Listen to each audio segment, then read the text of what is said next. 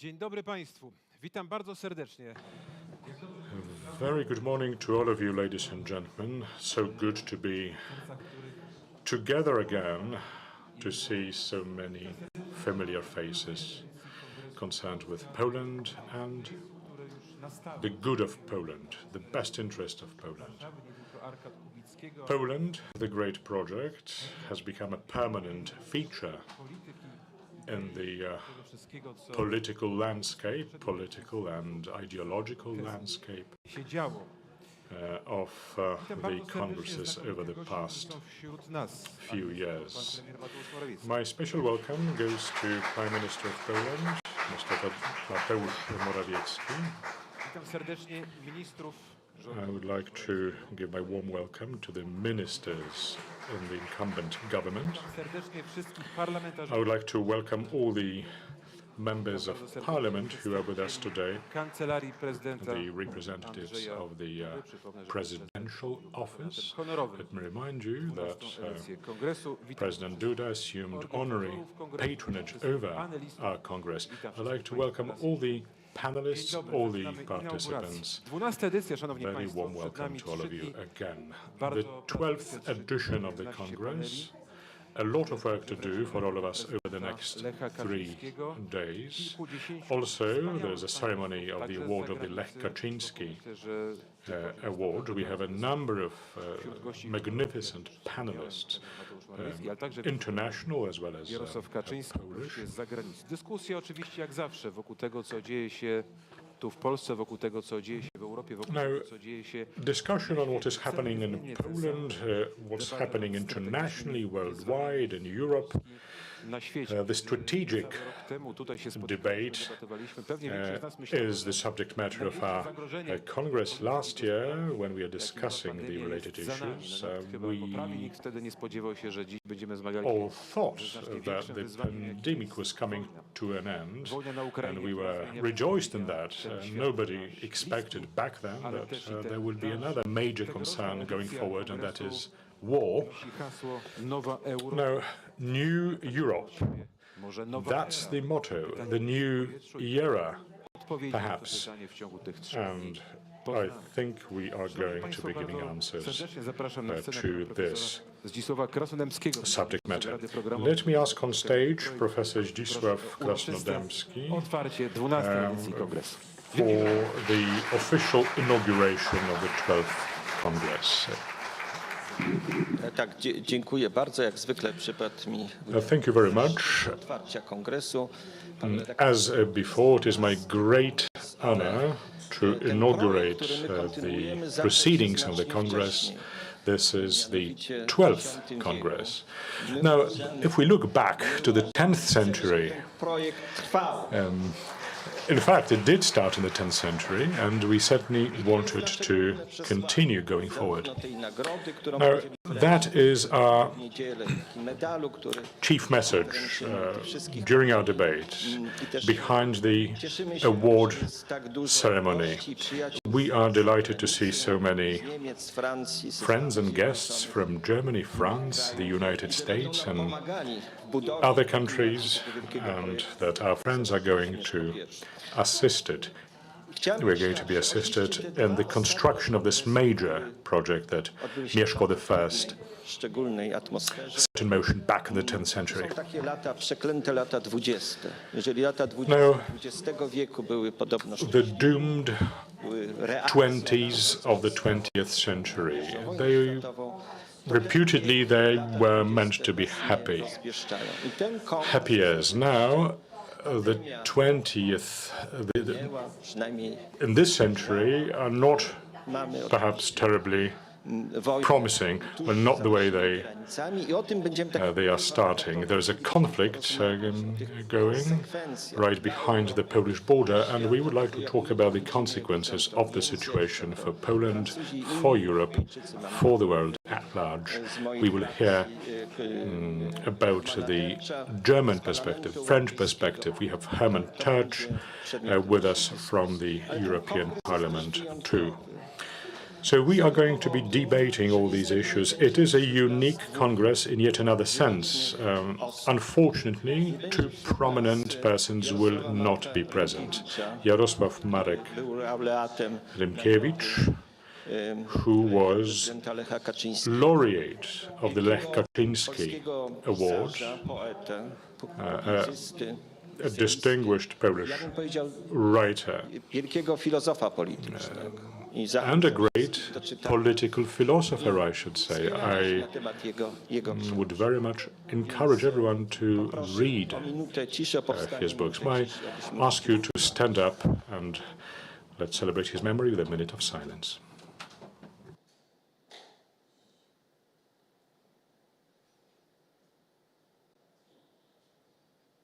Dziękuję bardzo.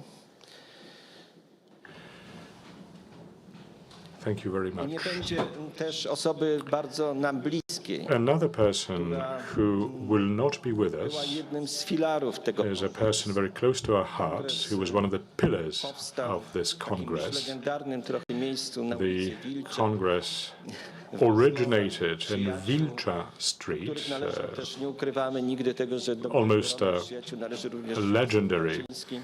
context or setting. Ona zawsze była od samego początku. Jarosław Kaczyński obviously is a Grosse. great friend of the project. Niestety Maryna Miklaszewska, the late Maryna Miklaszewska, who has always been with us, nagrody, była sekretarzem she kapituły, była organized the award ceremony. She was the secretary of the jury of the award chapter. pisarka, She was the driving force behind it. She was ale też a writer, a poet, a poetess, but also a radio journalist and a great ten kongres patriot. nigdy nie będzie taki Without sam. her, the Niestety takie Congress takie will jest życie i never mam be nadzieję, że Maryna the nas same. widzi i będzie But that's life. I hope that Marina can wręczenia, bo to też see była us now decyzja, and ostatnia decyzja tu, is rejoicing in żeby tej osobie, the events of today. nagradzać się w niedzielę, dać tę nagrodę. Proszę Państwa znowu o minutę ciszy, o powstanie. May I ask you to stand up again and honor her memory with a minute of silence.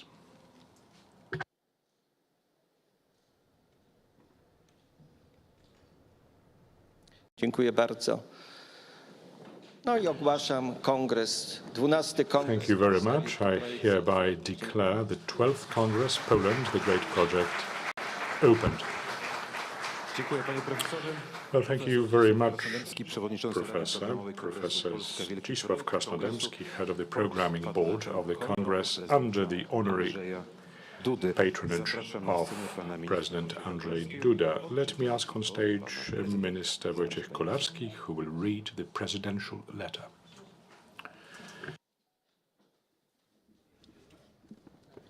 Państwo ministrowie, szanowni państwo profesorowie, wszyscy dostojni zgromadzeni. Distinguished guests, ministers, professors, it is a great honor for me Kongres patrona kongresu, ale też czuję osobistą radość, że mogę odczytać It is my list, który personal pleasure, I should say, oraz do to be able to read out to you pan prezydent. the letter that President of Poland has written. Ladies and gentlemen, Cieszę się, że 12. edycja kongresu I'm very happy that the 12th edition of the Poland the Great Project Congress is happening in a traditional personal formula. charakterowi tego wydarzenia, jak It is better suited poznawczej pasji, to the nature of the Congress, the meeting among people who are full of zest to understand reality and szczegółowych who are willing to be confronted with the major challenges and issues ahead of our rozwiązań, jak chyba country. nigdzie indziej można poczuć At this Congress, as nowhere else perhaps, you can feel the pulse ojczyzny, of wyjątkowa szansa, intellectual life, panie, przestrzeń twórczej pracy, słowem which underlies the challenges that are underway budowania wizji Polski, behind the great coraz pełniej project. realizuje swój potencjał. Through that, the vision of Poland transpires, the sort of Poland that implements her potential to an ever-growing extent. In the first editions, the originators of the Congress said, a key task for people who are concerned with the good of Poland and the next generation of Poles is to create a strong political framework that will make it possible for us to debate the most important issues. Now, your ideas, very many of them lie at the bottom of the good change process supported so widely amongst the Polish citizens. The Polish state used to have a negative tune to it. Therefore, the idea was to create a just state as the guarantor of rights and just expectations. Not the sort of state that would serve narrow interest, but the common good and interest. The sort of state that would be an arbitrator and the eliminator of all those negative trends that have stifled the energy of Poles so far. The idea is not to copy-paste solutions developed elsewhere, but to build on the Polish experience, on the existing Polish ideas and mechanisms, which in the past were oftentimes ahead of their times and shaped the Polish society, culture and economy, the Polish domestic and foreign policy. Thank you very much for the outcome of your previous congresses. The agenda for this Congress certainly reflects the importance of developments behind the Polish eastern border. The 24th of February 2022 opens up a new chapter in modern history. The Russian invasion was expected to annihilate the independent Ukraine. However, these plans were nullified by the bravery of the Ukrainian society and the determined position of the Ukrainian elites. The position taken by Poland and many other countries, including the NATO member states, was equally important because we helped Ukrainians to prepare for this ordeal and a major trial. Poland is amongst the leaders of a group of countries whose intention is to, number one, to preserve independence and territorial integrity of Ukraine, to stop the bloodshed and the activities that are reminiscent of genocide. Second, we want to lay the foundations for a new security architecture in Europe, the sort of architecture in which Russian imperialism will not threaten freedoms, aspirations and developmental opportunities of nations. We can see more and more clearly that not only history has not ended, but is accelerating rapidly. Therefore, we need a sound compass, and that is the contribution of thinkers, intellectuals, who can prove with their track record the quality of their ideas and loyalty to the nation and the state. And I'm sure that the 12th Congress, starting today, will vindicate the fact that the intellectual elites are ready to set off into the unknown waters of the 21st century, given the existing civilizational and spiritual challenges of today. I wish you a very fruitful debate, and I send you my heartfelt greetings. Andrzej Duda, President of Poland. Dziękuję, panie ministrze. Dziękuję, Thank you, Mr. Minister. Thank you, President, for these words. Thank you for reading out the presidential letter. War has befallen Europe. Are we living in a new era? That is the title of the first panel, which will inaugurate our conference. Before we open the panel, I would like to ask for a word of introduction, and I hand over to the Prime Minister of Poland, Mr. Mateusz Morawiecki.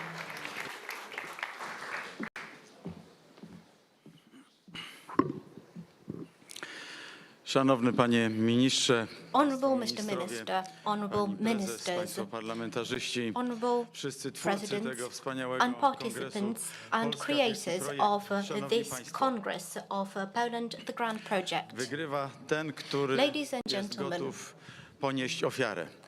The winner Wygrywa zwykle is ten, that person kto who is ready ma to więcej undertake determinacji. sacrifice. The Nie winner sama is tylko ready to be siła determined. techniczna, przewaga It's not just technologiczna, force, nie same technological tylko pieniądze się advantage or money Wygrywa that counts. bardzo często ten, kto ma więcej The winner odwagi. is often the Ale person who has nie zawsze. greater courage. Nie But zawsze not tak musi always. być. To It nie is jest not żadna always the reguła, case. It is to jest not tylko a rule. możliwość. It is To jest just tylko a opcja, possibility. którą It is można an option. w danych okolicznościach wykorzystać. It is an option that can be Dziś used widzimy, in certain times. że historia zdecydowanie Today we przyspieszyła. see that history tylko się nie has skończyła, ale accelerated. History zupełnie has nowe not karty, ended. nieznane It karty. is turning które new mogą chapters of prowadzić history. nas ku lepszym czasom, Chapters which ale can także takie, take które us mogą to better skończyć times. się bardzo, bardzo niedobrze. Mogą skończyć się But these chapters can tragicznie. equally well Dlatego end dziś tragically. szczególnie od osób odpowiedzialnych za prowadzenie nad Therefore, państwowych, today, those who are responsible for running the state, oczekujemy those who i take the słusznie most responsible właściwych decision, decyzji, are expected to take the determinacji, right decisions. odwagi They're expected to be i walki, determined, waleczności. and we expect them Dlaczego? to fight, to show Dlatego courage and przede valiance. wszystkim, że Why do we stoimy have być such może expectations of those people? jednym z najważniejszych zakrętów Because historii at the od moment czasów II we wojny are światowej. possibly at the most Ten important turning kongres, point in który, jak history pięknie pan since profesor World War II. Krasnodębski The powiedział, Congress, as trwa już Professor od X Krasnodębski wieku, od so ponad 1000 beautifully lat. said, Dzisiaj has tu i been teraz ongoing też for hundreds musi of się years, zmierzyć z must nieznanymi now do tej face pory wyzwaniami. unknown challenges. W międzyczasie przez te 1000 lat In the mieliśmy meantime, rozmaite over wyzwania, ale that mieliśmy też 1000 of potężną years, szansę. we encountered various więcej w połowie challenges, tego but okresu, also troszeczkę dłużej, po opportunities. 600 latach. After about Gdzieś 600 od drugiej years, połowy XVI from the wieku mieliśmy mid-16th niebywałą century, szansę. we had a Szansę, great aby opportunity. wyrwać się We z, had the chance można of powiedzieć, z peryferii. escaping Tak rozumianych the również, jak margins, dzisiaj rozumiemy the w periphery. języku ekonomicznym.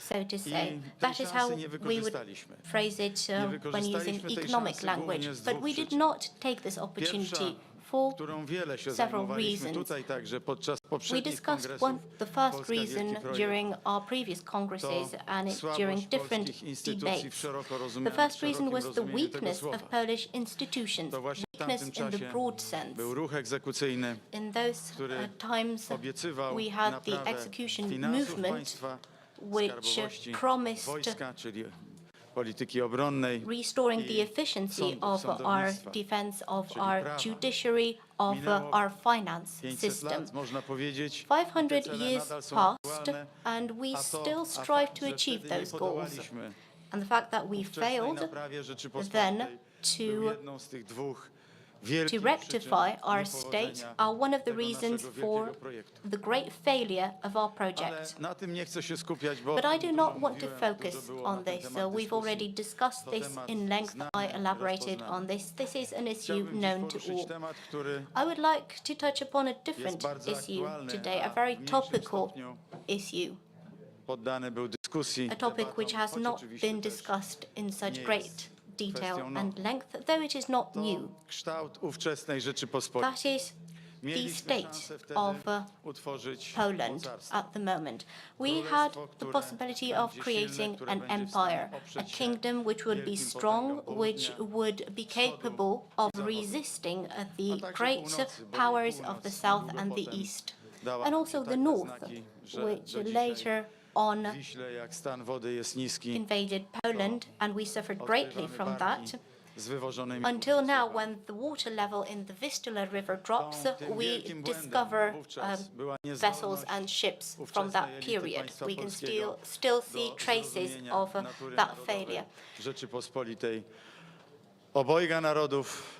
This is important for understanding the przecież true co najmniej nature trojga of narodów, the Polish Commonwealth, which którą brought wtedy together two or współkształtowaliśmy. rather three Niezrozumienie nations. było Poland was bardzo shaped głębokie, by those three Ponieważ peoples chcę at the głównie time. mówić o czasach We dzisiejszych, did not understand to each tylko other krótko then. powiem, że I don't want to discuss this in detail at the moment, but when we talk about the Khmelnytsky uprising, which is an important symbol in our history, which is the beginning of the Ignium Calamitatis Regni, which brought down the king of the time. We suffered many uprisings. Those were warning signals in the 1690s and also later on. The Żmajły uprising, the Pawluk uprising, and the Doroshenko uprising, the grandfather of the Doroshenko mentioned in the book Mr. Wołodyjowski, the Fedorovich uprising, and also the Huni uprising, and after that the great uprising of Khmelnytsky. And then until the beginning of the 18th century, peasant uprising and Cossack uprisings in Ukraine. Why am I listing all of these historical events? Those are just the major uprisings, because there were many more peasant rebellions. Those were signs of warning.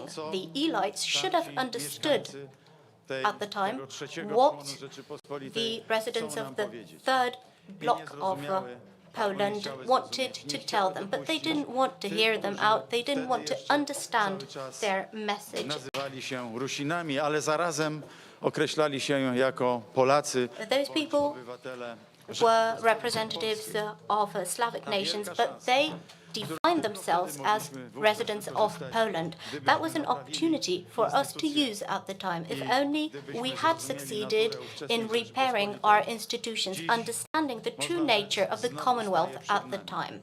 And at the time we faced a similar challenge. The circumstances are completely different, but the challenge is similar. And this challenge has been brought up by the Ukrainian peoples who are defending their independence, their freedom so heroically. They're fighting for us as well. They are defending their state, but also they are defending Europe. And Europe must wake up from its geopolitical snooze, because it will fail otherwise. Polska Wielki Projekt wiele At razy the Congress, zastanawialiśmy się, co trzeba we zrobić i co have można zrobić, reflected on what we can do on numerous occasions. aby Polska We była tym wielkim were deliberating what we can do to make Poland great, to make it a grand project. musi być osadzona w In order wielkim to do projekcie that, europejskim. this project must be embedded in the greater European project, Idea because our modern world has been brought about by the concept of a single, a Christian, a Roman, czyny Greek mają swoje Europe. konsekwencje. Actions have their reasons. When King Leonidas took his 300 soldiers and stood up to the Greek Empire, we now greatly appreciate his heroism. We know that if that battle did not happen, they would not have stopped the Persians from flooding into Greece. And what would Greek philosophy look like if they did not put up that fight? Would we have Sophocles, Plato, Aristoteles? So all actions have their consequences in history. Stąd ruszały już wojska Uprisings właśnie also actions have saved Belgium during the World War, belgijskie.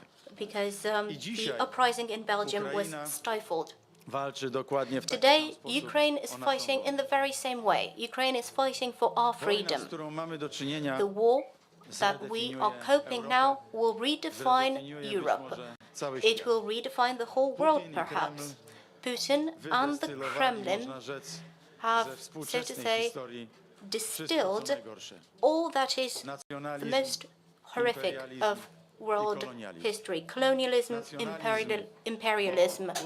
cieszy się cały czas Putin ogromnym poparciem narodu enjoys great support of the Russian nation. Nie jest to wyłącznie propaganda, choć And this is not just propaganda, świadomość jej though we have to be aware of the fact that Russian propaganda is ongoing, and we have to keep it on our agenda during our debates. This is a very powerful Russian-Soviet weapon. Imperialism Putin wants to restore his former empire. He is drawing from two great traditions at the same time, and we have to be aware of that, because if we want to counter Putin, we have to counter these great Russian traditions. The myth of the great war for the homeland. Wyrosły mit Związku Sowieckiego. And the myth of the Soviet Union stems from that myth of the homeland war. This is the basis of the consciousness of Russians at the moment.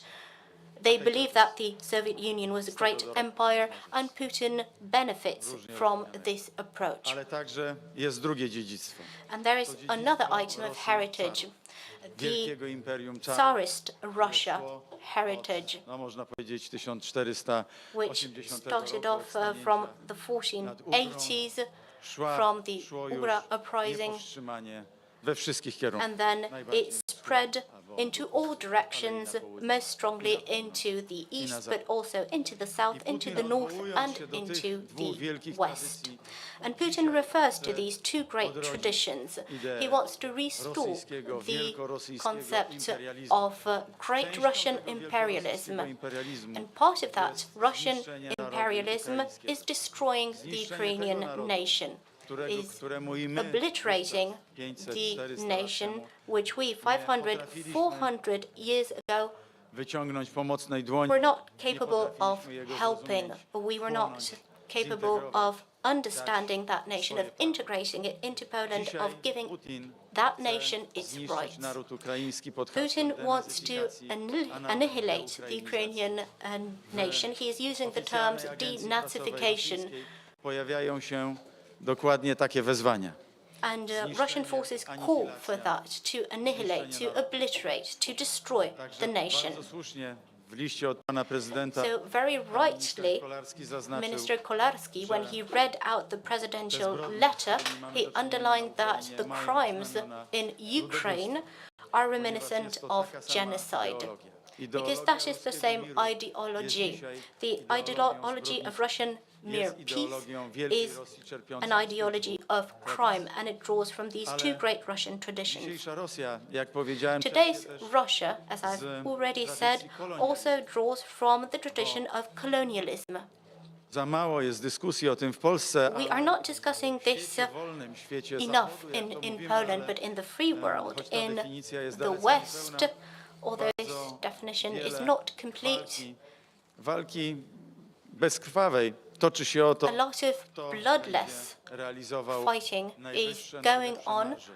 about Będzie miał najwyższe who zyski, will have the na jakich highest technologiach, profits, w jakich who sektorach, will have w the jakich greatest, branżach. highest markups I on Polska technologies, tutaj on different sectors. Nie odgrywała And pierwszoplanowej Poland was not on the front line of this battle at any ani time. teraz, ani w XX wieku, ani w Not XVI. now, not in the 20th prostu century, nigdy. not in the 16th or Błędy 15th przywilej centuries. koszycki, błędy w budowie The systemu Koszyce podatkowego privilege, the gaps in the 1374 taxation powodowały, system że in the tej 14th naszej century przyszłości nie potrafiliśmy zbudować w oparciu o przewagi. prevented us from building a competitive advantage for Poland in the future. And that is what nations always fight for. Today we have that opportunity, but it is not to everyone's liking. It is not to the liking of our partners Protekcjonalnie. who want Nie użyję słowa to be kolonialnie. patronizing. I will not use dobrze im jest z tym, że the word jesteśmy peryferią. colonial approach, Dobrze but jest they im like z tym, że us to jesteśmy be on the prowincją czy sidelines. półprowincją, They like us to która be on the wykonuje periphery, pewne a province funkcje w which łańcuchach performs certain produkcji, functions ale in nie supply realizuje chains, tego, co but daje it największą is szansę not na fulfilling kształtowanie its myśli full przyszłości, potential kształtowanie technologii for shaping the przyszłości, future, na technologies of the największy future, urobek ze współczesnej gospodarki.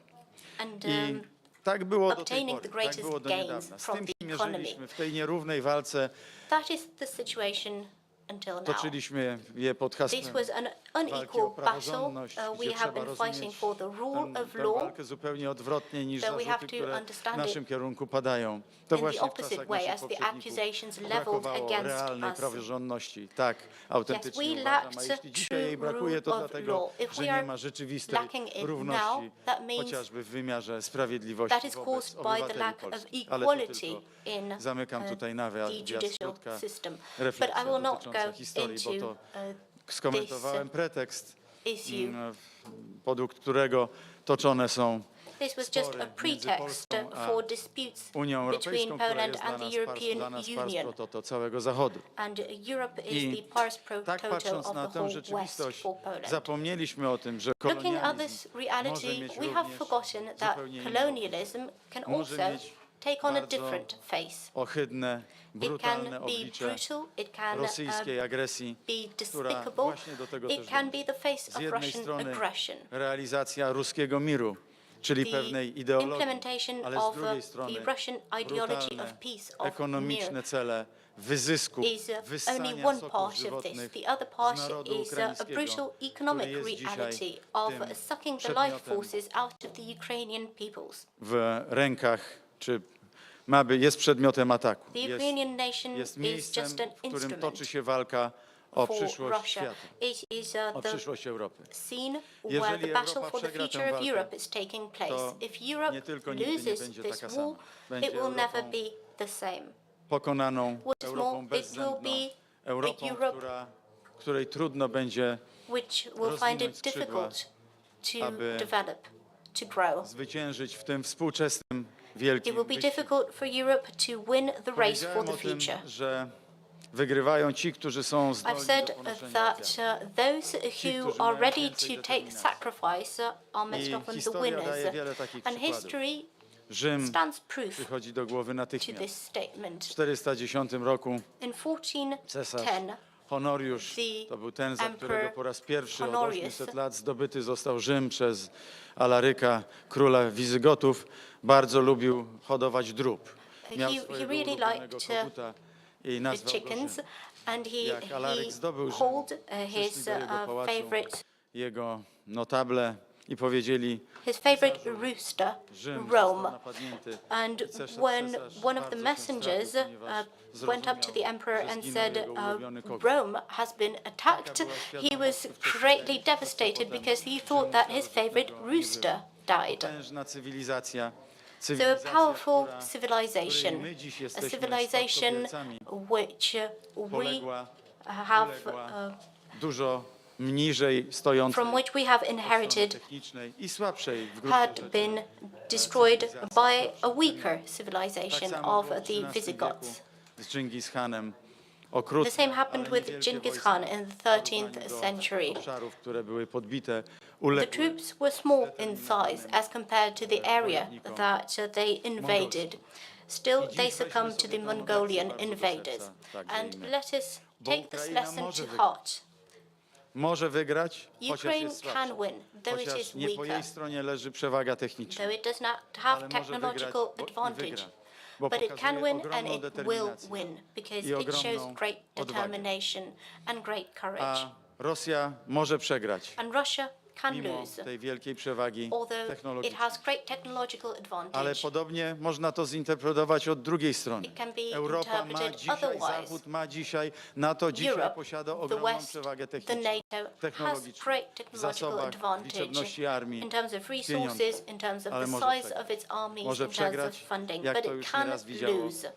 jak to już nieraz bywało, It ponieważ can lose as it has happened determinacja in the past because jest po stronie rosyjskiej. Russia Kiedy Putin is zaczyna determined. wojnę, When jest Putin gotowy starts a war, wytoczyć je długo. he is ready Wojna w to Czeczeniu, wage it for a 10 long lat. period of Wojna w time. Syrii Chechnya, od 10 years. 2015 Syria, since Wojna na 2015. Ukrainie od Ukraine, 2014 since roku. 2014. Rosja ma cierpliwość, Russia ma is wytrwałość, patient, ma swoją determinację, Russia is swoją determined, ideologię. and it has its My, ideology. Europa, nie We, mamy takiej Europe, determinacji. are not that My, determined. Polacy, rozumiemy We, Poles, tą historyczną understand chwilę i dlatego the musimy budzić Europę. importance of this Zejdziemy. historical moment, and we have to Musimy wake Europe up from its slumber.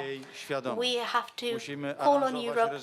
We have to implement, call for the sanctions so that Ukraine has the chance to win in the long run. We have to organize deliveries of weapons so that Ukraine can survive in the short term.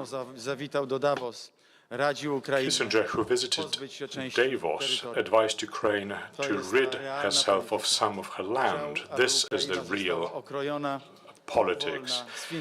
Well, he wanted Ukraine to be diminished, Finlandized to regain equilibrium in the region. When in August 1980, had he appeared in Gdańsk in 1980, or in Oliva during the first meeting of Solidarity Union, he would have said, "What are you doing here? Go back to your place of work. Be real." Now, there were such politicians who would rather make deals with communists rather than rid ourselves of the communist heritage, which has been a very heavy burden on our developmental potential. Now, the spirit of the times, which has always been alive in Europe for thousands of years, we want it to live on. It doesn't have to be the case. It may go elsewhere. It may go to China. It may go to Russia if it is victorious. It is our intention for the spirit of Europe to live on and continue to shape the world. Ladies and gentlemen, when I was as a teenager, perhaps when I was 12, I would print the Lower Silesian Bulletin, one of the most important clandestine publications in a clandestine printing shop. And in that bulletin, we printed an article by Jerzy Narbut, who said, "Whoever you are, you who's standing here, and whichever turn your life may take, remember that you are alive as long as you're not afraid. If you start fearing, it's as if you entered the grave." So these are the words of Jerzy Narbut in a little a metaphor, perhaps. Europe must not fear, Europe must stand courageous, and I wish you courage, courage of thought. Courage never dies. Thank you.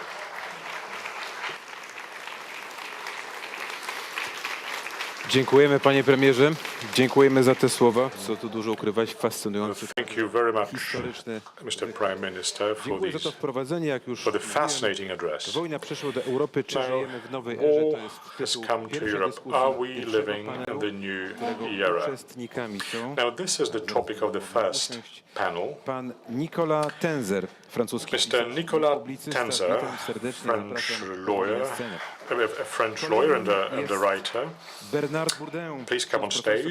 Professor Bernard Bourdin, professor in political naszych panelistów jest philosophy z and Niemiec, to niemiecki historian of korespondent ideas. We also have a German guest, Christoph Schlitz, correspondent na of scenę the gospodarzem well-known tego Die panelu Welt. jest profesor Zdzisław The Krasnodębski. moderator of the panel is Ja Professor tylko przypomnę, że wszystko Krasnodębski. jest May I też ask you on stage transmitowane too? online Let na me remind you płaszczyznach that streamingowych, the więc też witamy, discussion kłaniamy is się tym, webcast, którzy są so z we nami would like zdalnie. to Pierwszy panel, greet zapraszam. all of the daję głos participants panu profesorowi. online.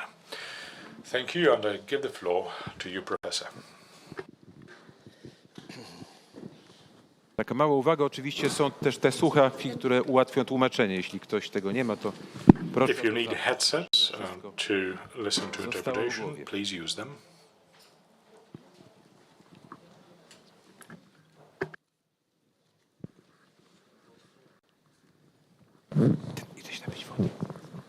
Proszę Państwa, tak proszę założyć słuchawki. Dyskusja, ten panel odbędzie się po części po francusku. Rozumiem, że nasi goście z Francji Please use your headsets if you need them. The panel will be Polish, French and English, I suppose, as well. To nie znaczy żadne to nie są żadne uprzedzenia wobec pięknego języka Schillera, Goethego i Rilkego. Well, this is not being prejudiced against the beautiful language of Rilke and Goethe, Proszę but Państwa, it's for organizational zacząć od tego, reasons. że pan premier Ladies and gentlemen, rysował polską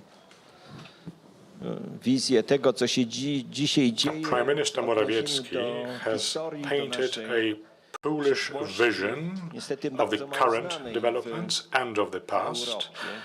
Unfortunately, the Polish past, the Polish history is little known Na in nowo Europe. jest to odkrywane, jak bliskie są nasze związki z We are Ukrainą, z only now Białorusią. rediscovering Tradycja how close our Rzeczypospolitej, ties with Rzeczypospolitej Ukraine and Belarus are. budzi dzisiaj coraz The traditions of the większe first zainteresowanie na uniwersytetach. Republic of Poland Ale is przez attracting lata more and całe, more dominowała interest among zupełnie inna the perspektywa, jeżeli chodzi o historię. academics and I scientists. pan premier wezwał w zasadzie do And odwagi.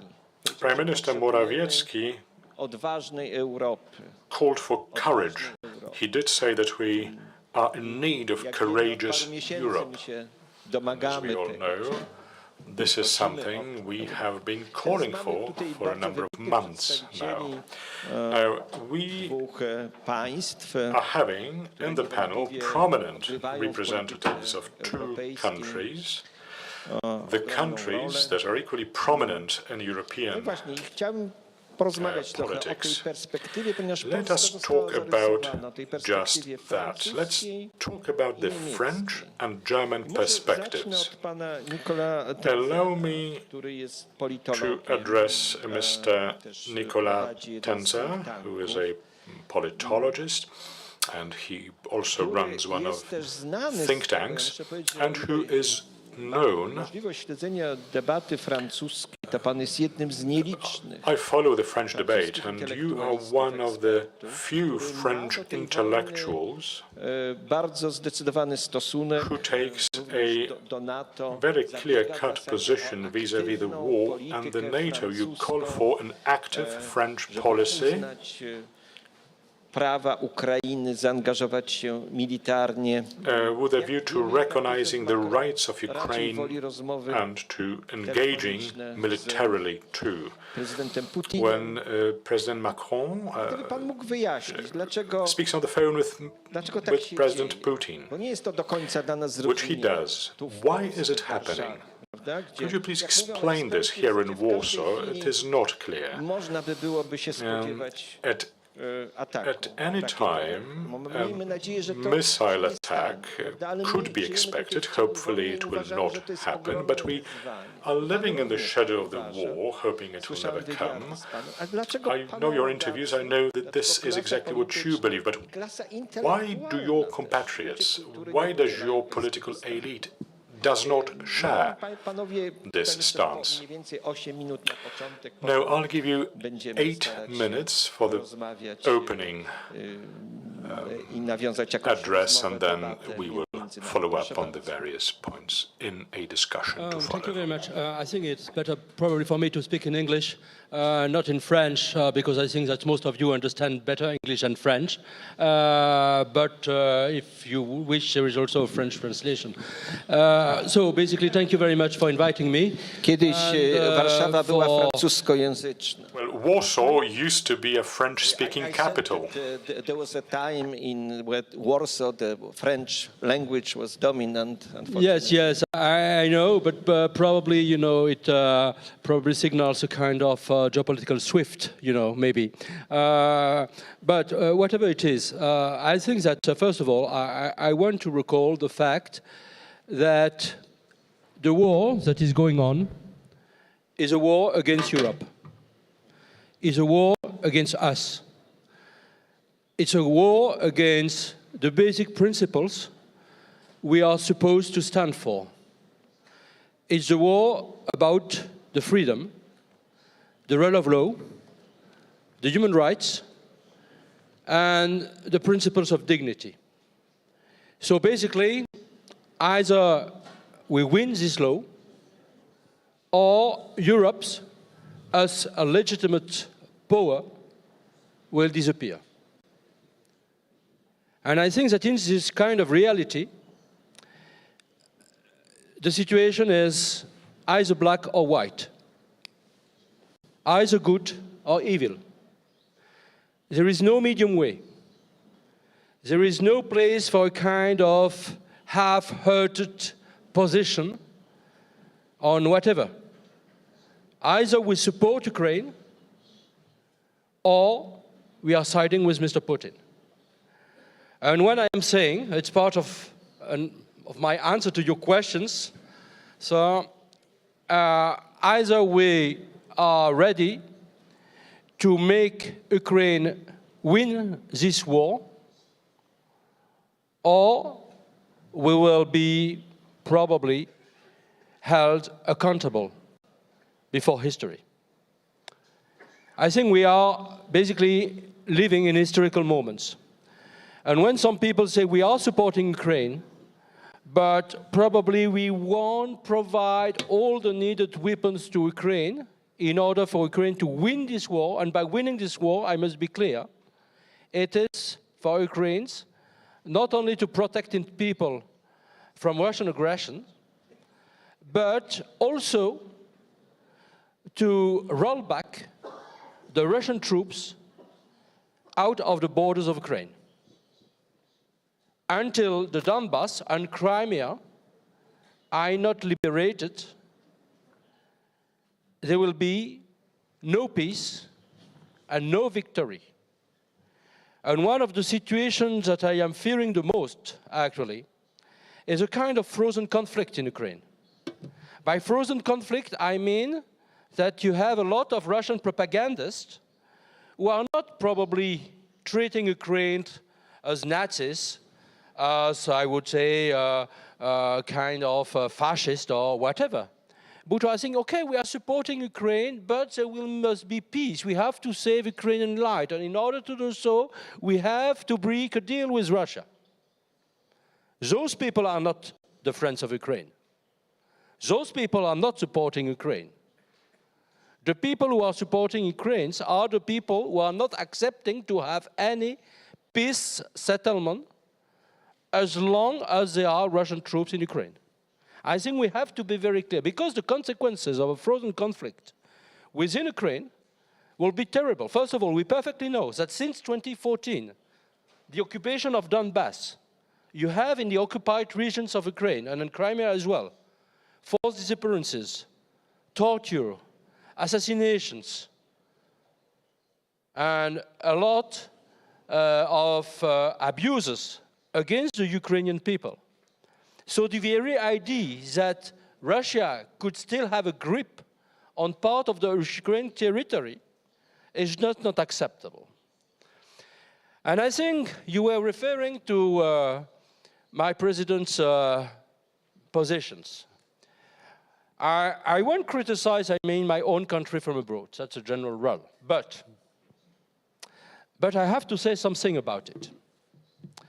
First of all, I think there are three major mistakes that probably are kind of old-fashioned geopolitics that are still dominant in part of the French establishments, but as well German establishments, American establishments, and some other countries' establishments, which is the idea that there is a kind of hierarchy between the countries, that there are countries that really matter.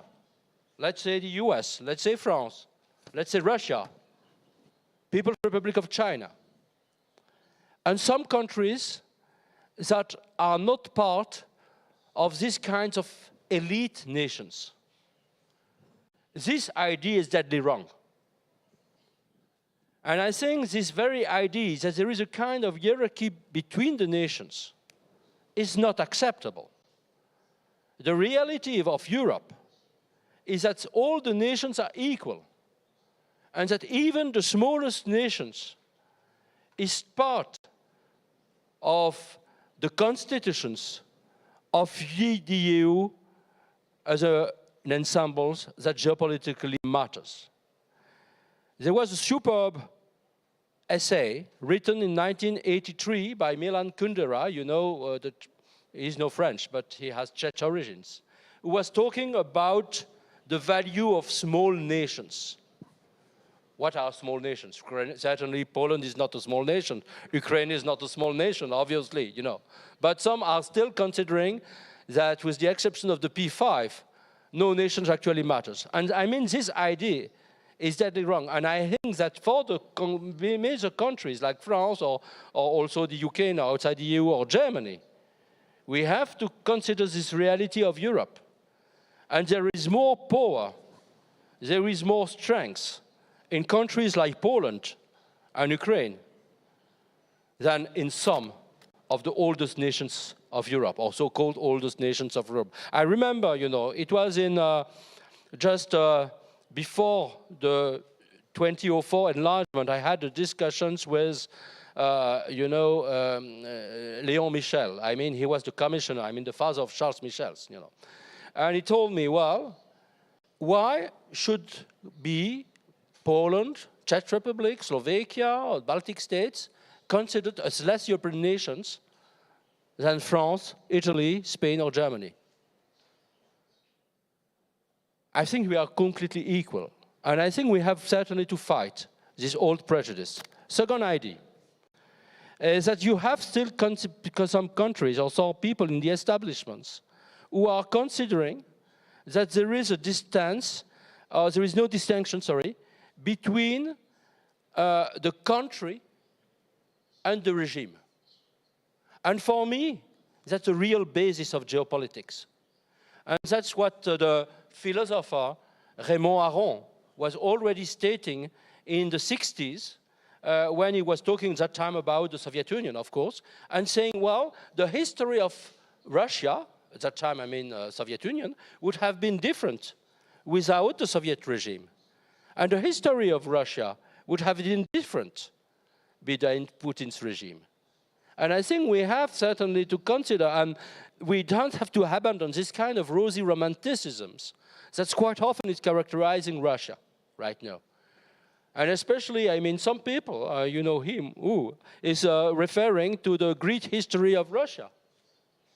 They are just considering Peter the Great, Catherine the Great, or let's say Dostoevsky or Mussorgsky or whatever, whoever. But the history of Putin right now is Putin's.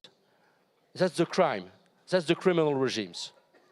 And my third idea is, and I think that's the third, I mean, root of this geopolitical mistake, is that people do not pay enough attention to human rights and to the crimes against humanity.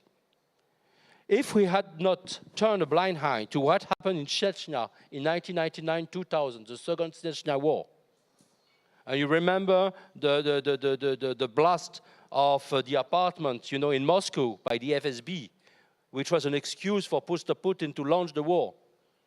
If we haven't turned a blind eye to that, probably we have been more realistic about Putin's regime. Just, you know, remember Georgia. After Georgia, 2008, Russia remains part of, you know, the alliance, the group within NATO, and the part of the founding act of NATO of 1997. So people basically forgot about the aggressions against Georgia. And then in Syria, in 2013, Putin's regime was completely backing Assad. And after 2015, he killed more Syrian civilians than even ISIS did. The crimes against humanity in Syria are probably the worst thing of the 21st century. But it was abroad. It was Muslim peoples. It was in the Arabic world.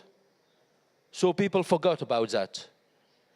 But the reality is that we gave a free hand for Mr. Putin and also for Mr. Assad and for Iran to destroy human lives there and to commit crimes against humanity of high intensity without any punishments. And no Western leaders was actually blaming Mr. Putin for the crimes against humanity committed in Syria. nor did they for the crimes against humanity committed in Ukraine since 2014. So basically, it will be my conclusion. We are now in a war in Europe, a war against Europe, a war at the very center of Europe. And Ukraine is Europe, basically. We have to think about that. It's a war against us. It's our war. It's not Ukraine's war, it's our war, it's Europe's war. So if we are not serious about winning this war, and it was recalled by Mr. Prime Minister, then probably Europe will disappear. And I think that's the true threat that we are facing right now. So Slava Ukraini.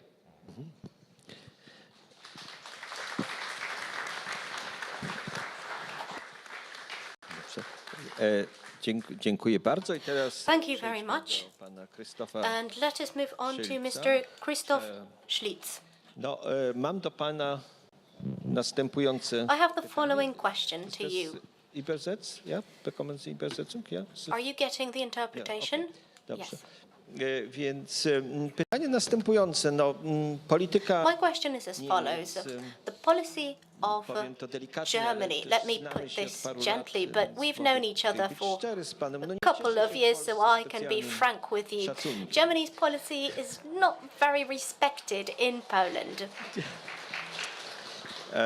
Także no, niedawno, 2 dni, 3 dni Recently, 2-3 days ago, we had Angela Merkel's address where she said that she made no mistakes. So we do not share that opinion. No i właśnie, jak znowu wytłumaczyć tę taką reakcję? So now, how to explain bardzo słabą this weak reaction niemieckiego rządu? of Germany's government? Muszę to powiedzieć, cały świat się Now I have to say this, the whole world was laughing at the helmets that the Germans wanted to transfer in the first stage of the conflict to Ukraine. Pan kanclerz Scholz się chwalił, że Recently, Chancellor Scholz said that Germany's military support was one of the greatest, but your newspaper, Die Welt, sprawdzenia tego stwierdzenia checked stwierdziła, że jest to that statement, verified it, and discovered that it was false. So I have a similar question to you, Mr. Schlitz, similar to the one I had to Mr. Tenzer. How can you explain this? How can you explain this type of policy which resembles the appeasement policy of the 30s of Mr. Chamberlain and all of its consequences? Because Mr. Tenzer listed all the acts of aggression, all of the aggressive steps of Russia, and still we had to face this war. It shouldn't have come as a surprise, but it was a surprise to us. And then the response to this war was very weak, also on behalf of Germany.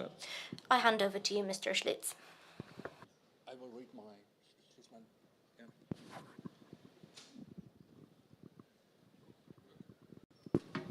Hello? Okay. Dear Professor, dzień dobry, szanowni państwo. I'm thankful for your kind invitation and the opportunity to address this honorable auditorium. First of all, I would like to apologize that I will read my text from the sheet, but English is not my native language, and I thought it would be better for you and for me to do it like this. I prepared 3 theses, but I will present you only 2 of them, because due to the time constrictions. My first thesis is, and I'm coming up to your questions now, parallel to war fatigue in Western and Southern Europe, starting in early autumn, what I believe, the apologists of so-called political realism, or realpolitik, will win increasing weight in Ukraine debate. That will influence also the actions of the European Union and NATO. The 3 most important representatives of realpolitik are certainly President Macron, Chancellor Scholz from Germany, and Prime Minister Draghi from Italy. I would designate these 3 politicians as a powerful coalition of realpolitik within the European Union. but they are also hiding behind Paris, Berlin and Rome, member states such as the Netherlands, Austria, Spain and Belgium. What do I mean precisely by a coalition of realpolitik? I mean exactly what the former US Secretary of State Henry Kissinger demanded in his speech in Davos. After saying that Western countries should remember Russia's importance to Europe and not get swept in the mood of the moment, Kissinger also pushed for the West to force Ukraine into accepting negotiations with a status quo ante, which means the previous state of affairs before February 24. That would imply to give up Donbass and Crimea. President Macron follows this line, saying one must prevent that Putin feels humiliated by the West. Simultaneously, Macron offered himself as a mediator in the war in Ukraine. Macron as a mediator, that would be a terrible nightmare for Kiev and for the Ukrainian people. Look, for example, on France's disastrous role in Libya or in the Eastern Mediterranean Sea. Beside Macron, the German Chancellor, Scholz, follows already the line of realpolitik. He refrains from saying it outright, what should be self-evident. Ukraine must win this war. Scholz never said this. He says instead, Russia could not be allowed to win this war. So, everything points to the fact that the policy of NATO and EU aims at an agreement with Russia after Moscow's capture of the whole Donbass region.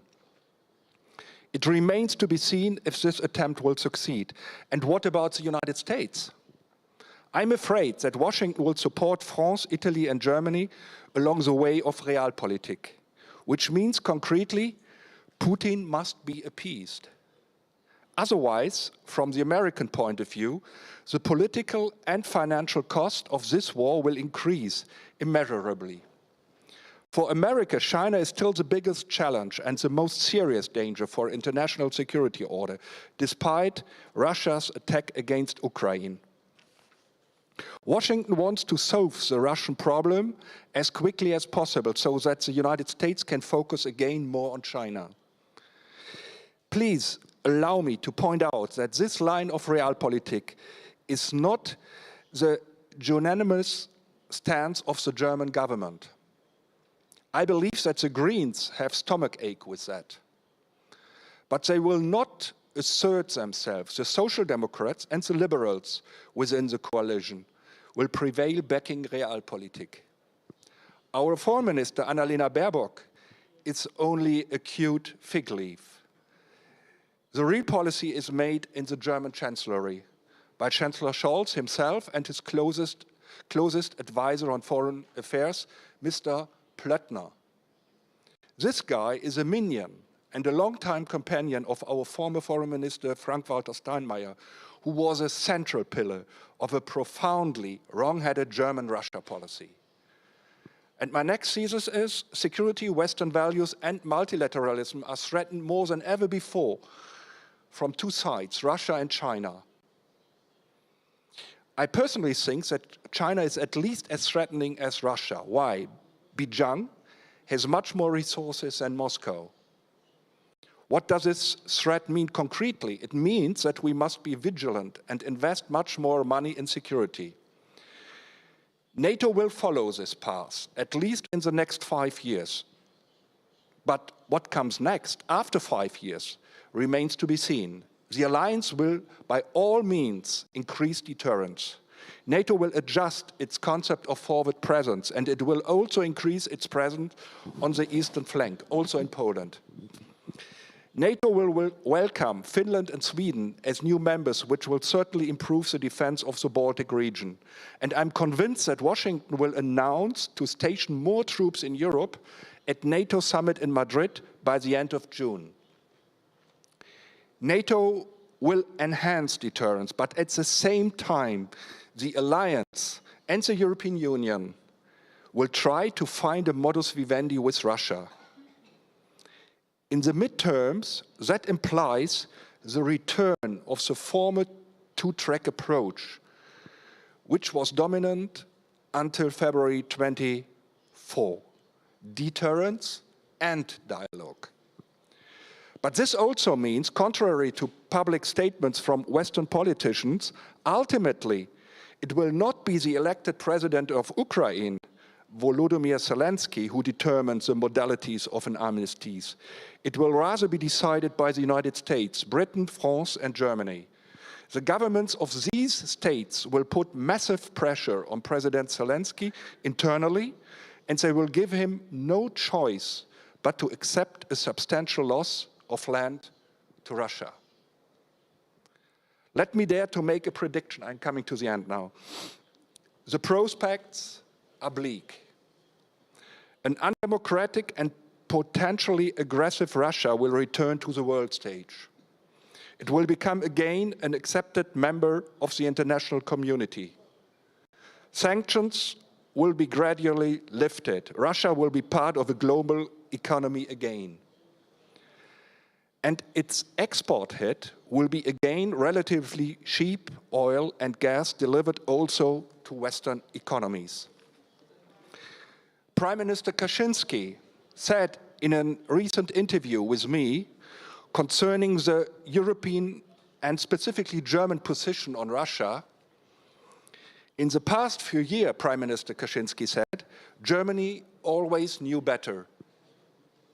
It is a simple sentence, but it is a sentence full of truth. I'm afraid that Germany has learned too little from history, from all those atrocities we are witnessing since February 24. And I'm feeling ashamed for that. Thank you.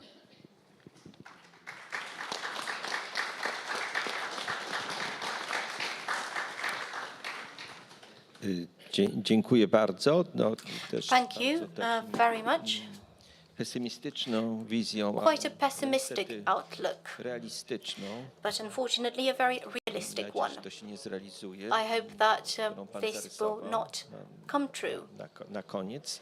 that this pessimistic Ale teraz vision przejdźmy może will do naszego not be trzeciego flawless. gościa, And let us move on to our third guest today, którym jest ksiądz profesor the Bernard, priest and professor Bernard Bourdin, filozofii politycznej, professor of political philosophy, teologią polityczną i ostatnio wydał książkę who specializes in political theology and has published a book narodzie, about roli narodu. the role of the nation and the role of the nation in Europe.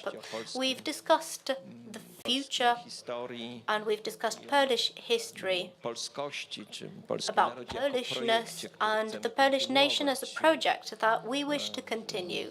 kontynuować dzieło naszych przodków. We wish to continue the deeds of our forefathers. Profesorze, jak ojciec Honourable profesor professor, widzi how do you perceive the future of European nations?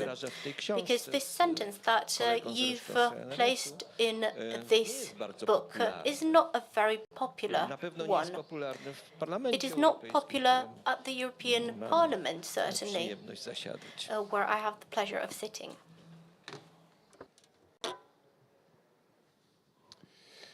Merci, monsieur le professeur. Vous m'entendez bien? Oui. Merci, monsieur le professeur, pour votre invitation, tout d'abord. Et de fait, en réponse à votre invitation, le thème qui m'est venu spontanément à l'esprit est celui du retour des nations en Europe à la faveur de la guerre russo-ukrainienne, ou plus exactement révélée par la guerre russo-ukrainienne. Donc j'ai essayé de réfléchir avec vous sur ce thème qui, comme vous dites... Ladies and gentlemen, the topic discussed in this book is in line with the issue of the war in Ukraine. I will try to give you some sentences more popular than the ones in this work of mine. Let me discuss the situation of the nations of Europe in recent years. Et que je n'hésite pas à qualifier, comme certains Contrary autres to intellectuels français, the de natiophobie, superstition la nation n'est pas en soi cause de that guerre. there is a national phobia. The nation is not the cause of war itself. Avec le nationalisme agressif, This results from confusing certain terms, of confusing this with imperialism. And this is where World War I comes up. Also totalitarianism of the 20th century. And here we think of the Second World War. A eu une conséquence dans la conception de ce que l'on appelle This misconception has its consequences. en devenant progressivement Has its consequences for working on the European project. Over the decades, it has become a supranational concept. les nations And européennes it has been moving in the direction of federalism. European nations would Texas, then Californie de l'Europe. Alors be que les transformed Américains, into que je Texas connais bien or ici, d'ailleurs, California, into the il n'y a là de ma states part of Europe. aucun propos, And we want our American friends to understand mais us le souci here. d'une cohérence This is not an anti-American statement. This is about cohesion. L'Amérique se définit d'ailleurs avec raison comme une nation. America defines itself quite rightly L'Europe ne réussira donc que si elle est fidèle à la as a union of states. Europe will succeed only if it is loyal to its specific nature and to the complexities of its history. substitution à ces nations, mais inversement comme en It procédure. cannot perceive itself as a substitute of Dans mon nations. esprit de If it s'opposer. does, it will not achieve its aims. Nous en It avons is d'ailleurs the beaucoup trop effect besoin comme of projet économique, its nations. politique et culturel. We need Europe as an economic project, as a cultural and political project. We need Europe as a single civilization, a single and pluralistic civilization at the same C'est ce dont time. la guerre russo-ukrainienne And this is where we seek the greatness, the power of Europe.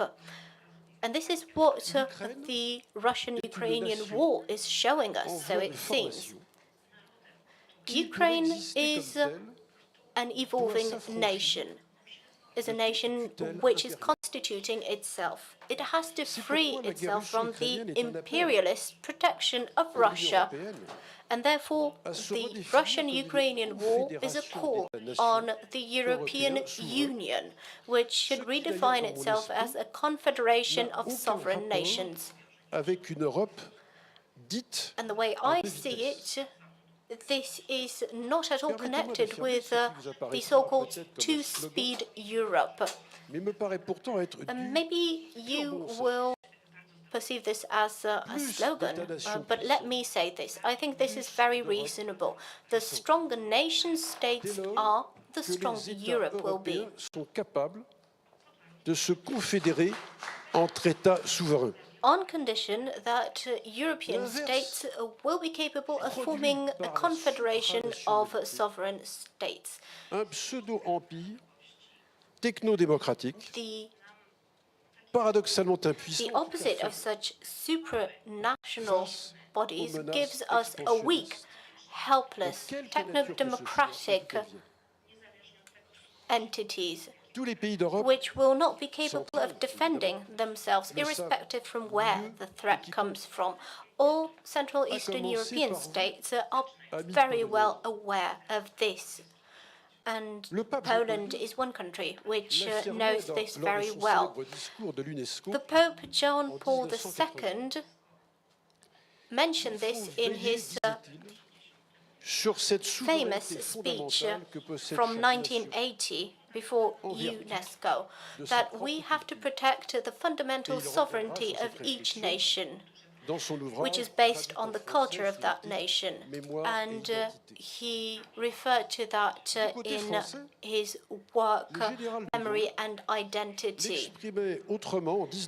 Coming back to the French, General de Gaulle in 1960 explained this differently. He spoke of countering aggressive empires.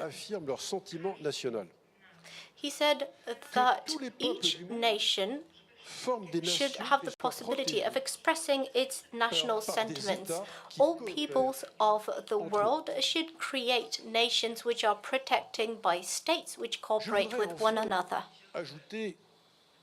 que la nation est la And to condition de conclude, I would possibilité just like to add de that l'existence the d'une vie démocratique. nation defines the La possibility démocratie of the existence of a democratic exister life.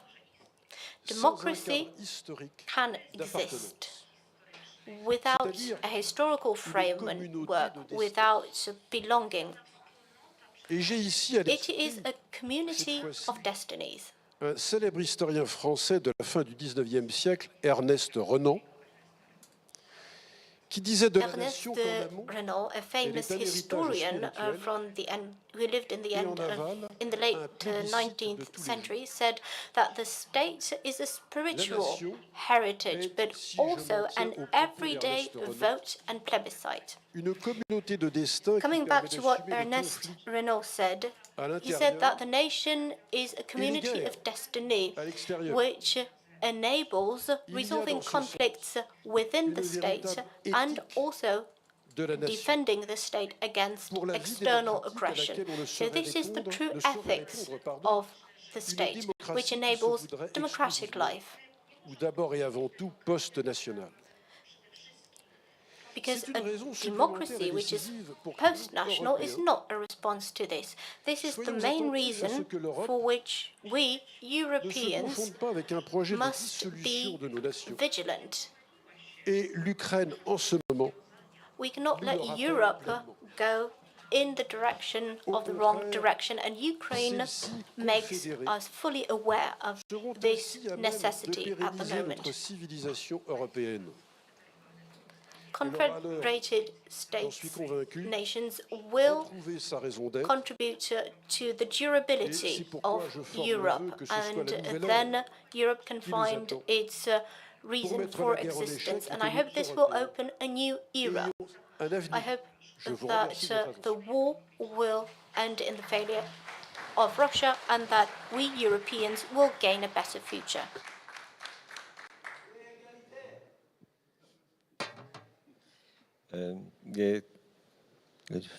Dziękuję za ten głos z sali, ale teraz Well, przejdźmy thank do you very much dalszej. for the contribution dalszej from the rozmowy. floor, but No tak, z jednej strony pan need to Tenzer mówił continue dużo our o tym, discussion. On the że one hand, Mr. w polityce Tenzer spoke wielu państw extensively about the fact brakuje realizmu. that in the politics Też by many szczególnie states, uderzające what is z lacking is widzenia realism.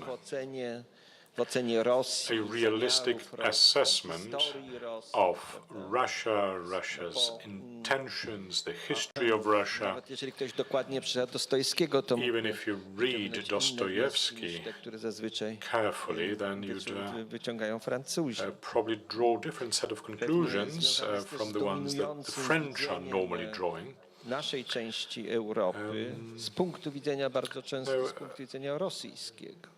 Oftentimes the Russian To perspective jest is oczywiście bardzo adopted. niepokojące, szczególnie jeżeli chodzi o Francję. And that is very Państwo mające disconcerting. najsilniejszą armię. In France, because France has the strongest Ja pamiętam, army kiedy byłem w and 2019 the nuclear roku na potential. Sorbonie i rozmawialiśmy When I wtedy was o armii at Sorbonne in europejskiej. 2019 and To cała we sala talked była about the European army, za tym, żeby the taką European armię military, europejską the whole Na room pytanie, was czy in Francuzi favor gotowi są of the umierać European za army. And then the Rygę? question, are the French ready to die for Riga? I asked, and they said, but of course. Gdańsk nie, za Rygę tak. Not ready to Natomiast die no for to Gdańsk, but dzisiaj are jesteśmy ready to bardzo die for Riga. zaniepokojeni, jak takie państwo Now, jak this is Francja. worrying.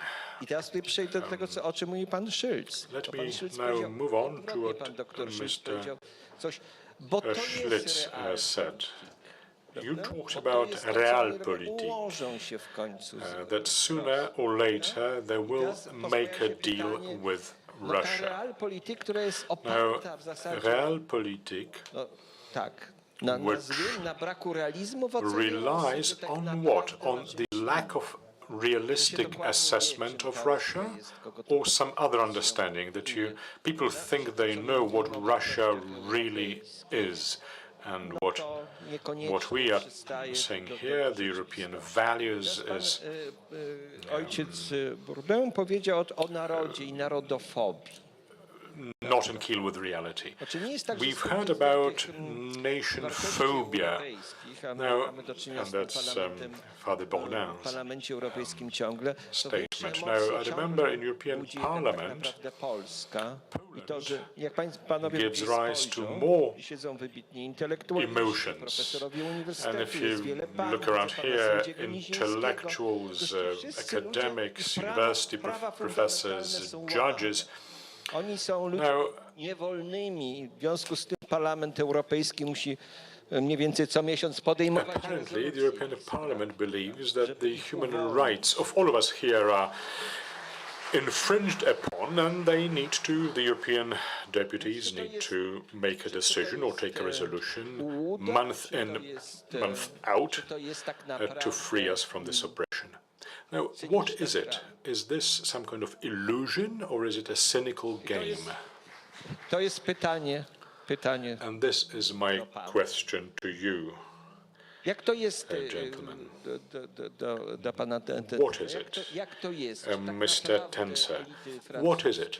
I mean, the French elites that you talked about, are they not aware of the intentions of Russia? Can they assess the danger of the aggression?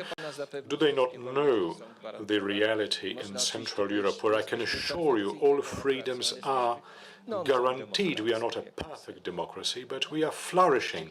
A flourishing democracy is this misperception, this erroneous outlook on the world, isn't it perhaps due to a hardcore, cynical realism, and the values are only a cover-up for that? Thank you so much, Professor, for your remarks. And I think that you were completely spot on, I think, in your questions, and you put the fingers, on the core of the things. First of all, there is a debate about, what realism is and what realpolitik is, in fact. And Raymond Aron, I was already, quoting him, was quite often talking about a kind of mock realism, or alleged realism, pseudo-realism in French. And I think he was perfectly right, because what he was stressing actually was that if we want to be realistic, we have first of all to consider the threat. If we neglect the threat, if we just look away from the threat, then we cannot be said realist. And in fact, the Prime Minister, and you were as well mentioning, Henry Kissinger. For me, Kissinger is not a realist. He is not a realist. He is someone which is, highly conservative. Someone who accepts, the supposedly state of the world, who doesn't want to change the thing, who doesn't want to confront the threats, the dangers, to ask the leaders of criminal states to be held accountable for their crimes.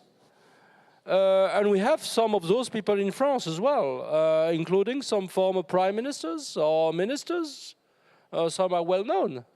Mr. de Villepin, for instance, or Mr. Védrine, were never opposing, Russia's ambitions to dominate the world, saying, okay, we have to look at Russia as it is, and so we have to engage Russia, we have to find a deal with Russia, which is not realistic, because it would be a kind of agreement at the expense of France's powers, France's dignity, but also, of course, Europe's status and Europe's very reasons of existence, or Europe's very nature.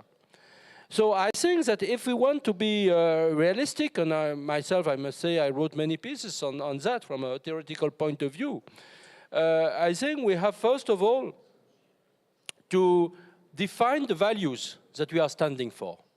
And that was also what Aron was pointing out, 60 years ago, to be realistic is not something abstract. We are realistic if we consider the goals that we have, the values that we are standing for.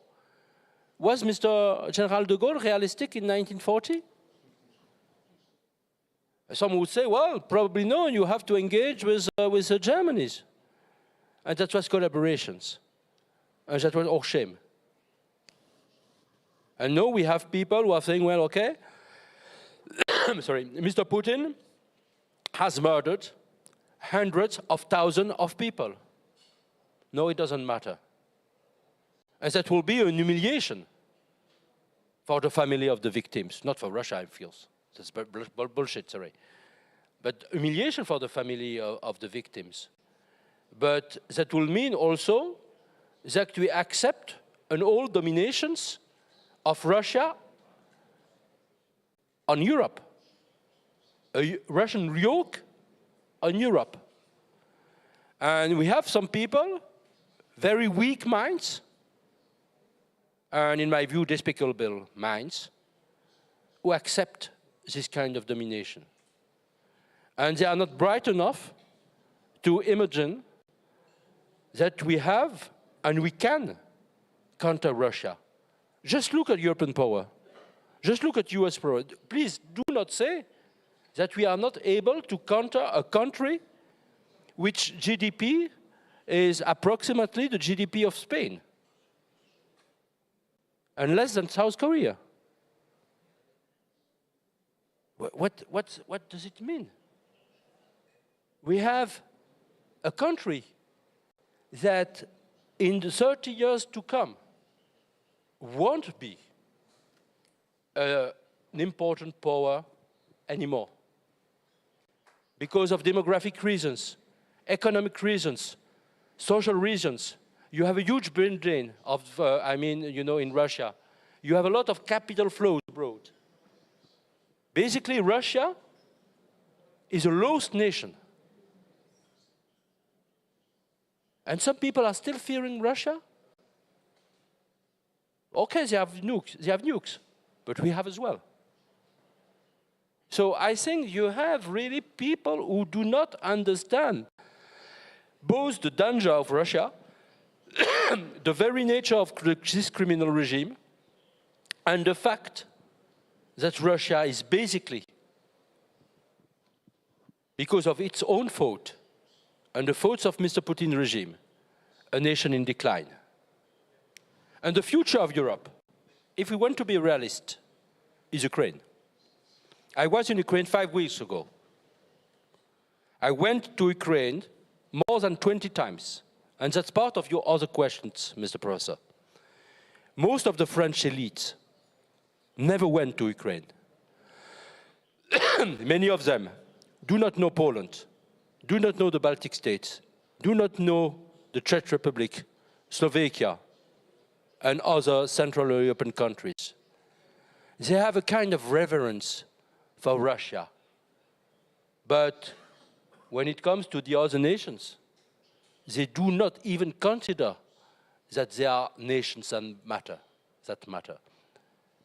And I think that's a kind of intellectual bias really enshrined in the French elites, because part of the French elites, also called elites, are considering themselves as the cream of the cream. And they do not understand that they are more isolated than ever from the rest of the world. I remember many people I used to debate with, among the French elites, people who are like me, heading intellectual reviews or journal, teaching in the university. Most of them do not speak English, do not read English, never travel abroad.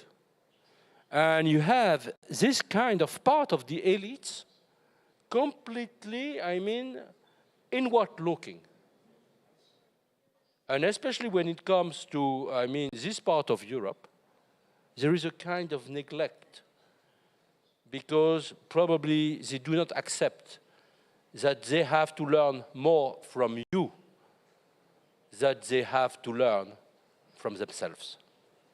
Thank you.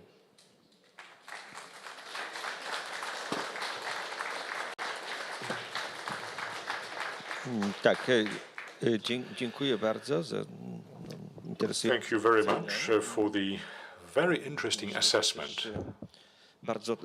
Bardzo trafno. Ja może I think a very pertinent one. bardziej sprowokuję. Czy to nie jest Maybe, tak? Pan I powiedział, shall be a little more provocative. Now, maybe we are dealing with the following situation. Well, these countries do not really matter that much. Well, much to our chagrin, France is not so present as we would like it to be in Central Europe. Not far away from here, there is a monument to de Gaulle.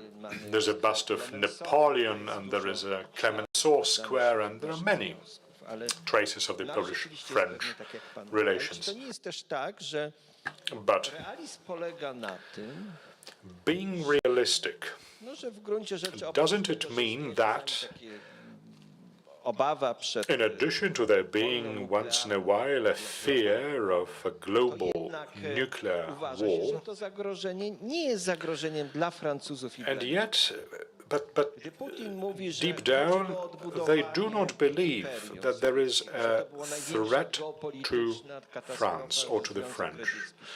Putin said that Soviet Union falling apart was the greatest catastrophe. powinien być w granicach tego imperium, przynajmniej Berlin Wschodni, a na pewno Lipsk, Drezno, And of course, Rostok, no te wszystkie Lipsk, Dresno, Rostock, and all the places where the Soviet army used to be stationed and where Vladimir Putin was a KGB agent posted there. That would have been the to situation. można, myślę, marzyć o jakimś pokoju. And now, perhaps we can dream of some Często kind się of zdarza, powiedziałbym, to peace. jest pytanie do pana Szyrca właśnie, że My question zdarzały się już parę will be addressed to przykładów, Mr. którzy Schlitz. mówili, nasz sąsiad There Rosja. were such misconceptions or misstatements on the part of the German politicians.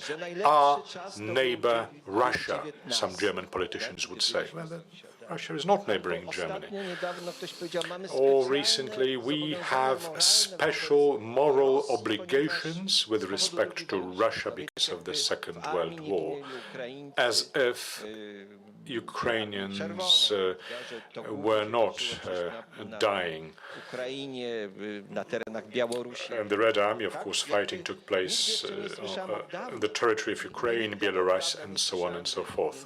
Specjalne zobowiązanie wobec This is what I never heard German politicians saying we have special No, w związku z tym inaczej może commitment vis-à-vis Poland and take a somewhat different approach to Poland.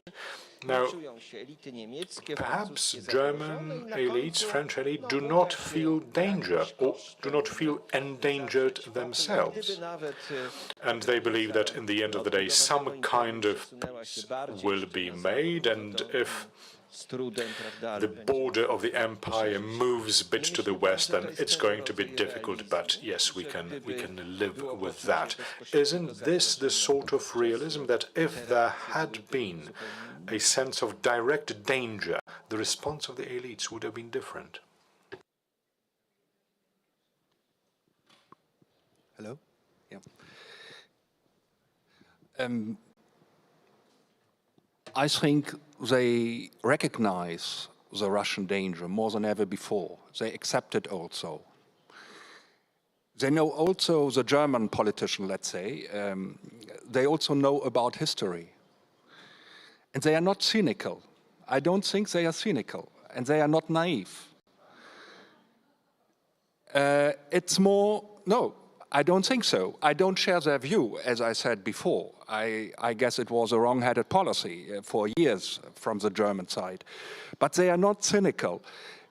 They try to, and it's their conception of trying to domesticate, to control Mr. Putin. Their perception is Mr. Putin's presidency is not reeling. He will hold sway. He will wreak carnage in Ukraine. He will survive. And it's their way to control him. I don't share this view, but I only wanted to explain why they are thinking in such a way. And to be honest, they also think, that's what Mr. Kissinger said, that Russia is an important actor on the world stage. Why not Poland, but Russia? Why don't they care more about Russia than on Poland? Because Russia, from their point of view, not from my point of view, but from their point of view, is more important as an actor on the world stage. And I guess Poland plays a very, very important role in the next months. Very important role. And Poland and also the Baltic states, but not only them, also they have to build coalitions with other mid-European states. And you have to be the thorn in the flesh of those countries who want to appease Russia. That's very important. It's not enough to declare, as Prime Minister Morawiecki did before. We see now a very, very serious challenge for the security order in the world. That's true, obviously. But you have to fight for it. And it will be a very difficult role. Poland is already seen. I'm working in Brussels. I'm based in Brussels, and I'm following that quite closely. Poland's role in Brussels is already difficult because, you know that better than I do, all these discussions on the judiciary system. But it's solved now, hopefully. But the role which is coming now will be much more difficult because you have to fight. Your government has to fight against this coalition of realpolitics. They have to fight against Scholz, against Macron, against Draghi, and also against the United States. And you have to veto some decision which most probably will be made in the next months. That needs a lot of courage, a lot of courage. But you have the power to do this because all the decisions in NATO and in the EU have to be unanimous. Yeah? If Poland is against it, if Estland, Lithuania and Latvia are against it, they cannot make it. But you have to have the courage not to do it, not to let them go through. Yeah? And you will see, I'm quite confident about this and quite sure about this. They try already to build up a coalition towards realpolitik, towards appeasement of Russia.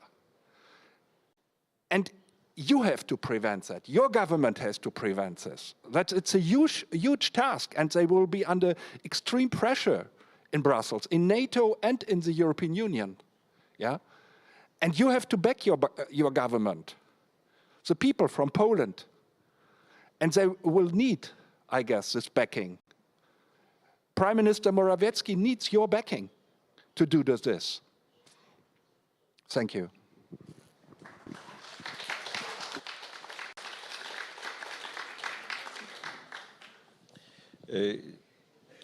Dziękuję bardzo, ale tak. Thank you very much. Z jednej strony mamy tą politykę. On the one hand, we have this realpolitik, z punktu widzenia which from the perspective of Polish and German elites, dominują w Unii, which are dominant in the European Union, who say that Russia is an important actor, an important participant of the global order. It is a rival, it is structured differently, it follows different principles, but we have to respect Russia's principles. I remember how the Greens from Bundestag a couple of years back visited Russia. They visited Moscow to support some gay movement, some parade, and one of the MPs was mistreated by the police. I read in a newspaper, not Die Welt, a different one, someone said, we have to respect the rights of the countries you visit. That was Volker Beck. Jakby w Rosji się pozwala na różne rzeczy. So we let Russia do different things. We let China act differently. Also, other important international players. The European Parliament can adopt a resolution on the Supreme Court and so on. But it is quite helpless. Wracając też do tego regionu, But coming back to the region which we have been nie jest właśnie discussing, też tak, że is it not the oprócz tego case są te inne that zagrożenia, ta polityka we have other wewnętrzna, threats o której, as well, ojciec internal profesor mówił. policy Mianowicie that Father wrócę tu Professor na- mentioned? Let me go back to Czy nie jest tak, this że jest oprócz nation tego chce się phobia. wytworzyć jakiś wspólną Is it przestrzeń, not the której case nie będą that obowiązywały tylko there are attempts to create te a same joint, reguły common space życia handlowego i governed by gospodarczego, tylko również single te same economic, reguły, social rules, w ogóle życia. but also generally Ostatnio słyszałem, principles of life? ponieważ w Niemczech jest teraz duża była debata na temat Germany has just witnessed a serious debate about active support for przecież nie może być takie, że ktoś ma prawo real do godnego policy. umierania, czyli do And somebody pomocy w said samobójstwie that w jednym kraju there was a europejskim. discussion To nie ma about passing away Ursula with von der Leyen dignity, powiedziała, że jeżeli about ktoś, euthanasia. jakaś And grupa ludzi Ursula jest von der rodziną Leyen w said jednym that kraju if europejskim, to nie może być nieuznawana winna. somebody is a family in one to jest European dążenie do nation, they have to tego, be żeby accepted as a family in all projekcie European mieści się nations. There jeszcze cannot be wyobrażenie differences o in tym, o policies narodach. here. O tym, So że this refers to narody the w differences zasadzie between the są nations. And należącym do what przeszłości, has bo been pan said that nations profesor is something słusznie that mówił, ksiądz belongs to the profesor mówił past, o tym, because że what to jest Father skojarzone Professor z said, I wojną this światową. Bardzo is często się connected with doprowadza the też World War narodowy One. socjalizm i faszyzm, National że to są socialism, jakieś, fascism prawda, stem from formy World War nacjonalizmu. I, that these are forms of nationalism. So it is said that we are striving to create a multicultural, open society where we don't have French culture but culture in France, we don't have Polish culture but culture Czy w in związku z Poland. tym do tego nie należy, że jeżeli my patrzymy, że dzisiaj grupa zdominowana przez So if we see that a group dominated by głównie się the zajmuje, French jednak bardziej się zajmuje Polską niż and is looking Rosją, rather towards Poland than postrzegają Russia, nas jako zagrożenie. then perhaps Może they perceive większe us dla as a spójności threat, tego a projektu, greater threat tej to the budowy tej cohesion przestrzeni of europejskiej, this niż European ta project, Rosja, of z this którą European ostatecznie space, trzeba realistycznie than się pogodzić. Russia, which has to be dealt with realism and has to be made do with.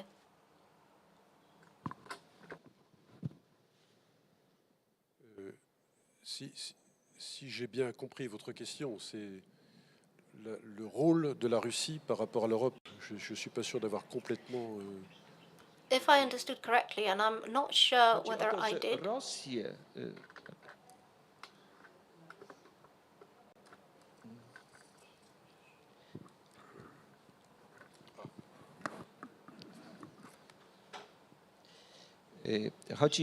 chodziło mi o to, że Rosję można zaakceptować So w jej we can odmienności, accept prawda, w the jej braku demokracji, innych wartościach i tak Russia being different, its different values, its different principles, because it is not a threat. We can reach an agreement with Russia. We can divide Ukraine, divide Europe. As Dr. Schultz said, we can reach an agreement with Russia or with China. Jest zagrożenie wewnętrzne. But there is also an internal threat for the European project. Nie ma miejsca, czy nie powinno być And there is no room, miejsca there should be no room for dla nations. narodu. I że dlatego ten żar, który niektórzy posłowie francuscy, europosłowie wykazują w stosunku do Polski, z tego wynika, prawda? And therefore, this approach of the French MPs towards Poland stems from this, perceiving it as an internal threat. Is it not an internal threat to the creation of an internal community in Europe which perceive themselves as a nation and wish to remain a nation, not a closed nation, not a nationalistic nation, but an open multicultural nation, and that they perceive this threat as a greater one than Russia because it is an internal threat. Oui, la question de la nation en Europe se pose évidemment de façon très différente selon nos pays respectifs. Of course, Aucun de nos the États issue européens of a le même nations is rapport perceived differently depending on the state where we discuss the concept of a nation. puisque la At the nation, same time, we all need c'est la the forme nation, politique par laquelle tous nos États because a nation européens se is sont a émancipés et se sont political mis à exister. form Je vais vous citer un exemple. which enabled the emancipation of all European nations. So let me discuss Il se the trouve que j'ai rencontré example of Ukraine. In 2017, I vice-ministre du visited gouvernement Poroshenko. Ukraine and met the Et il m'a dit deputy ceci, minister, Mr. Vous devez vous Poroshenko. éloigner de la Russie. Et ça ne veut pas dire He que nous said devons tout de we suite have to entrer dans move l'Union away européenne. from Russia, Peut-être que maintenant il dirait les choses différemment. but it doesn't mean we want to Car join the ayez EU conscience, at once. Vous, Européens de l'Ouest, Let me que cela rephrase. fait 10 ans You, as Western Ukraine, nous Europeans, parlons ukrainien. must be aware Oui, that c'est-à-dire we c'est have been speaking le Russian développement, in l'essor Ukraine d'une for the last conscience 20 nationale. years. Et à chaque fois, That means joue comme that un our rôle national émancipateur. identity alors, ça is devrait nous only faire réfléchir. emerging and C'est-à-dire is que a factor of il ne faut surtout emancipation. pas s'enfermer dans une of our vision, nation. comme vous l'avez dit, This should be très food bien, for thought for us. d'une We nation should repliée sur not elle-même, enshrine ourselves in homogène, a vision of refusant a l'universel. nation which is C'est uniform, souvent which ce que is l'on dit dans only nos pays looking d'Europe de l'Ouest. inwards, which rejects C'est un universalism. discours biaisé par le fait que nous Because that avons is often des partis the case nationalistes in Western Europe. d'extrême droite. Because Mais this is a ça, c'est la falsified vision purement perception. identitaire. En réalité, la nation est appelée, à mon sens, Radical à un rôle tout à far-right fait nouveau. nationalistic parties often adopted Comme this forme view. politique, appartenance à une histoire, A sans nation aucune agressivité should à l'égard de perform a qui que ce soit. completely different role, which is Et devoid of parce que aggression c'est towards le lot anyone. commun de tous nos États européens. Et une fois encore, l'Ukraine en est l'illustration Because parfaite. this is a shared part crois que of le our vrai joint problème, history, and Ukraine Ce is the sont les perfect empires. example Ce here. sont les empires qui sont envahissants, qui The sont real agressifs. problem are Les nations, empires, lorsqu'elles s'affirment empires which are very aggressive. tranquillement, sereinement, ne sont pas belliqueuses en réalité. Alors, ça a une At the same time, conséquence, a nation comme je l'ai which souligné tout à l'heure defines dans mon propos, itself c'est une conséquence consciously importante par rapport à la is vision de not l'Europe. a C'est part que of this plus l'Europe se aggression, concevra and this is a very important consequence for the par-dessus les vision of nations. Europe. Plus elle s'affaiblira en réalité. If Europe sees Parce que itself elle as vivra dans la something négation de ce supranational, Et the elle weaker it n'existe- will be, elle because n'existe it pas will historiquement negate what it sans la actually is formation de formed ces of. États-nations. C'est And rigoureusement impossible. Et c'est toute la Europe différence qu'il y a historically entre does l'Europe not et les États-Unis exist d'Amérique. without nation C'est que l'Amérique states, s'est and faite that is the en difference fédérant between des Europe États and qui the n'avaient pas, au United fond, States of une America, identité très because forte. the Elle US a donné forme à une nation. came into En Europe, existence c'est thanks exactement la to the situation constitution of a federation. Exactement la situation Those were states which Et did donc, not pour faire have a face strong identity, aux and the empires, situation in Et en Europe l'occurrence, c'est le is problème de la Russie de opposite. Poutine.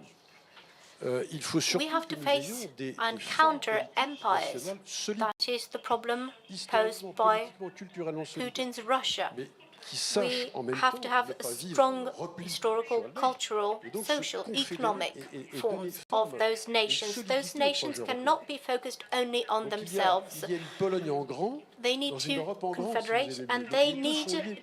to grant Dans mon esprit, power il to n'y the a aucune European opposition, project. à condition que And I l'Europe se don't see conçoive this as comme procédant de contradictory, ces États-nations. on condition that Et Europe donc leur donnant will une constitute capacité itself de as coopération et a d'entente body entre- formed by nation à mon states. avis, et c'est un enjeu même pour la paix en Europe. An et sa agreement, of stabilité. course, must be reached. And this is J'espère key avoir for peace and répondu à votre stability in Europe. I hope that I Mamy answered your jeszcze question. 6 minut, więc może poproszę też na końcu o krótkie odpowiedzi, ponieważ pan Schulz Thank you. zarysował Mr. wizję Schulz przyszłości, gave która us będzie dosyć an outlook for the pesymistyczna. future, which was quite Ale chciałem się pessimistic. zapytać panów też, But I wanted to ask też pana you, or Schulza, also może you, Mr. widzi Schulz, jakiś jeszcze inny perhaps you scenariusz, see a ale different scenario for the future. panowie sądzą? To znaczy, w jakim kierunku pójdzie Europa i jak się zmieni? What direction will Europe take? How will it change under the influence of this war? Are there other options than this realpolitik consensus that Mr. Schulz mentioned at the beginning? And let us start with Mr. Tenzer, just briefly.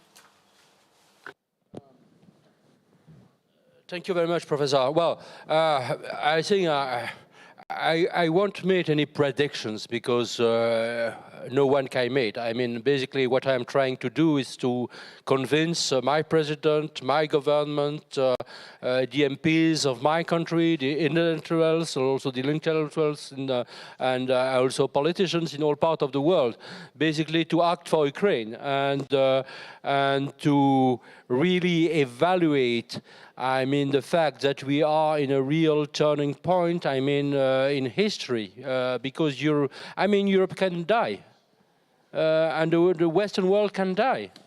The principles we are standing for basically are on assault by Russia, by China as well.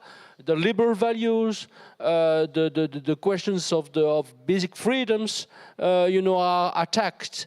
And there is a kind, I mean, not of alliance or coalitions, but you have a lot of countries, liberal countries, totalitarian countries, dictatorships, joining their forces against us. So it's a real war, I mean, very concrete. Doesn't mean that it's a World War III, and I don't like this kind of, predictions of, visions of the future. So I think the true question is not about predictions, it's about our own ability as intellectual politicians, citizens, to convince the governments to act differently. So it means concretely three things very quickly. First of all, we have to grant Ukraine candidate status, by the end of this month. I think that's something which is absolutely vital to understand that Ukraine is basically not only fighting for us since the beginning, at the forefront of fight, but also that Ukraine as a nation would be a true asset for Europe. It's an example. The second thing is there will be no peace, no stability as long as Mr. Putin is in power. We have to discuss about regime change. Doesn't mean that we have to send boots on the ground to Russia, to Moscow, that we have to invade Moscow. Of course not. But the questions of what happens also, that was a part of the debate, we have no time to come back. What happened internally in Russia, I have many friends who are Russian dissidents. Some of my very closest friends is in jail right now in Russia. So I think that the repression at home is always offering a good predictions for the repressions and the aggression abroad. And I think that many people do not pay enough attention to that. And the third thing, and last thing, is that freedom is indivisible. We have to advance the cause of the freedom, all freedoms. If we are not consistent in our fight for freedom, then we will have the narrative of the dictatorships and authoritarian regimes or totalitarian regimes that will prevail. So do not waste freedom. Do not abandon, never abandon the cause of freedoms that always is coming first. Thank you very much.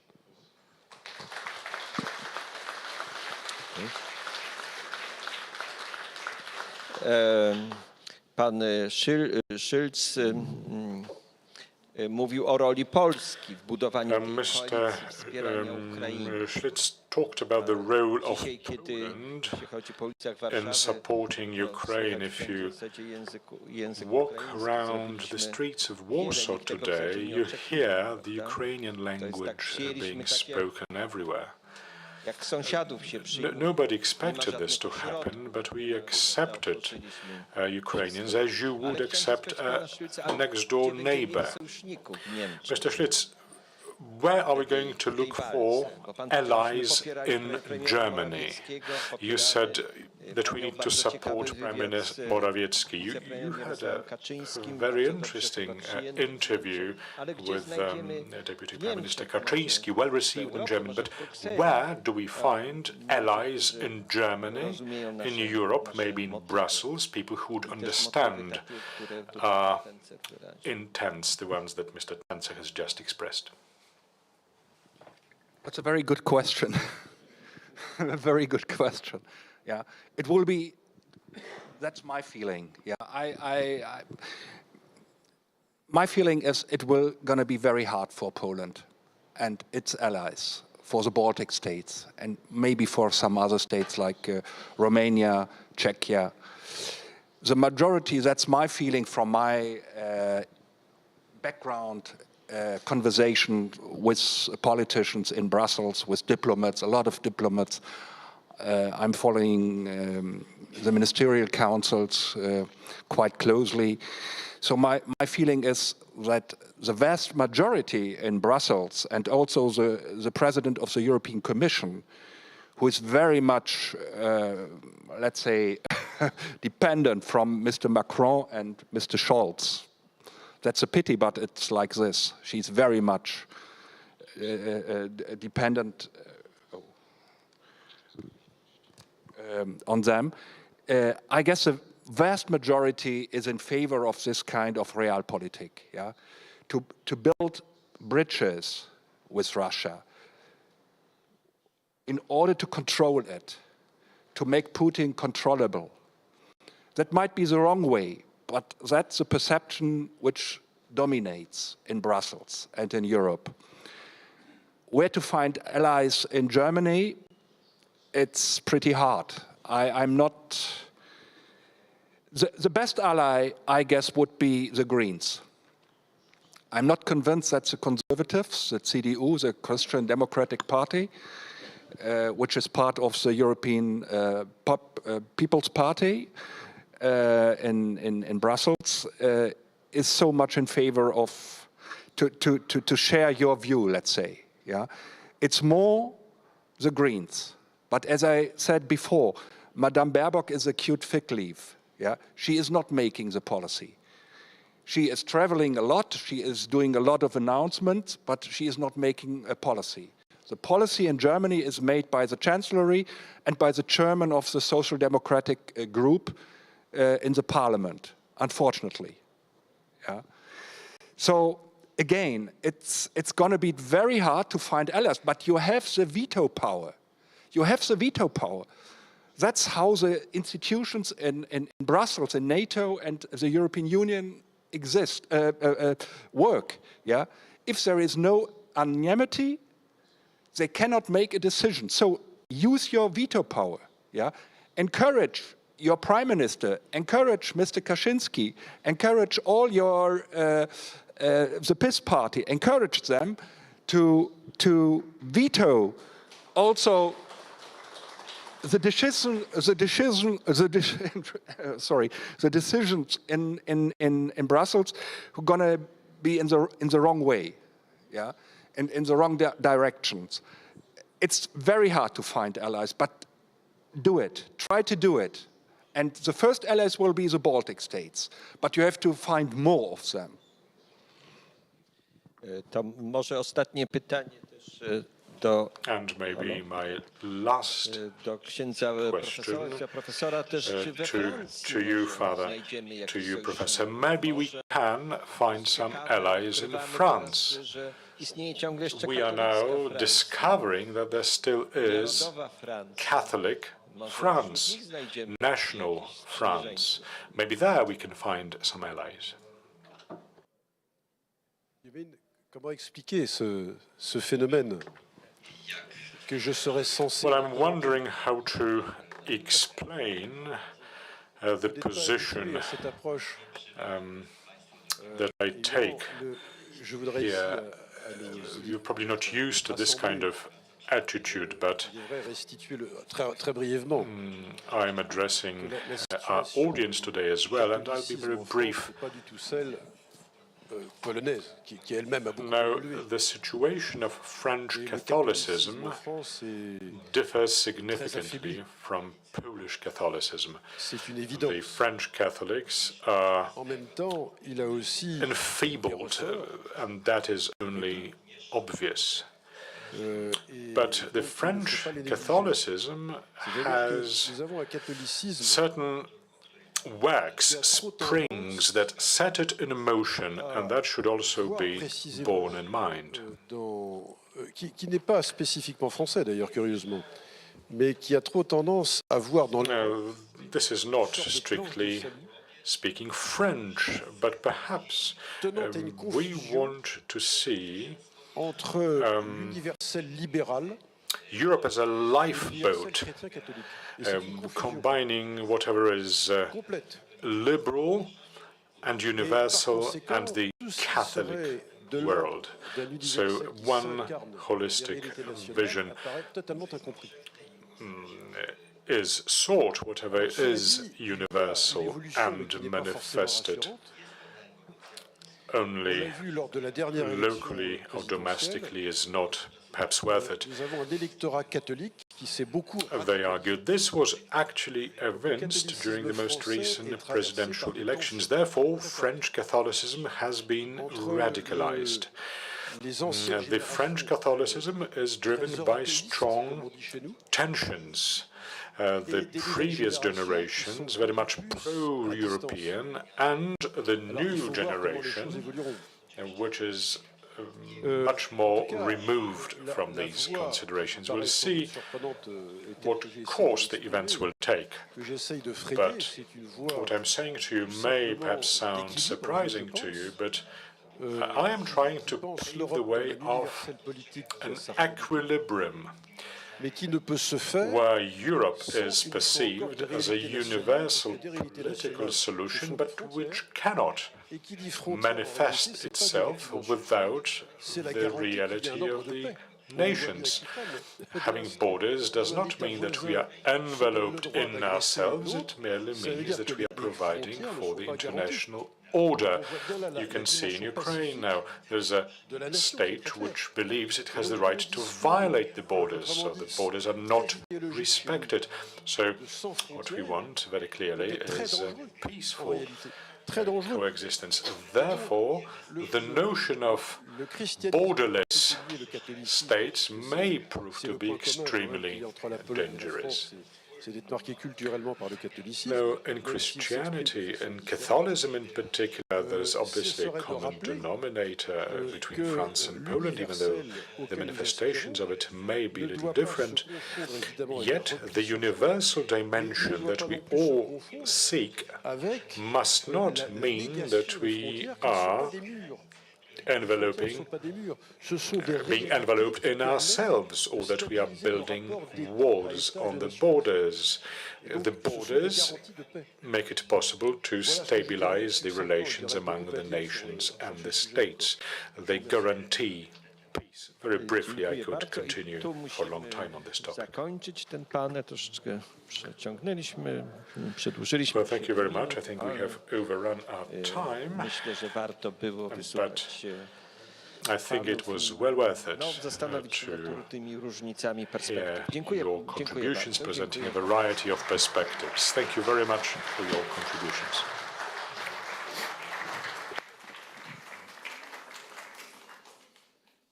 To ja raz jeszcze przypomnę panelistów: Nicolas Tenzer, Bernard Bourdin, Nicolas Tenzer, Schlitz, moderatorem był Bernard oczywiście Bourdin, profesor Christoph Schlitz, our panel, Zdzisław which has Krasnodębski. just ended and Ponieważ mamy was moderated malutkie, by ale jednak Professor opóźnienie, Zdzisław chcielibyśmy punktualnie Krasnodębski. rozpocząć przerwę We are obiadową. running behind just a Z little marszu bit, od razu and we zapraszam Państwa, proszę się nie obviously rozchodzić. Na kolejny need to have some lunch break to come later. But there's a very important panel now. The three cities towards the superpowers and the superpowers towards the A Państwo proszę o zajęcie, three seas. bo będzie And trudno panelistom. that's the title of the panel. May I please ask you to take your seats, otherwise it's going to be very difficult to conduct the panel. Muszę zaapelować do pierwszego rzędu. If I may call on the first row and ask you for your understanding of the situation. Dobrze. W takim razie będę musiał być jak pancernik. Zapraszam na scenę naszych szanownych... We would like to invite our panelists to come up on stage. We have Madam Jadwiga Emilewicz, a former Deputy Prime Minister, former Minister, currently MP, Professor Tomasz Grosse, political scientist and sociologist. He is joining us online. I hope that you can see us and hear us. Welcome. Thank you for joining us. And Dr. Marek Dietl, PhD, President of the Management Board of the Warsaw Stock Exchange. And the moderator is Professor Tomasz Dołęgowski, Professor. Ale coś ich nie widzę. I would like to invite the panelists to come up on stage, but I can't seem to see them. To musimy w takim razie poczekać. Panie profesorze, proszę Let us wait for them to make their way towards the stage. I'm sure that they're all ready and are only waiting to appear before the cameras.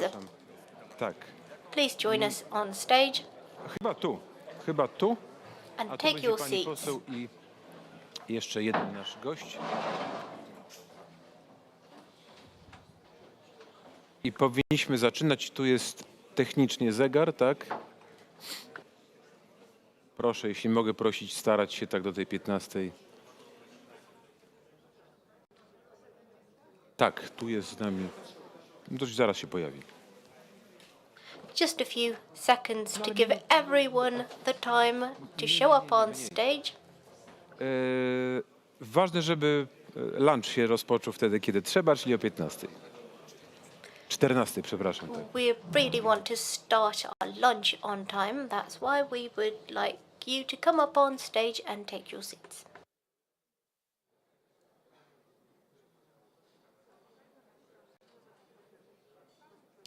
No to jeszcze taka krótka informacja dotycząca przerwy. While we're waiting, just some information about the lunch break. It's between 2 p.m. and 3 p.m. We're breaking for lunch at that time, and then we will follow up with further panels until the evening. Dwójka, bo We're waiting for our two guests. We have the moderator, we have the professor with us, dzień dobry. and there is one of our Dzień guests. dobry. I jeszcze pan prezes, tak? And we're still waiting Marek for Dietl? Mr. Marek Dietl. Widziałem go rano, był. I saw him in the morning, so I know he was here. Był, tak. No zawsze tak się zdarza, że jest jakaś mała, nie chcę powiedzieć wpadka, ale pewne małe zamieszanie. Jesteśmy od tego. There are always some Kwestie problem perfekcyjne. or some confusion, Przypomnę panel but that's what we're here for, to take care of such problems. The title of the panel is The Three Seas, Initiatives and Empires. Tym bardziej, że jedno z ogniw Trójmorza zaczynamy. A co z panem prezesem? I think we will be starting just now. Troszkę mamy, przepraszam, ale wychodzi na to, że jest pan... I'm very sorry, but it seems you're unlucky. I hope you're the last unlucky moderator, because we seem to have lost the Mr. Dietl.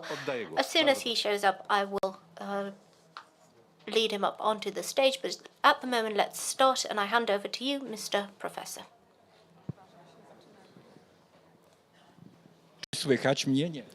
Can everyone hear me? Tak, dobrze.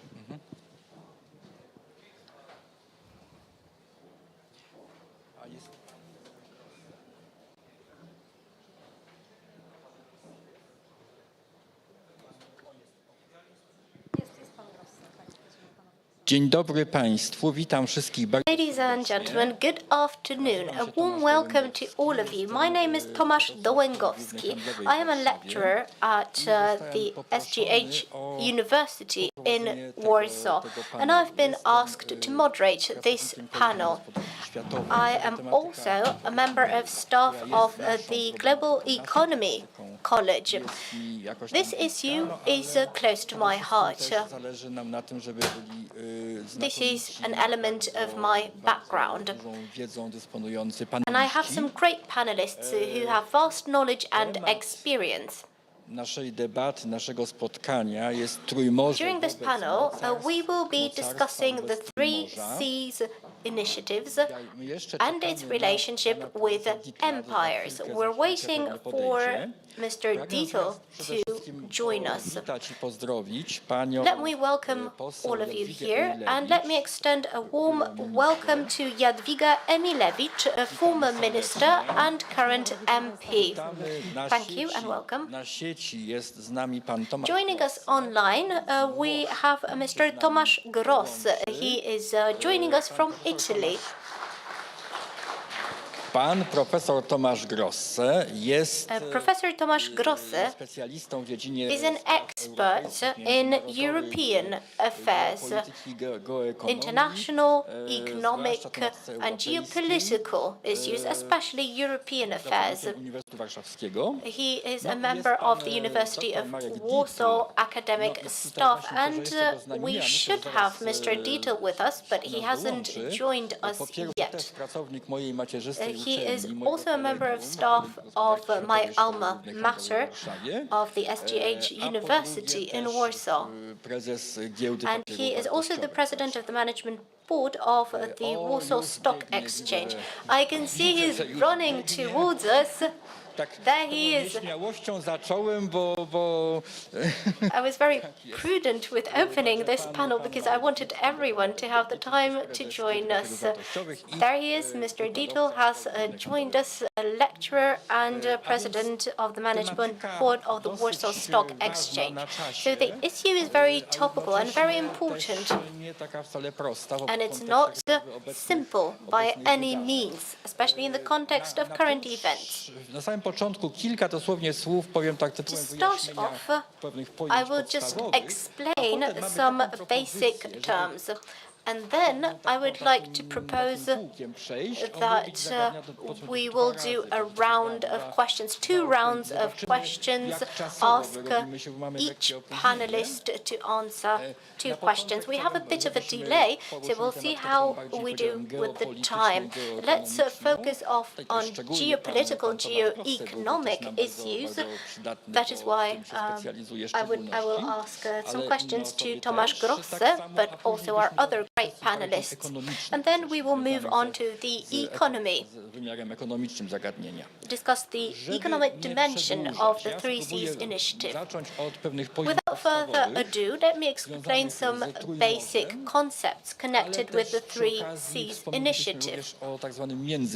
And we will also discuss the inner sea, because these terms are used frequently in the vicinity of one another, but let me explain the differences between them. The 3Cs, what is this about? This is an initiative of 12 countries situated in Central and Eastern Europe, which are also EU member states. It has been initiated more than 10 years back. No, more than 10 is a bit too more. I think it was 2015. That's when it was formally initiated by Poland, by Croatia. There are 12 participating states from Central and Eastern Europe. And the 3Cs is about close economic cooperation, also close cooperation in energy, transport, infrastructure, ICTs, rynki finansowe. Financial markets. Ale oczywiście ta inicjatywa ma też pewnego rodzaju This initiative also has a political dimension to it. Służący temu, żeby służyć integracji regionu It also serves the integration of Central and Eastern Europe. W sensie też ustawić swoją własną pozycję w stosunku positioning this region within the European Union, strengthening its position, not just in Europe, but also in transatlantic and global relations. We have another term that we use in this context. pojęcie międzymorze the inner ma bardziej sea. historyczny charakter. And this is more of a historical concept. It refers to some Polish interwar initiatives.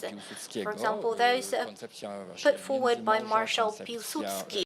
The inner sea concept, the concept of cooperating, obejmującym nawet sfery dalsze, region Kaukazu. also involving the Caucasus region. Koncepcje trwają jeszcze głębiej, bo to sięga But this concept reaches much deeper Poland in the times of the Jagiellonian dynasty, of the pre-partition Poland. Certain inner sea or intermarum concepts were voiced by Prince Adam Czartoryski właśnie marszałek Józef Piłsudski, or Marshal Józef Piłsudski during the Second World War. Our emigrant governments would voice such concepts. So the inner sea or the intermarum is rather a historical than political concept. The authors of the Three Seas initiative somewhat refer to the intermarum, but they do not focus on it so strongly. It is about political cooperation, but rather on economic cooperation of the countries between the Black Sea, the Adriatic Sea and the Baltic Sea. Pojawia się kilka zagadnień i teraz chciałbym A few concepts are important here. So let me move on to the first issue. So this geopolitical dimension, the geostrategic dimension. Ta sfera międzymorza, czy też właśnie Trójmorza przede wszystkim. Międzymorze to bardziej historyczne pojęcie. Jak się ma do koncepcji integracji europejskiej? So the question is, how do the Three Seas initiative and the intermarum concept go with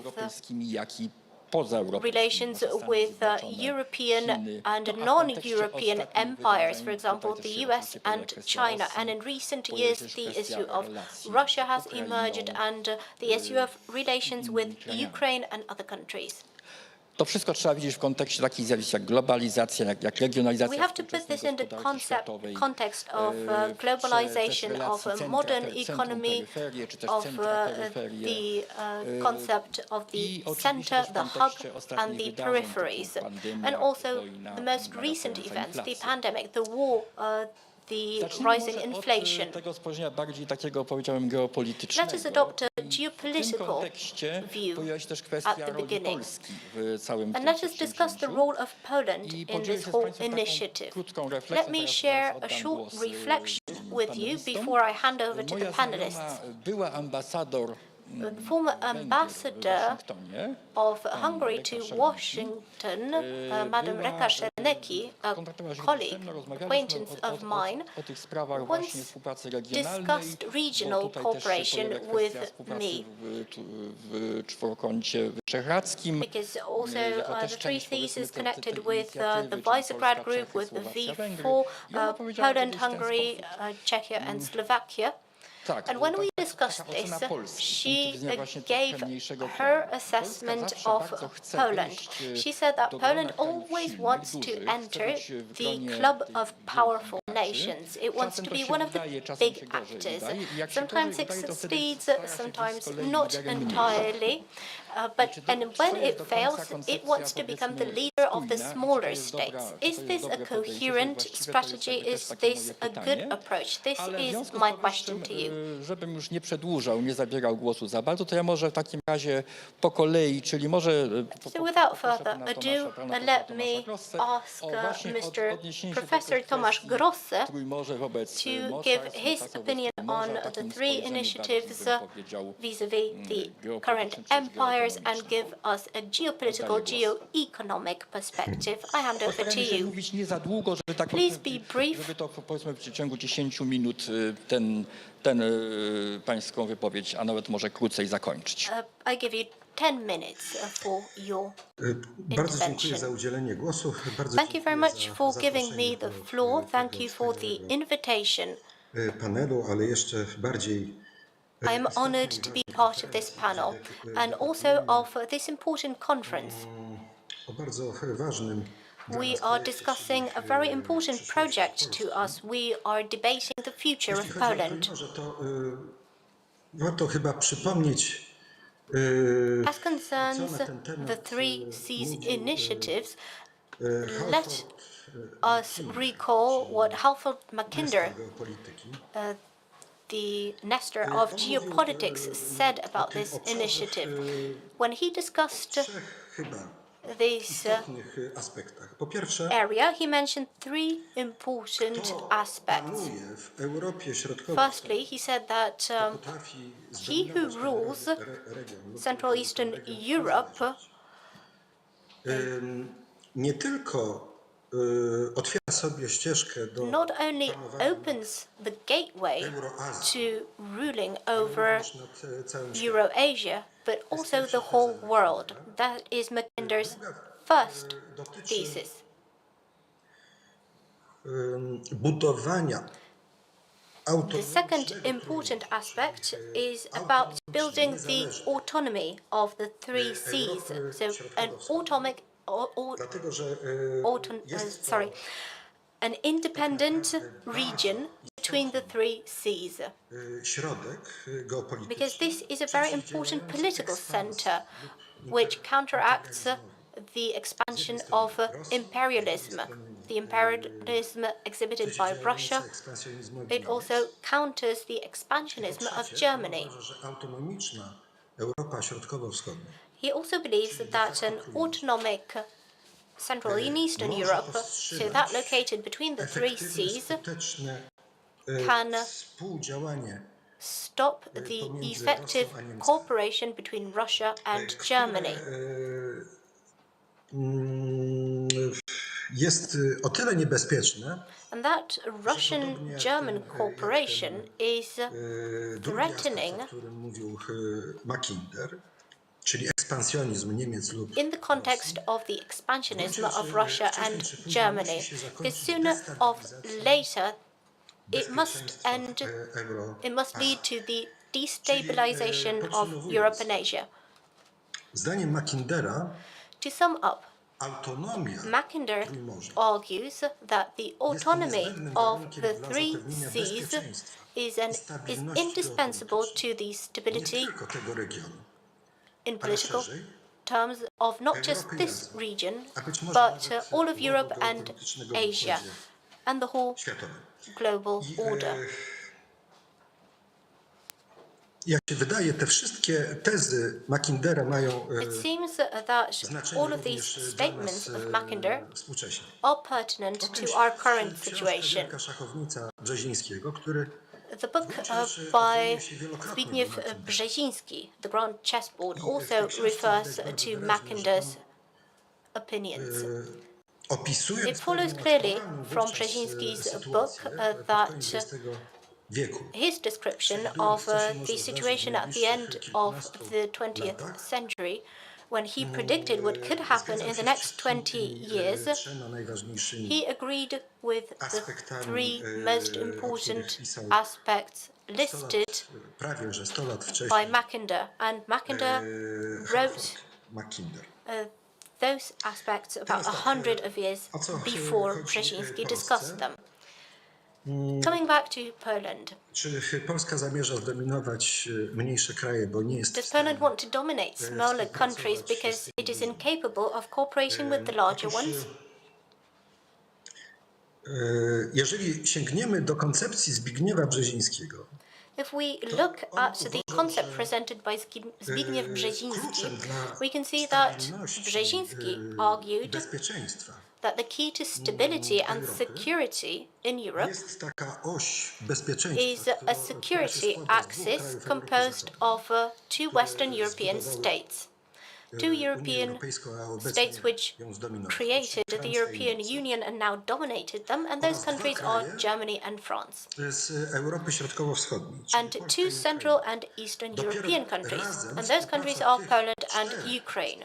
And only the cooperation between those four countries is capable of guaranteeing stability and security in Europe.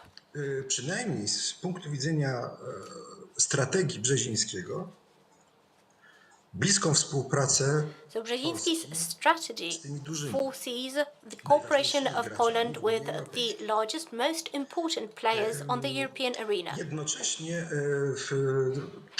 tą podstawą jakby równoważenia At the same time, the basis for redressing the balance within the European Union would be balancing relations between Poland and Ukraine. That would be the counterweight to the attempts to dominate Europe by the two Western powers. Ale z punktu widzenia koncepcji Brzezińskiego taka partnerska współpraca pomiędzy Brzeziński's concept sees the partnership relations between Poland and Ukraine as the foundation of the Three Seas Initiative. dokładnie na tej samej zasadzie jak pokój i zawarcie traktatów pokojowych, czy zawarcie pewnej przyjaźni pomiędzy dwoma narodami. It worked the same way as establishing peace, signing treaties, and establishing friendship between the two Western partners, that is France and Germany. It was indispensable to ensuring peace and stability in Western Europe. So we can imagine a similar process taking place in Central Eastern Europe. But to kick this process off, there would have to be reconciliation between Poland and Ukraine. And that reconciliation could constitute the foundation for durable and stable cooperation within the Three Seas Initiative. Dzisiaj funkcjonującej inicjatywy Trójmorza zaprosić Ukrainę. So we should invite Ukraine to join the Three Seas Initiative, but also do something more. Pewnego rodzaju współpracę, to perform the reconciliation process and to create a cooperation process, something that would form the foundation for the autonomy of Central and Eastern Europe, because that, according to Mackinder, is the foundation for stability and security. Ta autonomia nie może zostać zbudowana na przykład na współpracy this autonomy may not be built based on the collaboration between, say, Slovakia and the Czech Republic. It must rely on the most important players, but the benefits of that will also go to all the smaller countries. Integracja w Europie Zachodniej zapewniła pewną przestrzeń dla wymiany gospodarczej. As was the case with Western Europe, where integration there opened up a sphere of freedom and security for smaller countries such as the Benelux countries.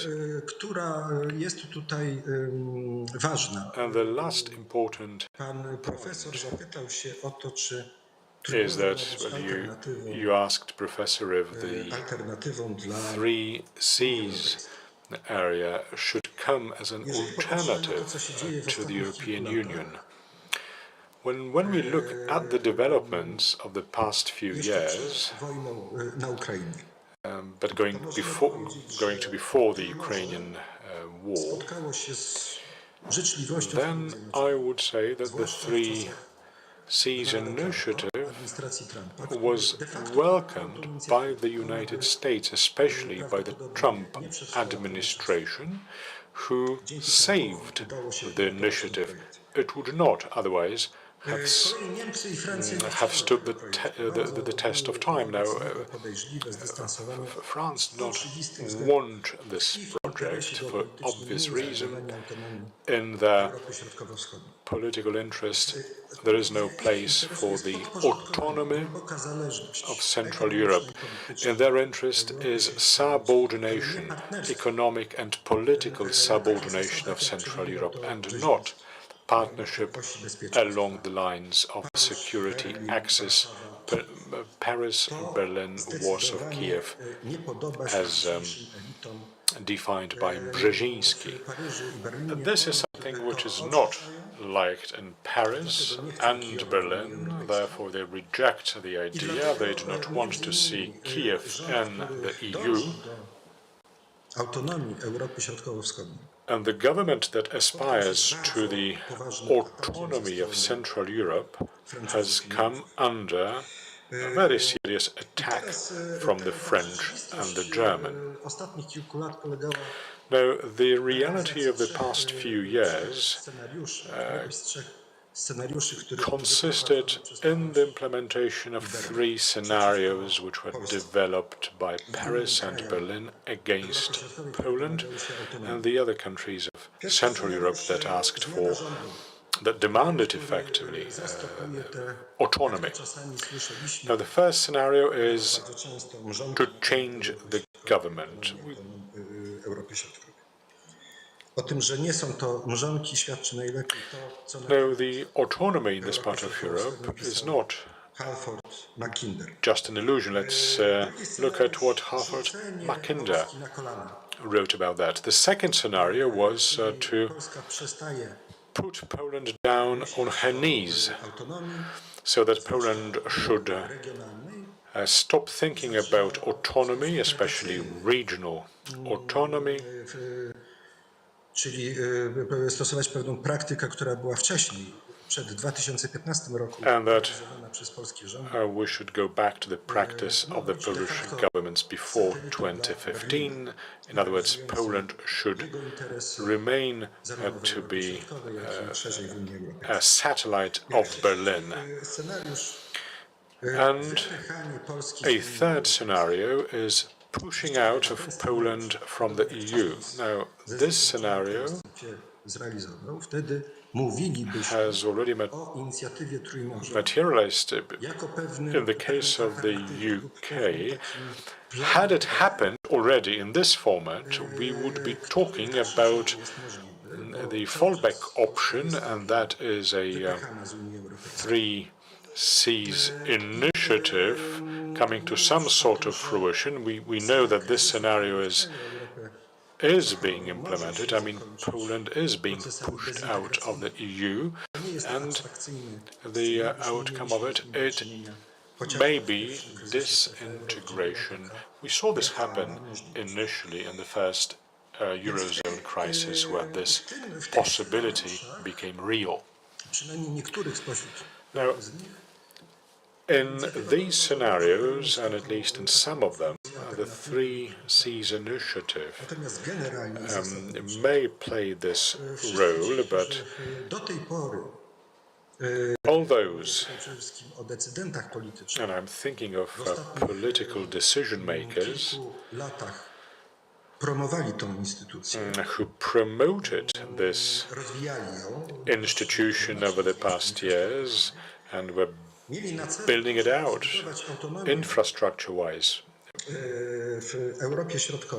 Those who wanted to build autonomy in Central Europe within the framework of the European Union in order to arrive at Brzezinski's objective, to balance out the very clear asymmetry in Europe.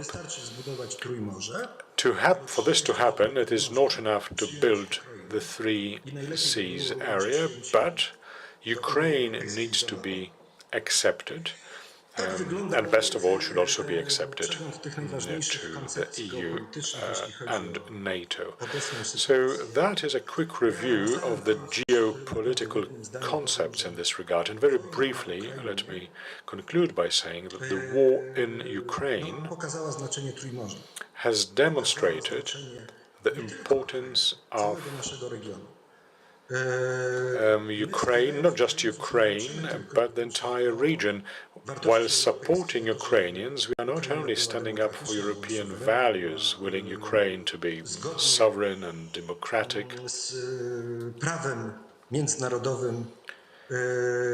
jej granice, żeby były nienaruszone, żeby for its borders be pewną suwerennością inviolable, and so that they could enjoy territorial integrity, as is the case for the other countries in the world, or at least in Europe.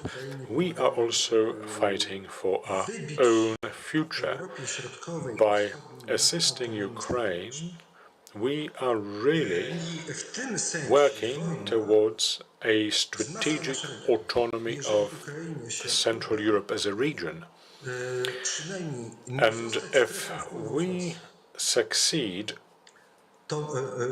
for Ukraine not to fall under the zone of Russia's influence, that is going to be beneficial to all of us, to all the region.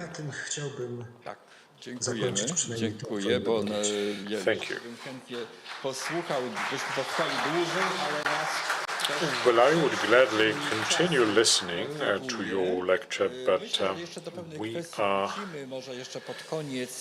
under the pressure of time. I think we will need to return to the Chinese consideration and ask how much of the commonality of interest we do see in the three C's countries. Maybe we can revisit this point later on. Madam Emilewicz, could I ask you to perhaps speak on this point and the economic issues?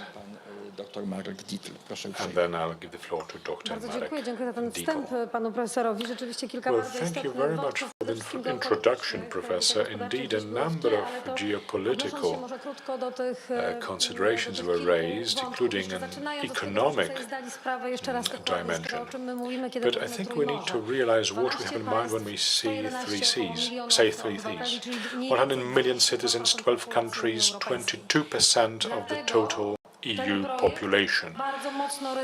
That is why the project was so resonant in Europe, not just a journalistic construct, but a certain reality that can be seen very tangibly in the map of Europe, which can be translated into the GDP. Tymi trzema morzami wiemy, że If you look at the entire area between the three seas, some of this area is the so-called soft underbelly of Europe. It has a long history. Profesor jeden i drugi we wstępie, że And both professors talked about its roots going back to the interwar period, to the 1920s. Grosse wspominał na tyle, na ile jaki był cel Zachodu, czy jest cel So what are the objectives vis-a-vis the w związku z tym, czy uzależnienie satelickości three C's? Are we talking about dependency here? Are we talking about being a satellite or even being pushed out of the EU? I think the concept was consolidated end of 2015, early 2016, and I would say that initially it was primarily political in nature, even though we talked about infrastructural, economic, digital opportunities. It was political in nature first and foremost. Well, after 2004, the expansion of the EU to cover the countries of our region, the notion of the intermarium ceased to be politically vocal. Even in the US, irrespective of the political option, Democratic or Republican, many, not just politicians, but also intellectuals, after 2004, came to the conclusion that this is a done deal and that we need to shift our focus to the Malacca Strait, China, Indonesia. That was the focus of attention. And again, this was an agreement above the party lines in the US. And now, after the 24th of February, when you read various authors, we can see that initially the three C's was a political construct. Po wejściu naszym do struktur Europy Zachodniej bynajmniej nie straciły na ważności. But it seems that certain problems, even after our entry into the EU, certain problems persist. And in the early days of the concept, you said, Professor, that was it not for the engagement of the US, the concept would have been dead. The Three Seas Fund was an important concept too, because this is when in our talks and conversations whether these funds would be competitive with respect to the European Union funds and how would these be operated in the first place. Then the economic dimension was supported by the Three Seas Fund when it was supported by investors from across the ocean. That is when it became significant. Well, perhaps we could have implemented more viable economic projects. But now, after the 24th of February, we are putting third or fourth gear at a time when the interest of the United States, especially political interests in this region, is clearly there. It has its new incarnation, if you like. Certainly we need investment in this area, economic investment, because this is going to be important from the security point of view. We're talking about the digital infrastructure. This war which is now happening, possible continued tensions between the West and the East would also be digital in nature. Therefore, this reality should be invested in very quickly. And irrespective of the digital projects of the state-of-the-art technologies that the EU Commission wants to promote, yes, we're delighted to hear about the quantum computer. We certainly would want to see this capacity, but because these solutions are already available, they come from across the ocean, and we should be having them sooner, not only for developmental reasons, but for security reasons. We need these computing capacities. They will serve the needs of the European security. Or energy connectors. Same case here. They will offer further interconnection within the three seas. They will also give better connection to Ukraine, as before the political process would have been implemented. The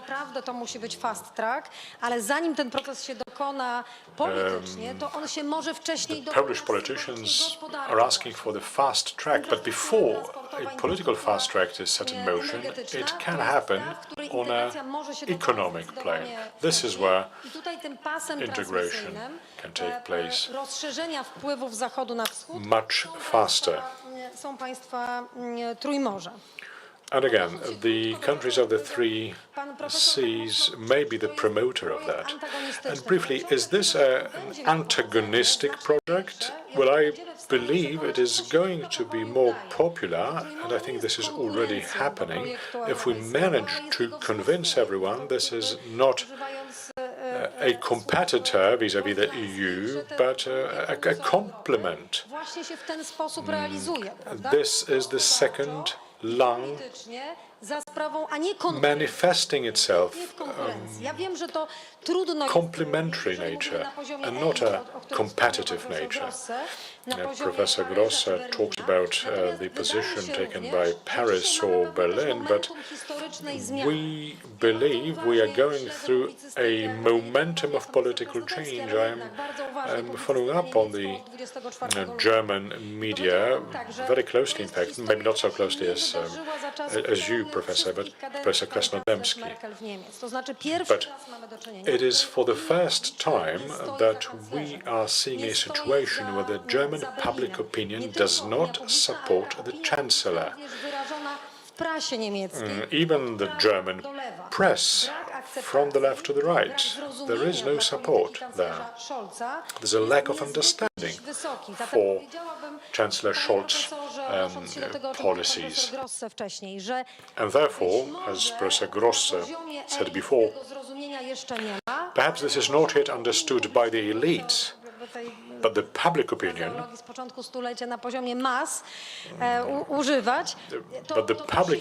not to say the masses, are already seeing this. We are already seeing allies to our narrative in the rank and file and ordinary Germans and German citizens. As you move away from the Ukrainian border, the interest in Ukrainian affairs is diminishing. And in Germany, we can certainly find strong allies in the German public opinion, in the German media. I was reading this morning about the way in which the interview with President of Poland, Andrzej Duda, was received in Germany. There's a very strong statement concerning the German policy, and it is very well received by the press. So we are now having an ally which we did not have before the 24th of February, and that is the public opinion, not just in Germany, but in the EU, perhaps.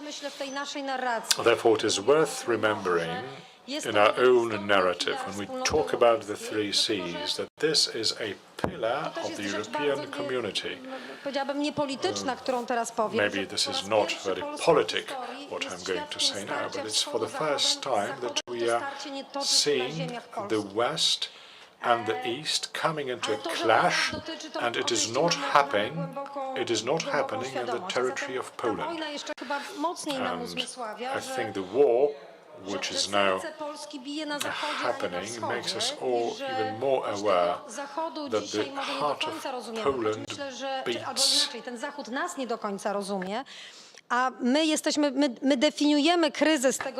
In the West and not in the East.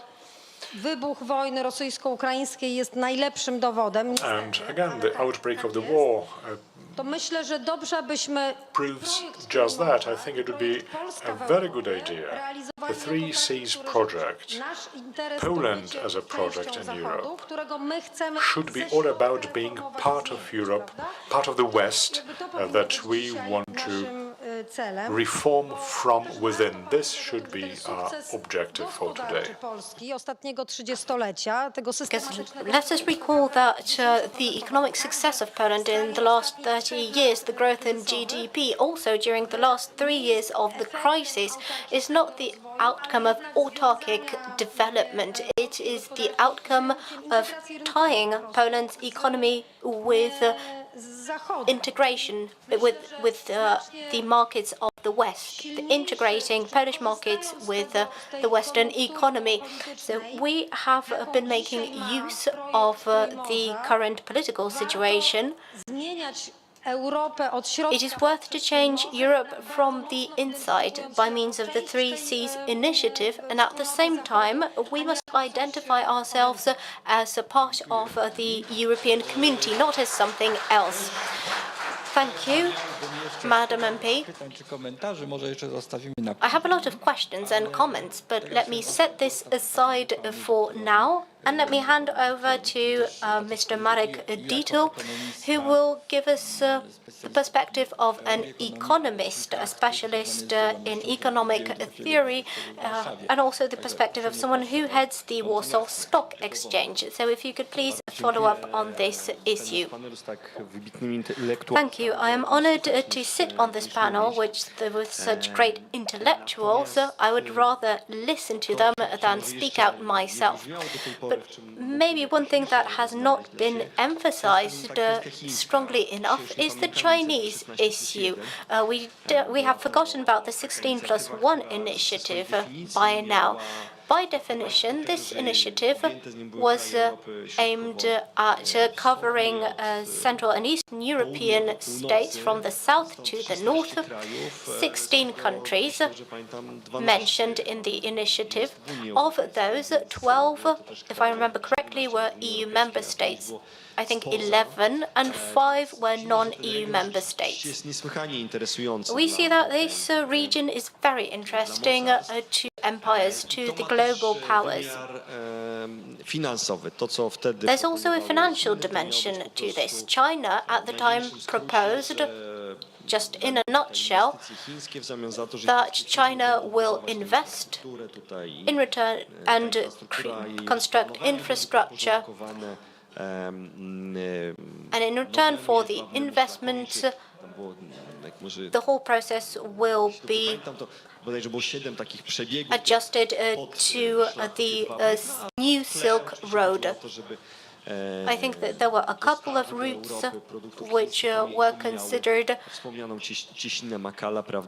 and some of them bypassed the Makala Strait and bypass Poland because China do not see a possibility to engage with the US more strongly. So when we take this into account and when we move on to the more economic perspective, which is closer to my heart, then the Three Seas initiative is the belt of fastest development in the EU. Apart from Austria, the Three Seas countries have a low GDP per capita. Greece, despite its economic difficulties,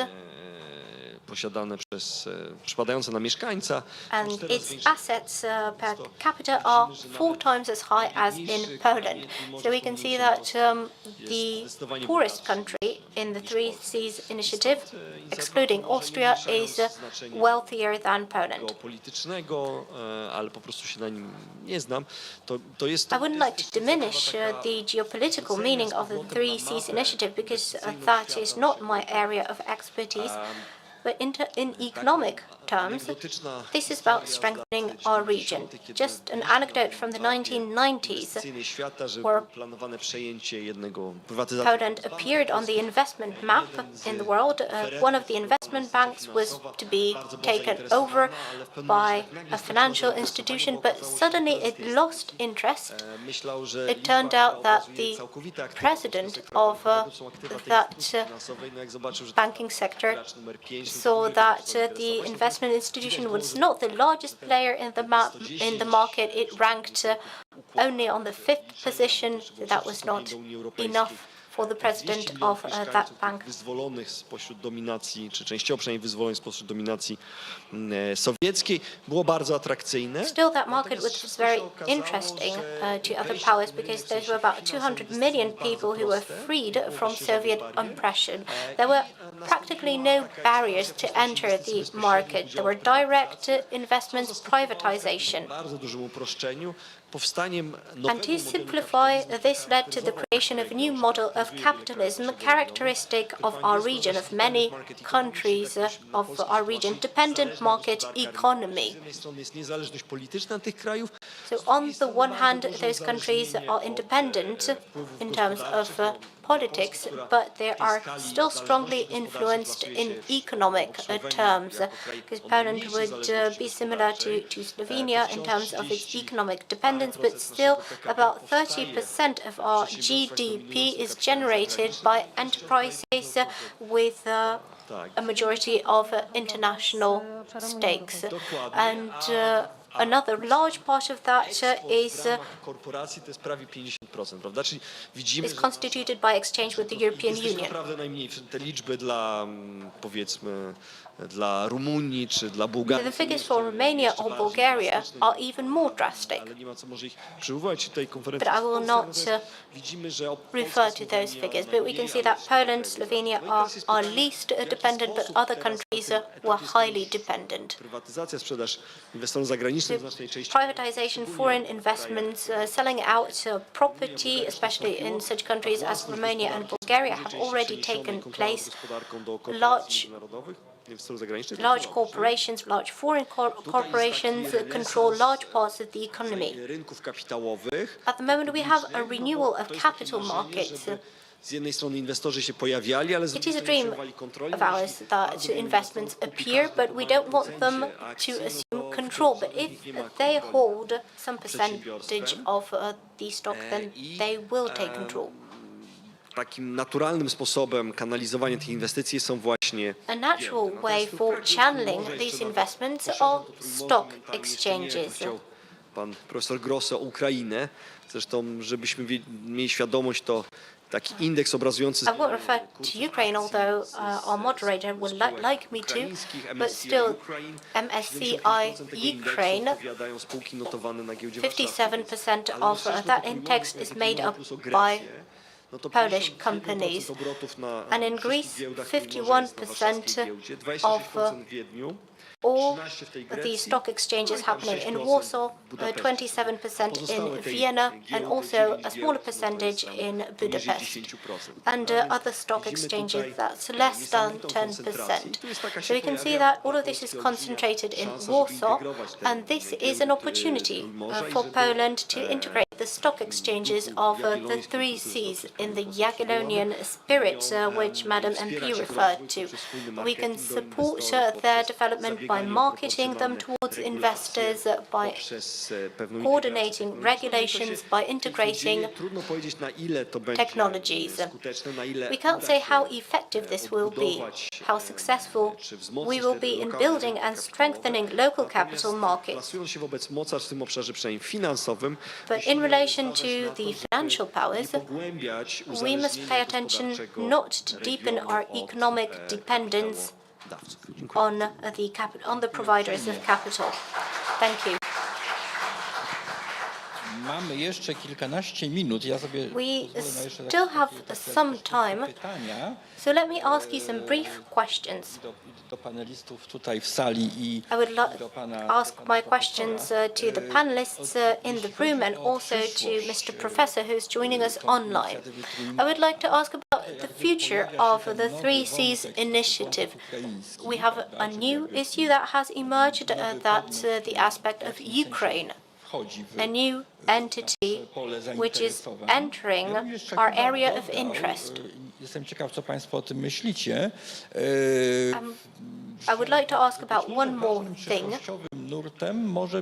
that perhaps in the future an important area of interest may be constituted by Scandinavian countries, especially Finland or Sweden, which are now joining the NATO. Of course, they are part of the EU. They are not directly connected with the three Cs, but they are somewhere in the zone of geographical interest. But let us take Finland. Notowania, jeśli chodzi o rankingi konkurencyjności i innowacyjności. Finland is highly competitive and innovative. It ranks very high in these areas. It has a government agency called CITRA, which promotes the competitiveness and technological competitive advantages of Finland. It's a think tank and a do tank. It's a research and scientific and analytical center. It is also a source of financing. And this is very interesting and very atypical. Perhaps it's a model that we can emulate here in Poland. Myślę, że to zainteresowanie również obszarem, który jakby wychodzi troszeczkę już poza geograficzną strefę. But our interest can also move beyond the region of the three Cs and Ukraine, so Scandinavia. I would like to know what your opinion on this is. Perhaps some comments from you. And also the issue of relations with China. Cooperation with the Scandinavians is nothing new. Let me go back to energy. In this broad perspective that Mr. Dietl gave us on the capital cooperation is important, but also energy cooperation is important. Investments in energy are one of the more important issues we must deal with in the face of the energy crisis in Europe. These are problems that are already facing us. Poland is importing To największe wolumeny pochodzą ze Szwecji, więc most of its energy from Sweden. And this is not an isolated case. This is not something new. This is not something we must start discussing. Że jest też, jeśli dobrze pamiętam, wzrost inwestycji bezpośrednich, o którym... And there's also a surge in foreign direct investments, also something referred to by Mr. Dietl. So these investments which are not making us dependent, so those which we desired. So a high value investor who is contributing to the infrastructure of cooperation, also with the research and scientific community. So in terms of the Scandinavians, I will discuss mainly Sweden. We have the battery sector, the battery warehouse built in Pomerania in cooperation with the local businesses and universities as well from Gdańsk, if I remember correctly. So this cooperation is already taking place. Dzisiaj ta współpraca będzie miała przede wszystkim charakter w ramach struktur. And this cooperation at the moment will take place under the NATO alliance. Będzie prowadzony, natomiast na pewno that's where it will primarily take place. Jak sobie obrazowo możemy and the growth in investment. Że mielibyśmy bezpośrednie połączenie drogowe, gdzie if we would have a direct road connection and we could reach Athens, for example, by road quickly and efficiently, this would be a great perspective, not just for tourism, but also from the political and economic dimension. So our perspective reaches beyond the Baltic states, northwards. And what Mr. Dietl referred to previously, intensifying cooperation in capital markets, that is also very enticing. I would rather hand over to Professor Grosse, who is more competent and will contribute more interestingly to the panel. So we can make use of the knowledge and experience of Professor Grosse. Perhaps in terms of the Chinese issue, I'm very interested about how the professor perceives this issue. So let me start with China. Tutaj przytoczę to, co mówił I will refer to what the previous speakers had already said. China is greatly interested in the Three Seas initiative for a very simple reason. They are aware of the immense economic potential vested in this part of Europe, and this potential remains greatly untapped. This potential is still open, available. This is a niche as compared to Western Europe, and it is relatively easy to leverage.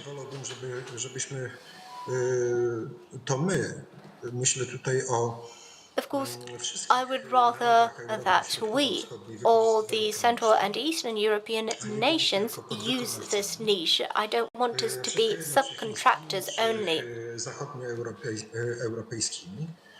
I don't want us to be the contractors of Chinese or Western European powers.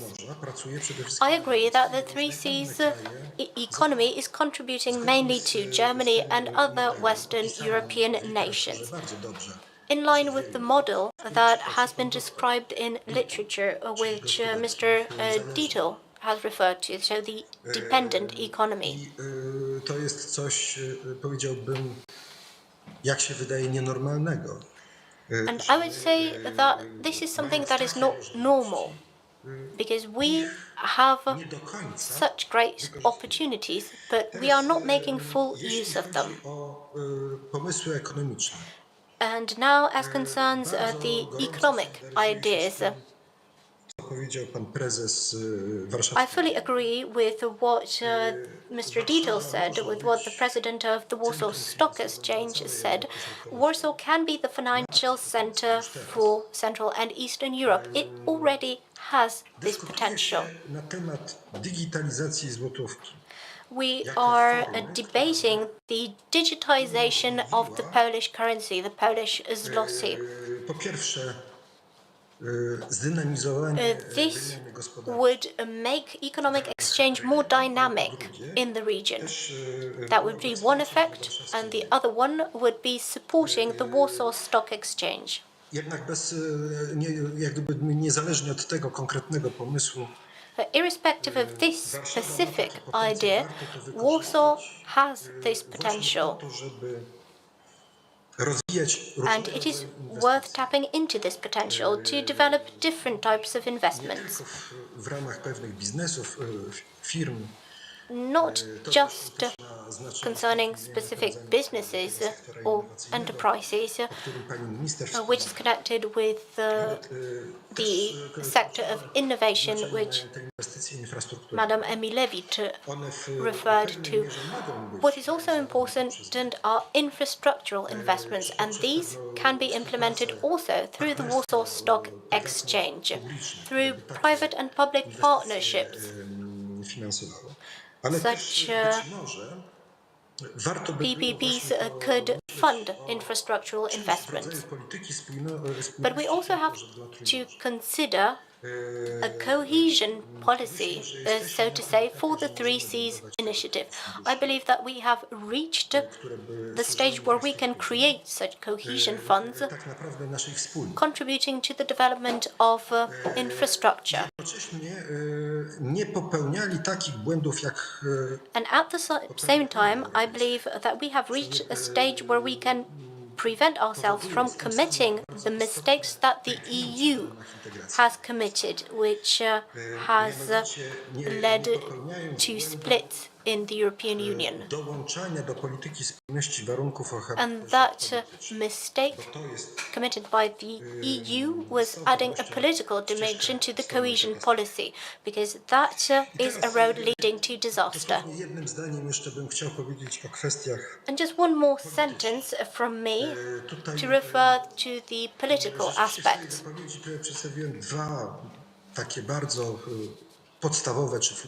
In my first statement, I discussed two fundamental options for the 3Cs. One as the 3Cs being an alternative to the EU, and the second model as the 3Cs strengthening Central and Eastern Europe, and the 3Cs constituting the second lung of Europe and strengthening it.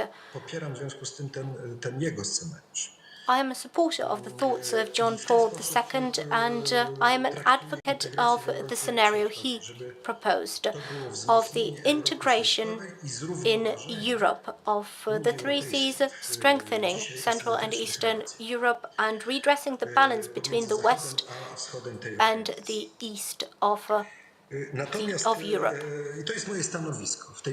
And that is my position. Nie interpretować mnie ewentualnie moich słów. So please do not interpret what I have just said. I'm not referring to Madam Emilewicz at the moment. I'm addressing all the other participants of this meeting. I am not calling on the 3Cs to exit Europe, the European Union. It is not the time to discuss such scenarios. The 3Cs initiatives should strengthen Europe. Let me recall the words of Józef Piłsudski. Professor Dołęgowski rightly said that Józef Piłsudski was a supporter of the 3Cs initiative. He was a supporter of a certain federation within Central Europe, a federation of states which would cooperate very closely. And I think that President Andrzej Duda is following in his footsteps. He is referring to the thoughts of Józef Piłsudski, because the 3Cs initiatives is the idea of President Duda and his Secretary of State, Minister Szczerski. But Piłsudski said something very interesting, and I think that it is pertinent also to our current situation. Piłsudski did not mince words, and he put it very bluntly, so I won't give you a direct quote. I'll paraphrase. Piłsudski believed that some of the elites were ready to prostrate themselves before Western Europe and beg the West to treat us as nations aspiring to a better position. Now, he put it in very coarse words, so I won't quote him directly, but he rejected this approach. He believed our future is not and will never be in the West. He believed that our strategic future was linked with the East. And Central and Eastern European states understand this. This is a strategy which should stimulate us to create certain economic, political institutions and foster cooperation between them. And we should do this in the long term.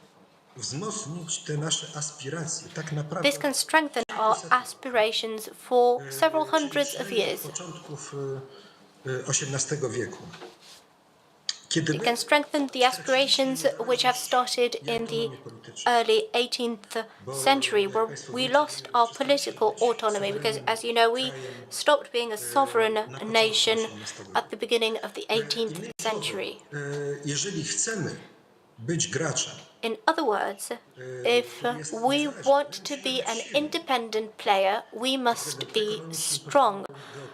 We must be strong in terms of the economy and geopolitically. The Three Seas initiative gives us such an opportunity. It gives all of us the opportunity to be strong together, because this is not about Poland dominating our region. I believe this is another mistake which the European Union unfortunately made. In the integration process, two countries appear to be imposing rules and principles on other countries to serve their regional and global interests. And we cannot make this mistake, which has been made by the French and the Germans. We have to adopt a completely different philosophy for building the Three Seas initiative. Cohesion funds must not contain political conditions. We have to eliminate any hidden gaps or loopholes which can lead to the political domination of particular entities. Well, unfortunately, we are under time pressure, which is very limiting indeed. I know that there are persons willing to contribute to this discussion, but I'm afraid I cannot allow voices from the floor. We've already overrun our time by 5 minutes. Well, maybe, may I suggest that those members of the public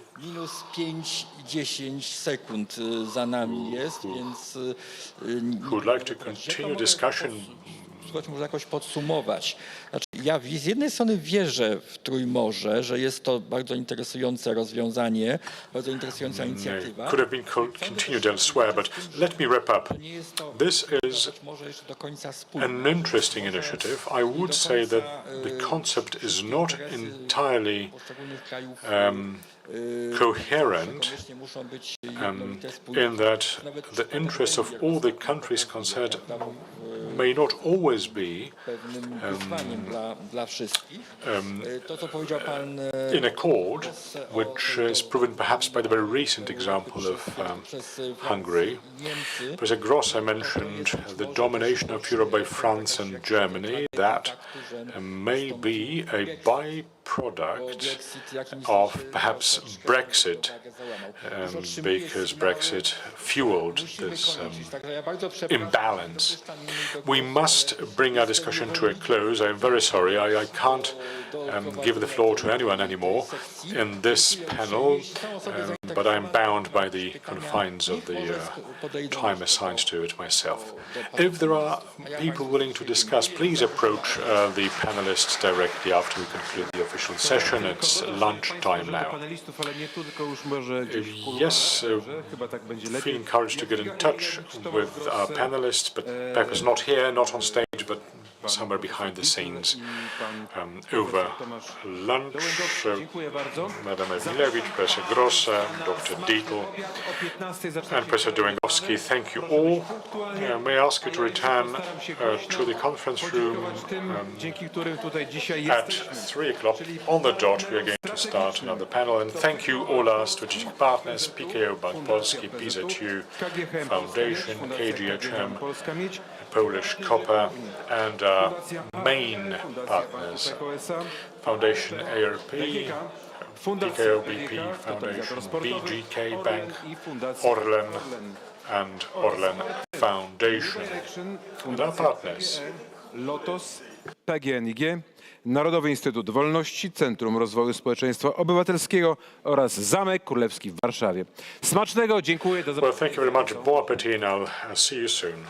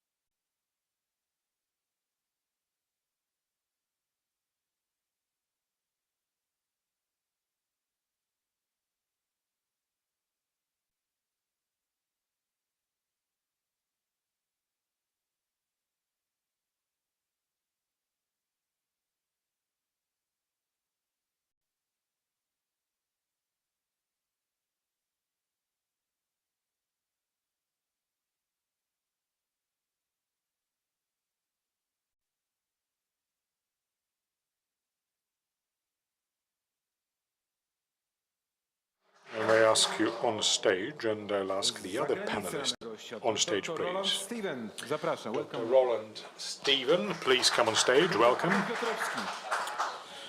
Dr. Adam Piotrowski, Paweł Borys, Zapraszam, panie prezesie. Tomasz Zdzikot, Dardziński, zapraszam, panie prezesie. Oddaję głos Mr. Piotr Dardziński.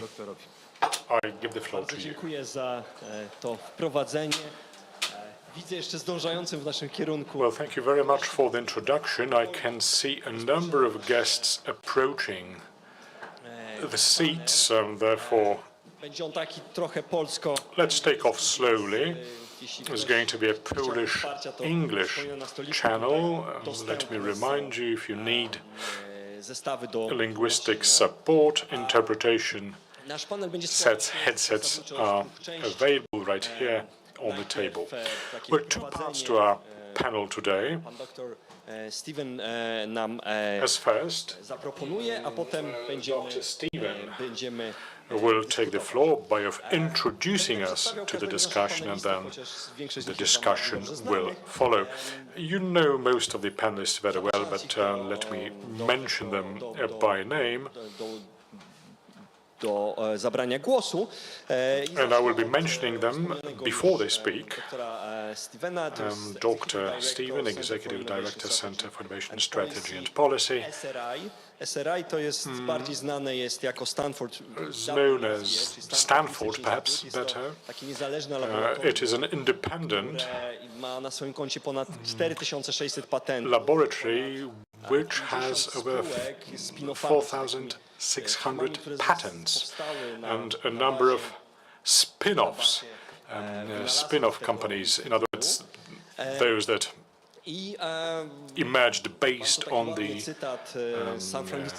patents by the laboratory.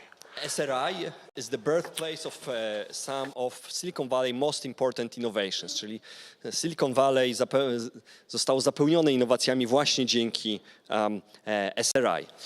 I tematem, o który poprosiliśmy, żeby się ustosunkował pan dr Steven, And the topic that we asked Dr. Steven to speak on is a modern dilemma: how to provide for the security by obviously designating adequate resources for the military and boosting its competitiveness. The floor is yours if you can introduce and set the stage and set the floor for our further discussion on competitiveness and innovation and defense spending. The floor is yours. Thank you. This is working, I hope. Perfectly well. Marek Dietl, thank you for a great honor for this invitation. I'm glad to be here today. SRI has been at work in Silicon Valley for 75 years. We do a great deal of work for federal agencies, advanced research, which has changed the face of important technologies. Some of you, when you talk to your phone, are using SRI technology.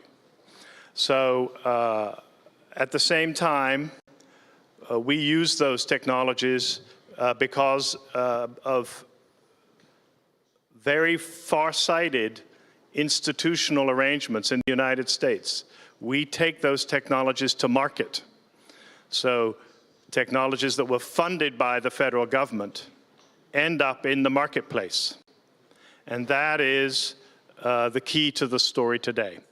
But to frame my remarks, I'm going to step back a little bit and paint a bigger picture and then situate Poland and Poland's challenges in the context of that picture and Poland's opportunities, I should say. When we think about the post-war period, certainly, of course, from the point of view of the United States and Europe, I tend to think about three periods, really. Immediately in the post-war period, under the comforting presence of the United States, Europe developed social democracy, Sozialmarktwirtschaft. This was comfortable, it was safe, they did not pay for their safety, but it was a nice place to live. This was undermined principally by the energy shock and the raw material price rises of the 1970s that created inflation, a certain amount of political instability, and led to a shift to what you might call neoliberalism. And we know the figures of neoliberalism, certainly in the UK and in the United States. Margaret Thatcher, Ronald Reagan, they were interested in a return more to liberal markets and, of course, to recognizing the real dangers of Soviet power. The neoliberal age, I would argue, came to an end with the Great Recession in 2010. That was the culmination of a variety of shocks, rapid technological change, the China shock, the entry of China into world markets, and frankly, the decline of commitment to openness in the international system. I would argue we are now in a neo-mercantilist age, a mercantilist age. Power and wealth, not just wealth, power and wealth have become the normal focus of governments. By the way, it was always like that. There is a phrase in historical sociology, a simple one: states, governments make war. They prepare for war, they wage war, they plan for the recovery from war. As a result, it is also fair to say war makes the state. All of the mobilization necessary to prepare for war, all of the activities associated with war, all of the activities associated with post-war recovery change fundamentally the characteristics of states. That is true even for the US in the post-war period. The US would pretend that the Cold War and after did not really change institutions. That's not true. When we observe, in particular, the early years of the Cold War in the 1950s, we see very important institutional changes in the United States. A report by Vannevar Bush to Eisenhower that established the National Science Foundation, the National Institutes of Health. A two-page memo from the Secretary of Defense establishing the Defense Advanced Research Project Administration, which, by the way, was involved in the early days of NASA. Many of the institutions associated with technological success in the post-war period were brought about at that time. Even Stanford University, which had been very opposed to any involvement in the government before the Second World War, changed completely under the leadership of a new dean of engineering who had led the wartime radar project in the East Coast and who understood the importance of military technologies and how they could be diffused back into research and back into the marketplace. The national government of Poland, properly mindful of the power and security of Poland, is going to increase its defense spending by perhaps as much as another percentage point share of GDP, from 2 to 3%. This is extremely significant. Naturally, if you have needs for very specific substantial weapon systems, you probably have to go and buy them where they are presently available. But it would be a grave mistake and a lost opportunity just to fly to Washington and buy whatever they've got on the supermarket shelf there, because they will sell you anything you want, trust me. Much better is to invest in different kinds of technologies. Institutional technologies, just as the US invested in institutional technologies in the post-war period, invest in institutional technologies that will allow spending to be fruitfully used to develop your own R&D, your own applications, your own strength as a technological center. I'm looking at Piotr over here to my left. He runs one of those institutions, which I think will be very important. But that's maybe not the only solution, right? There are many other solutions you need to contemplate. Do you know why SRI is able to take military developments, which we do for DARPA, to the marketplace? Because when we work on those projects, the federal government gives us the patent for free.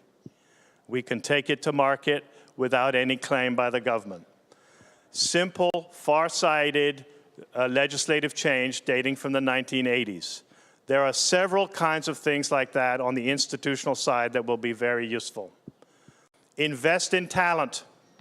The world is filled with talented Polish engineers. I've met many of them. They're in Silicon Valley. But your talent pipeline is too narrow now, and you need to invest in its expansion. Invest in new ways of running your higher education and research institutes beyond Lukasiewicz.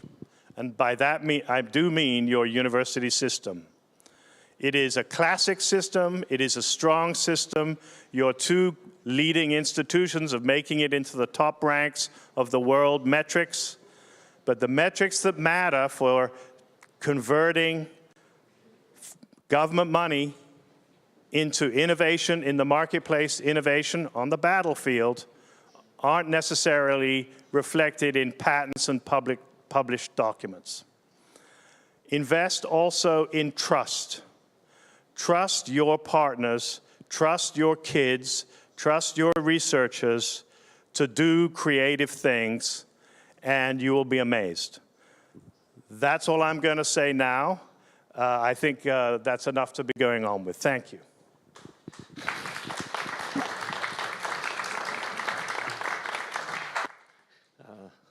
Thank you very much. Quite a list of to-dos for us. Thank you very much. Piotrze, zwracam się do doktora Dardzińskiego. Piotr or Mr. Dardziński. Prezesa sieci badawczej Łukasiewicz. I would like you to take the floor as the head of the Łukasiewicz Research Network. I think I will not be alone in stating that this is the largest reform that we witnessed, that is the establishment of the Łukasiewicz Research Network. We have some very specific recommendations here. Komercjalizować, dostawali patent za darmo, bez to take technologies to market, to give patents and use them in an unlimited way. And we have the DARPA project in the US, so a counterpart of sort of the Łukasiewicz network for the military. Znana chyba wszystkim. I'm not sure if everyone is very familiar with your network, so could you tell us, what are you doing? Konkurencyjności gospodarki. You're working on producing a competitive advantage in defense. What are you doing and what are your plans? Thank you for the invitation. I'm happy to participate in this panel. Our network may not be that well known. It's a young institution. It has been around for 3 years only, but our history is longer because the reform of research institutes was included in the 2015 Law and Justice Program. It was announced in the Katowice Congress. And this announced that the research networks, which were the legacy of the bodies formed during the industrial transformation from the previous era, should be reformed, restructured, and adjusted to the challenges which have emerged in the 2000s. In his first address, Prime Minister Morawiecki announced that the Łukasiewicz Research Network will be established. We have 26 institutes associated in our network. We have 7,000 people working from us, about a half are engineers and scientists. And to give you an idea about the scale of our work, we can be compared with the Jagiellonian University in Krakow. We don't have students, we don't teach, and we don't promote doctoral students, though we have 250 of those. We are focused mainly on projects which are oriented at specific products. We don't look at publications. We assess our success by the effectiveness and taking to market the patents that Mr. Stephen mentioned. We want to provide specific products to Polish entrepreneurs because that is the goal set forth before our network to increase the competitiveness of Polish entrepreneurs. Our aspirations and ambitions would like to take us to the level of ITRI, a Taiwanese entity. When we were working on the reform, we looked at different European experiences. For example, the German Fraunhofer resembles our network, but we wanted to look at the most effective countries and also countries of a scale similar to Poland. So we looked at Israel and Taiwan. And we drew from their experience. What impressed us in ITRI was when we came with our study visit, they didn't show us laboratories. They didn't introduce us to the team. In the hall, there was a permanent exhibition of the 10 most recent products created in ITRI laboratories.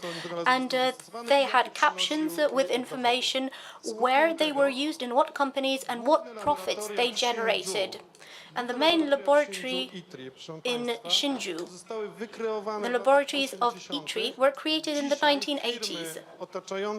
Today, the companies connected with those laboratories using those products generate 30% of the GDP of Taiwan, and that GDP is higher than that of Poland, although Taiwan is almost only half the size of Poland. Sorry. So this shows how important new technologies are, that without new technologies we can't take this leap into the future and avoid the middle income trap. Taiwan and Israel, as well as the US, are developing technologies by using the funds provided mainly by the defense sector. DARPA is looking for inventions which would contribute to defense, to increasing the defense capacity of the US. And the funds that in the US come from the defense, the military, and the health budget. All of these technologies, Siri, the computer mouse, other space inventions, all come from these two sources of funding. Yesterday, we concluded our meeting with Polish entrepreneurs in Poznań. It was attended by about 300 companies, 750 engineers from our network. We would now like to use the 95 million euros provided by Horizon Europe. I'm not sure if you know, but the previous Horizon 2020 was a program where Poland paid more to the program than benefited from the contract from the program. So it seems that Poland is the wealthiest country in Europe because it can fund innovation programs in other states. So we would like to change this. We want to stimulate not just our own Łukasiewicz projects, also in our partners. We have many of those, and 650 entrepreneurs who have established partnerships concerning new programs with us.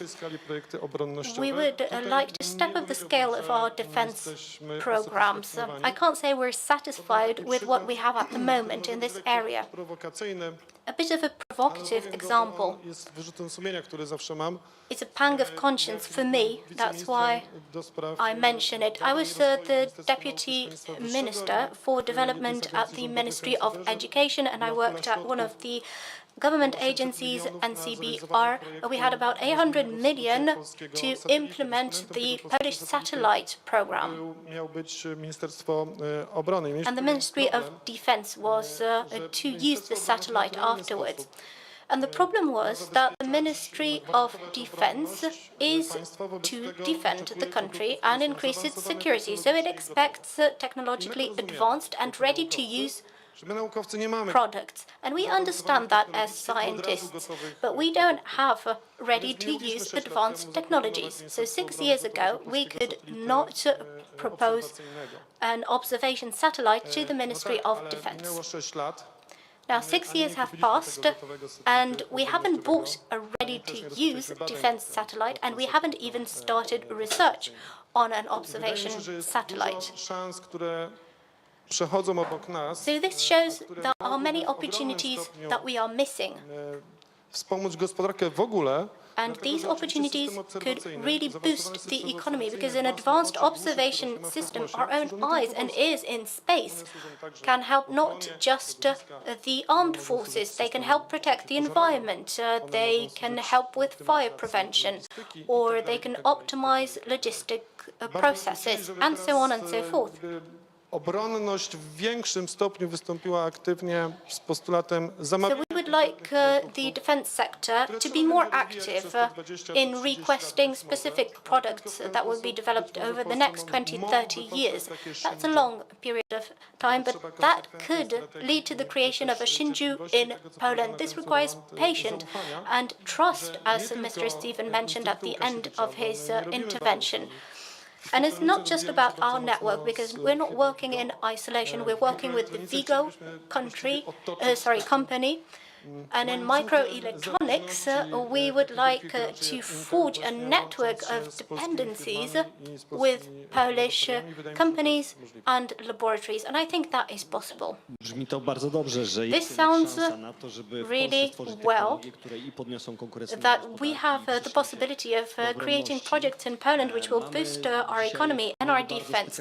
We have a special guest in our panel, Tomasz Zdzikot, the president of the management board of the Polish Postal Service, the largest operator in Poland.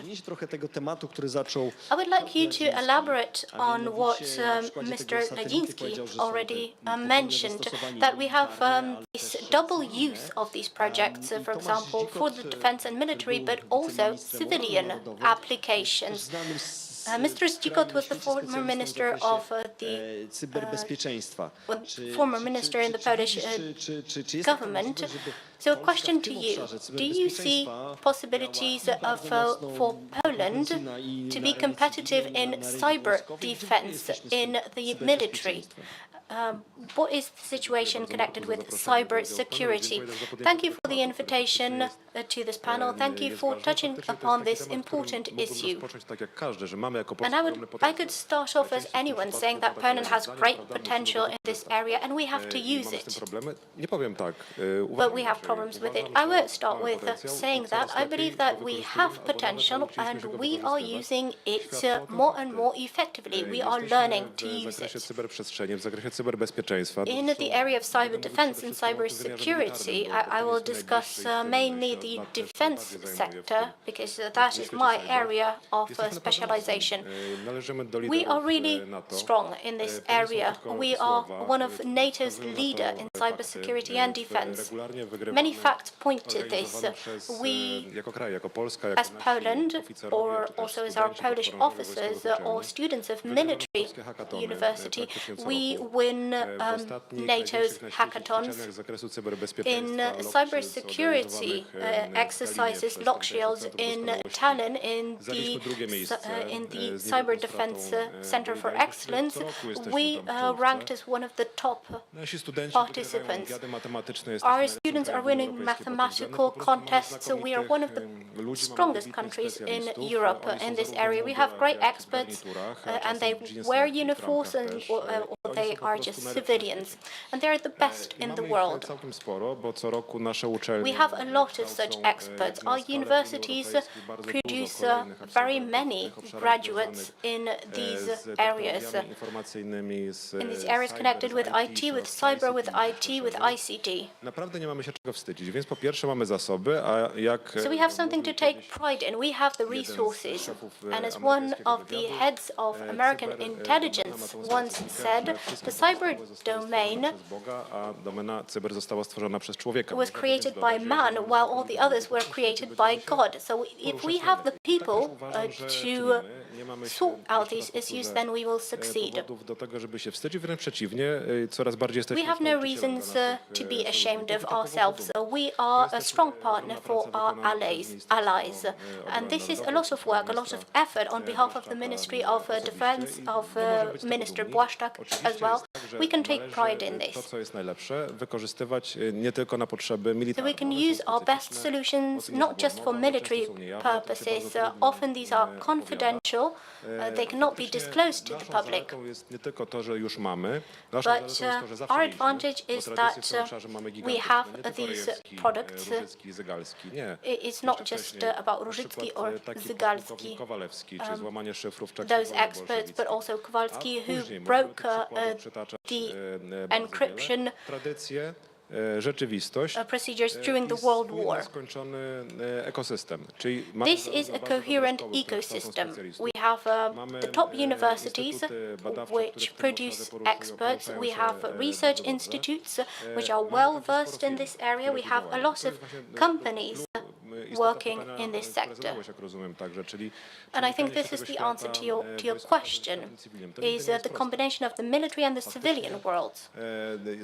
This is not easy. We have some good models that we can emulate, and we also have the money, which is very important. Without funding, we would not be talking about successes at the moment. In NATO, we are one of the leaders in spending on defense after 2021. We are among the leaders after the US and Greece. I think in NATO we rank 7th in terms of military spending. Taiwan has a higher GDP than Poland, that has been said here, and that is true, but according to the IMF, Poland ranks 22nd in terms of GDP in absolute figures. So I think that's a good result. We are not lacking. We are a wealthy country. We have strong competencies and strong traditions. How can this be converted into business, and how to connect this with defense, with the military? Armed forces have very specific needs, and they need them right here and right now. And so I agree with Piotr as concerns this issue. We need a change in the way of thinking in our scientific world in Poland. Because if research is to be conducted for 2 years and the result is uncertain, then it's not good enough for the military sector. I've seen a lot of such projects, but the outcomes are not satisfactory. If a project is set out for 8 to 10 years, but already in the feasibility study it is written that probably it will not succeed, then it's hard to say that this can be a success. We have to change our way of thinking, our approach. So I agree with Piotr, who has already said that we need a product that will have a specific practical application. Określenie, w jakich obszarach ta współpraca byłaby najbardziej efektywna. So in which areas this cooperation would be most desired, will be mutually beneficial for the military and the economic civilian sector. There's a lot of such areas. In defense, we have many such areas of cooperation, from safe channels of communications, blockchain, cloud computing, artificial intelligence. All of these technologies can be of dual use to us. That is the Holy Grail. They could be the post-quantum cryptography is the Holy Grail at the moment for the economy, for the financial markets and for defense, because we have the same needs. wojska, jak mówię, bardzo dużych So zasobów. the question is how to use the military resources, and we have a lot of those resources, great experts in the military and also the intellectual resources in the commercial sector. It is possible to make use of those resources. Pracuję nad tym bardzo intensywnie, chociaż I'm working very intensely on this. przez ministra obrony narodowej.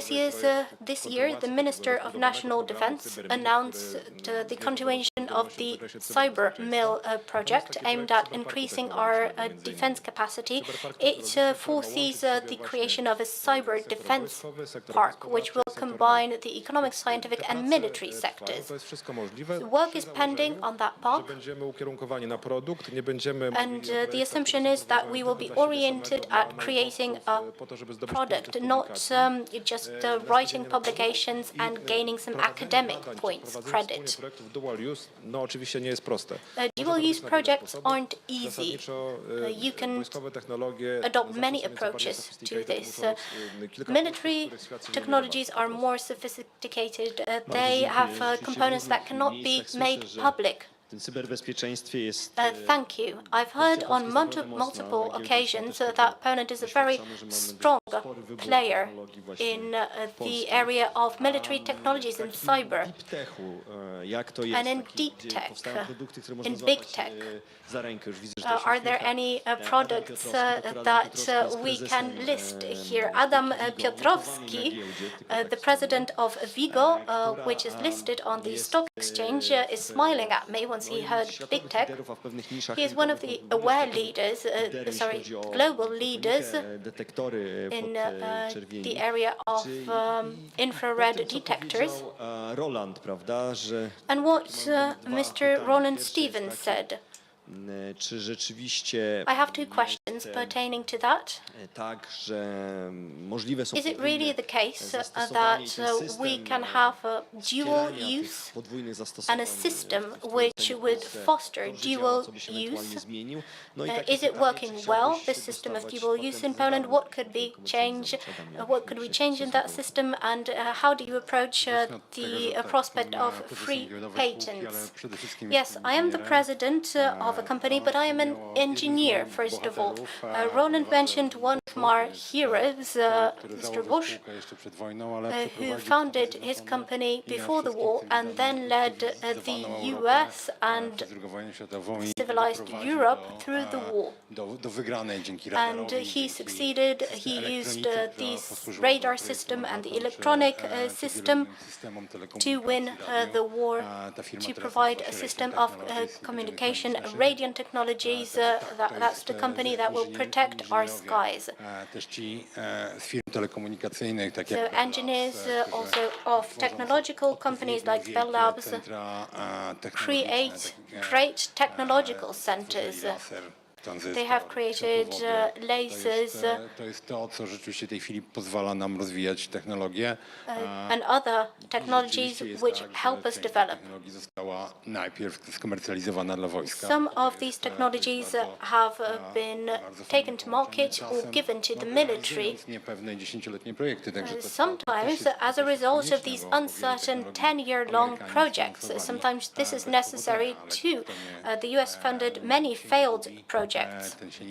But who does not search or make attempts doesn't fail, but doesn't succeed neither. So how deep is the cooperation of the US military with universities? MIT, the Boston-based university, implements most of its projects for the military. All of its faculties are working for the defense, but they have a special faculty focused on defense. And they have Lincoln laboratories, which are working solely for the military. Nobody knows what they're actually doing there. There's the Military Technical Academy in Warsaw, nie mają tego zaszczytu. But many universities in Poland don't have the honor of following up on a Polish tradition in producing arms, weapons, or military technologies. What Raytheon did, or Mr. Bush, is also work on refrigerators, on cooling technologies, and then there were spin-offs that gave us microwaves or fridges in all of our homes. So wealth and power, as Mr. Stevens said, you have to have the power to survive. ITRI in Taiwan and its spin-offs, that's the only reason why they are still holding up. They're not a Chinese republic. Semiconductors, that's what the whole world relies on, and SMC, their spin-off, is selling electronics in their phones, in computers, and 80% of all silicon products come from them. So that's the power vested in technologies, in engineers. I'm trying to expand my company and at the same time observe my business environment. We aim to create local communities of scientists to bring together hundreds of companies, 800 companies across Europe in our association, which bring together SMEs that cooperate with one another. Roland talked about trust. Yes, we must build trust. We must design plans covering many, many years. We must be aware that all of us want to become more wealthy, want to develop technologies. So we need to discuss, we have to set out plans, we have to know the plans of our partners. Those are our assumptions, and that is how Vigo has been functioning for years. Los Alamos Laboratories was our first customer. That's the laboratory which produced nuclear bombs in the US. But we also had smaller American clients and across Europe. Unfortunately, only 4% of sales is being channeled to Polish defense. While Vigo creates technologies on the basis of other technologies, they are being used across the world. Było wiele innych rozwiązań, nasze wojskowe zastosowania. There were many other solutions that we created. We are exporting military solutions which are defending our eastern neighbors at the moment. So we hope to continue with this. That is our aim as engineers, to improve the quality of life, to defend us, to protect us, to make our societies wealthier and to give us wealth and power. To jest motywujące, że możemy się i dobrze bronić. Well, this is very encouraging that we can both defend ourselves and be rich and have something to defend. Paweł Borys, head of the Polish Development Fund, well known to the participants of the Congress for a number of years now. Paweł, WB Electronics, you made your investment at a time when the investment was not quite obvious. Now, nobody would challenge that at all. Now, would you say that the scale of these businesses, Vigo, WB Electronics, and other operators in the defense sector, how do you see that, based on our own concept? Can we stand alone? Or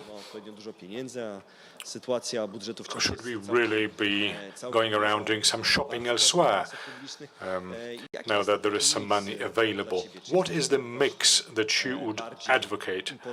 Would you suggest more imports into Poland, perhaps? Or should we expand our own capacity to become a player ourselves? Well, thank you very much. It is my Kongresu Wielki Projekt. great pleasure to meet you yet again at the Poland the Great project as the Polish Development Fund. Indeed, we invested in WUBEL electronics, and it is one of the most modern, not just in Poland, but in Europe, as regards the development of technologies for the defense sector, the software for battlefield, and the production of drones, both civilian and military use.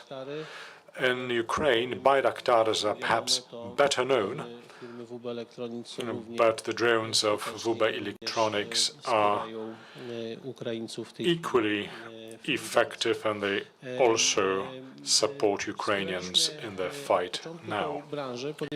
Now, we've been supporting this industry from the word go, because it was when Mateusz Morawiecki became a minister for development, then the defense sector was identified as an engine, as a locomotive to drive the Polish economy. So having a robust defense sector, we of course boost our security, but the defense industry gives rise to the development of interesting technologies that are later used in the civilian sector.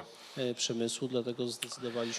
that is why, as the Polish Development Fund, we decided to support the growth of this sector. We believe that the current level of development is way below its potential, and it is not only about the defense industry. In a number of other sectors of the Polish economy, and not just in Poland, but across Europe, we must realize that the economic model, which had been built for about 30 years and relying heavily on international exchange, globalization,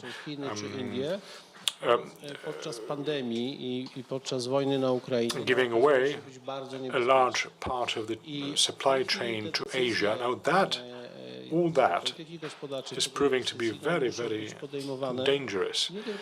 Therefore, the decisions must be made not only because of the cost factor, but the safety factor as well. Now, 2022, we have problems with coal and steel in Europe. I think we've departed too far jednak pewną niezależność, czy energetyczną, czy właśnie przemysłową w wielu from branżach. independence, be it industrial independence or energy independence, relying on global collaboration, hoping for the best, hoping that the entire world will be democratic and will go by the rules. But as we can now see in Ukraine, to build relations with some countries in the world may be very risky. Now, what is of key importance is talent, science, and the ability of the state, the business sector, and the scientific world to collaborate together. If we want to have a defense industry, we need steel. 70% of steel that we need in Poland is imported. Well, we used to have a very strong steel sector.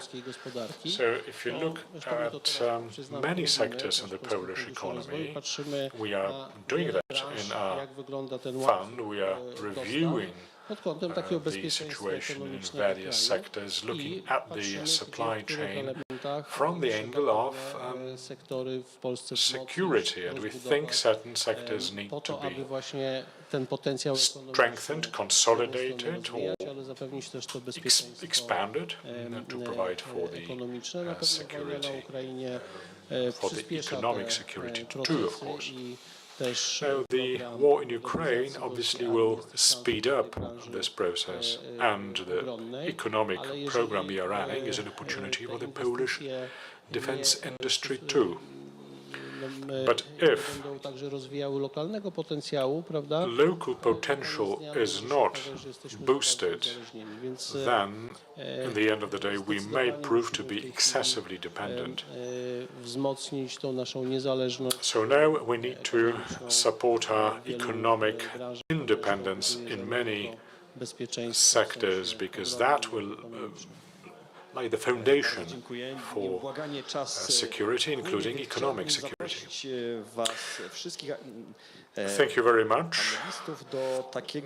May I ask all the panelists to briefly comment on the following statement.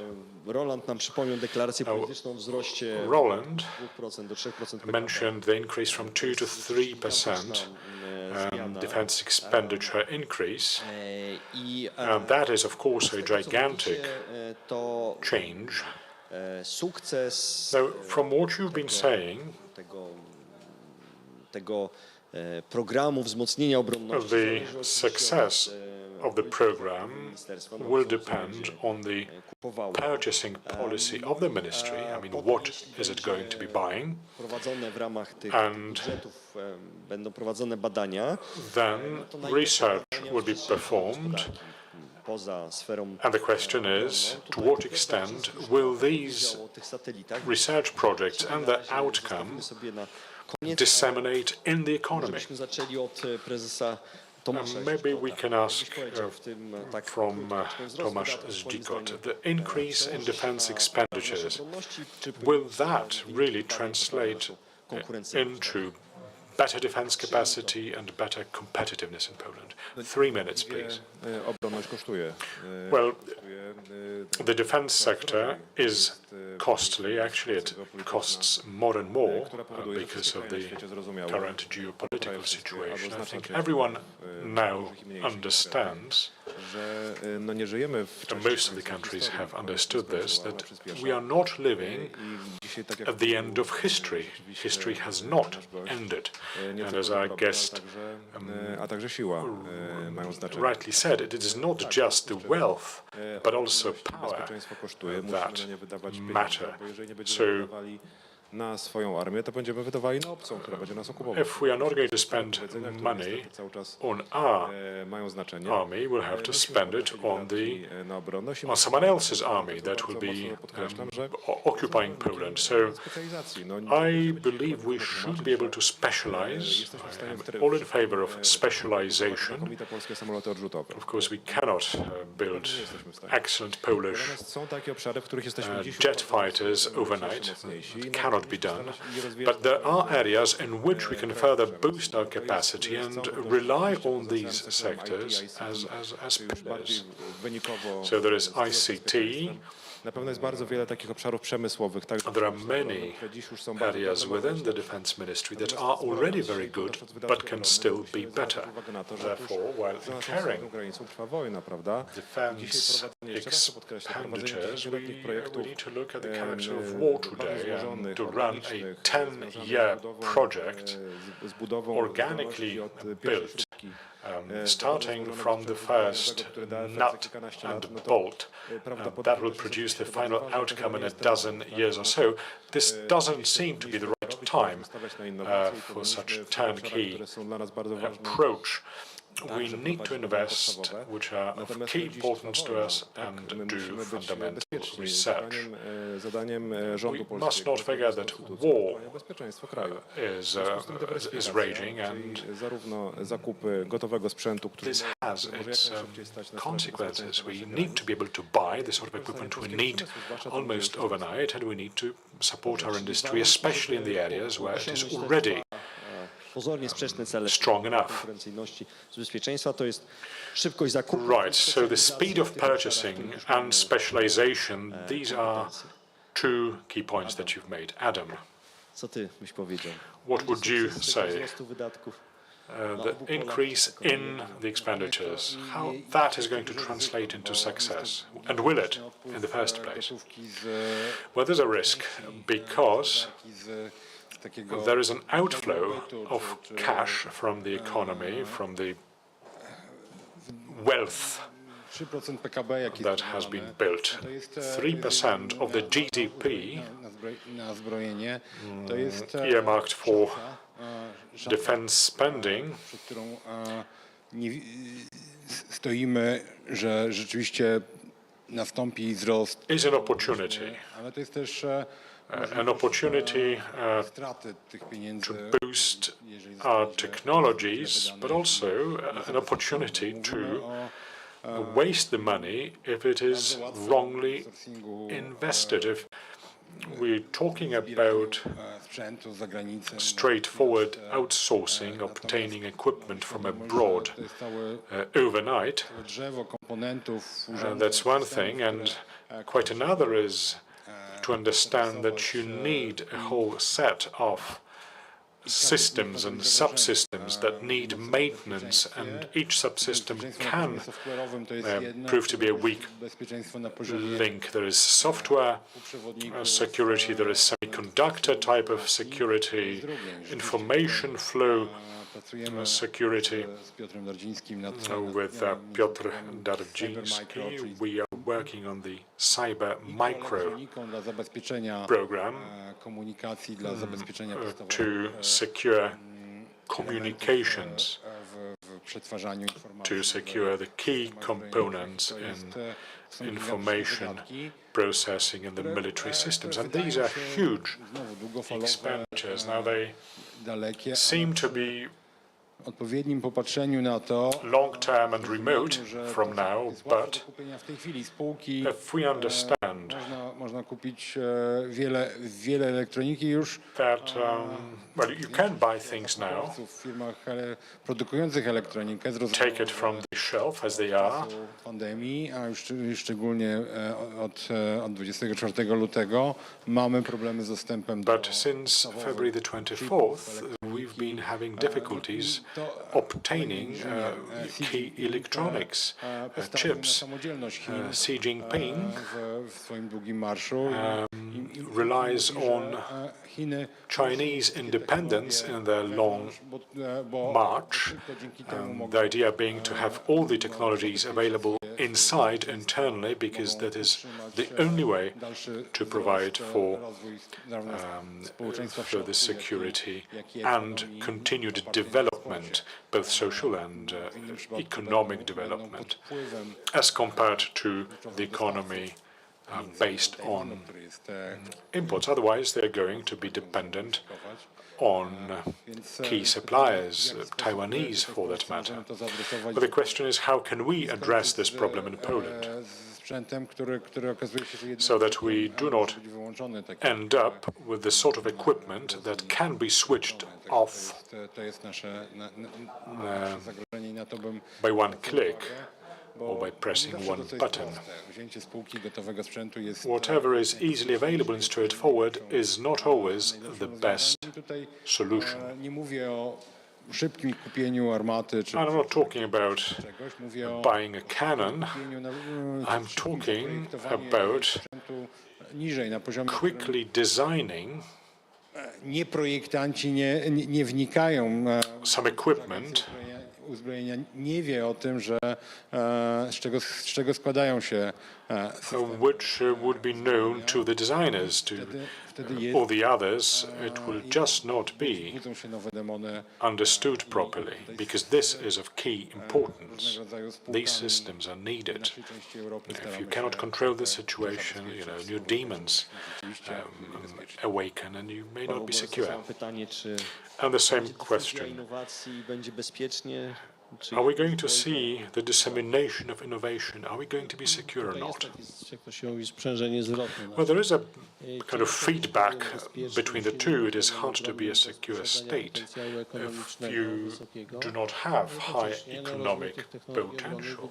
And at the same time, the defense industry builds on this kind of potential, at least in the most advanced economies. I think it is clear to everyone now that Russia is an aggressive state, and history proves that it is only power, strength and power that can actually stop such aggressors. And wherever we do have the potential for local growth, we should be boosting its expansion. And obviously you need experts to tell you whatever is critical in defense capacities, capabilities, which we cannot build domestically but must purchase outside. But we must be realistic. Whatever we can develop in Poland, we should. And the success stories of many countries in this area indicates that the purchasing policy is of key importance. The government, while commissioning a technology, will make it be developed, and in a few years we'll be able to go further and build more advanced technologies, which we have not today. Do Ciebie, Piotrze, mam Piotr Dardziński, I have a somewhat different question to you. Na Poleczki taki duży hol wejściowy i by się tam zmieściły gabloty. Poleczki Street, you have a big lobby, and you could well exhibit many things there. So when we meet there in 10 years to come, we see 10 new products based on the Łukasiewicz technologies with the revenue figure pinned to it. How many of these are going to be military products? I will answer, good question, I would say about 70% of them would be military in nature, or dual use. Or dual use, yes. But micro electronics, photonics,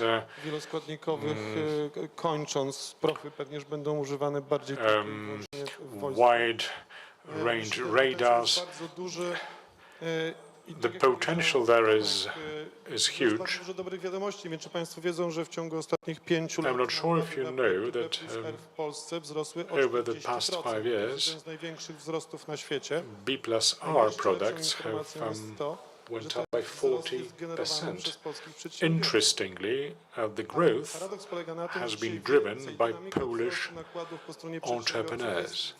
Now, the dynamic of investment on the side of the entrepreneurs is greater today than on the part of the state. And as Roland mentioned, the decline of the liberal paradigm and the decline of the invisible hand that Adam Smith himself did not quite believe in suggests that we need more and more the state as owner. Why don't I reverse the question and ask what 10 products should be exhibited in the lobby in 10 years to come? Because we can be creative and think up things if we are directed properly. If we are told what we should think up, we have enough of the potential. Electronics is a military operator practically. We would be able to arrive at the sort of outcome that will boost the Polish economy and protect the society. Germany, that is not the leader. Oni inwestują w technologie wojskowe nie dlatego, że nawet fourth bronić swojego bezpieczeństwa, exporter tylko of po prostu tym dobrze weapons zarabiają. worldwide, and they I zostali, o ile dobrze pamiętam, w tym albo 2 lata temu earn quite a lot.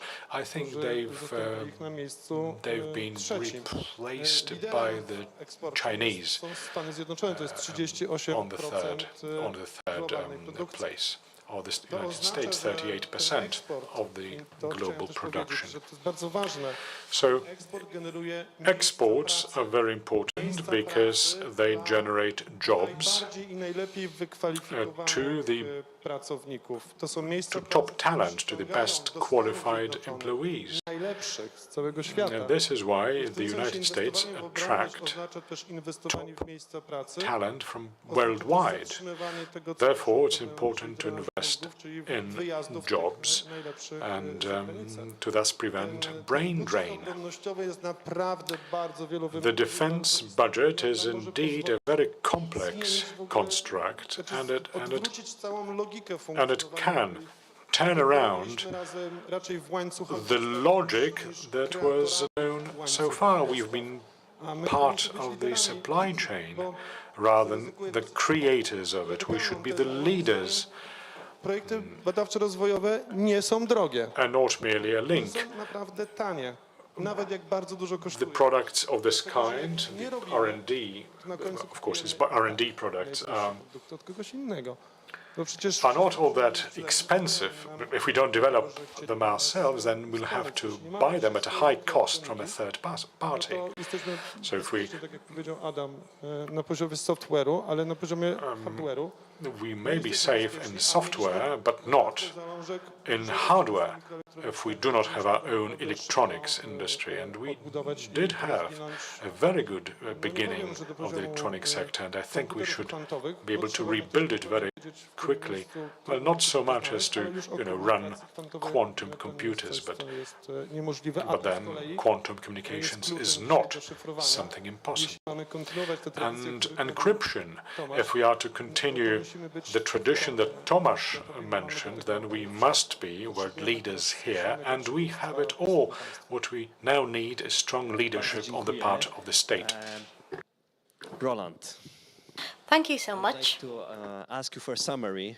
I'm a lazy moderator, so I will leave it to you. And if you could elaborate a little bit on, in a kind of a structured manner. So I see the kind of dichotomy between Persian Gulf countries which are great importers of US and other military services without any local flavor, or Israel, Taiwan mentioned here, very strong technological value added in the even US products and so on. And between those two types of countries, where would you position Poland? And on top of that, you mentioned these engineers, Polish engineers working abroad, do you think that this pool of talents we have abroad is a brain drain or brain gain, that we can get them back? If you can elaborate on those two issues, a summary for our discussion. Okay. Thank you. I want to touch on two other things quickly. I'll use my prerogative. Very quickly. Yes. You know the time. Specialization is exactly right. You're not going to do everything, but you're very capable of doing some things, and that helps answer this question, right? And accept risks and failure, which was an important point Viggo made. Not everything you invest in will work. That's okay. Try hard, do your best, be smart, solve problems. Sometimes you'll win, sometimes you won't. Go on to the next thing, right? So that's a culture which you need to foster, I'm sure, here in Poland. I would say, so there are many paths simultaneously, right? So on the one hand, you have local knowledge. Some people not far from this room have extremely specialized understanding of what the battlefield today looks like, which they don't have in Washington. So why would you go to Washington to buy your tools, right? However, it may be a big system. You're going to buy it, but you will adapt it, you will localize it, and that is a pathway to learning. At the same time, specializing, you can develop your own, and it takes time, but it builds a big base. It offers the commercialization opportunities that we already see. And some programs, especially bigger systems, you're going to do in partnership. And we've discovered, I think, that some partners are more reliable. You can't have a partner who says, well, the system we developed, which we all agree on, can't be used for this, it can only be used for that, right? So you're going to have to be careful in your partnerships. But partnerships is the way to go. And I think that that's also a clear opportunity. Finally, though, on talent, if you build it, they will come. Trust them, have the opportunities, have the institutions, like a energetic, dynamic Lukasiewicz network, and they will come. Will they have Polish last names? Maybe, maybe not. Doesn't matter, right? Talent is talent is talent, and Poland is a perfectly fine place to come and succeed. Jeśli można, Marku, Bardzo krótko. i bardzo super krótko, bo chciałem... Just very, very briefly, I wanted to say that we can test this very efficiently because Polish technologies, anti-missile systems called Piorun or Thunder, are so good. They are supporting Ukraine so well that the Americans are considering replacing Stingers with our technologies, which is produced by our Polish arms group, supported by our Łukasiewicz network. So we hope to hear about the U.S. purchasing technologies from Poland, because that will be the green light for Poland to develop. Israel and the Persian Gulf countries, in your view, for Poland's perspective? Well, I don't want to be impolitic.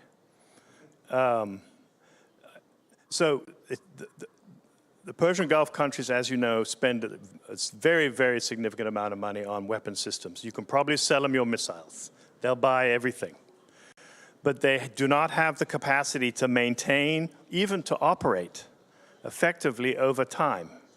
Honestly, I believe the U.S., I hope this isn't going to be too public, there's a rather lot of camera, I believe U.S. policy there is cynical. They have reasons for maintaining security in the Persian Gulf, and selling them a lot of hardware which they have no way of absorbing or effectively using, that's fine, they don't care. I mean, I think that's true. I to mówił Roland Stevens. That was Roland Stephen. For you, our special guest of the Congress Project Great Poland. Our guests were Tomasz Zdzikiot, Paweł Borys, Piotr Dardziński and Adam Piotrowski. Thank you so much, our great panelists.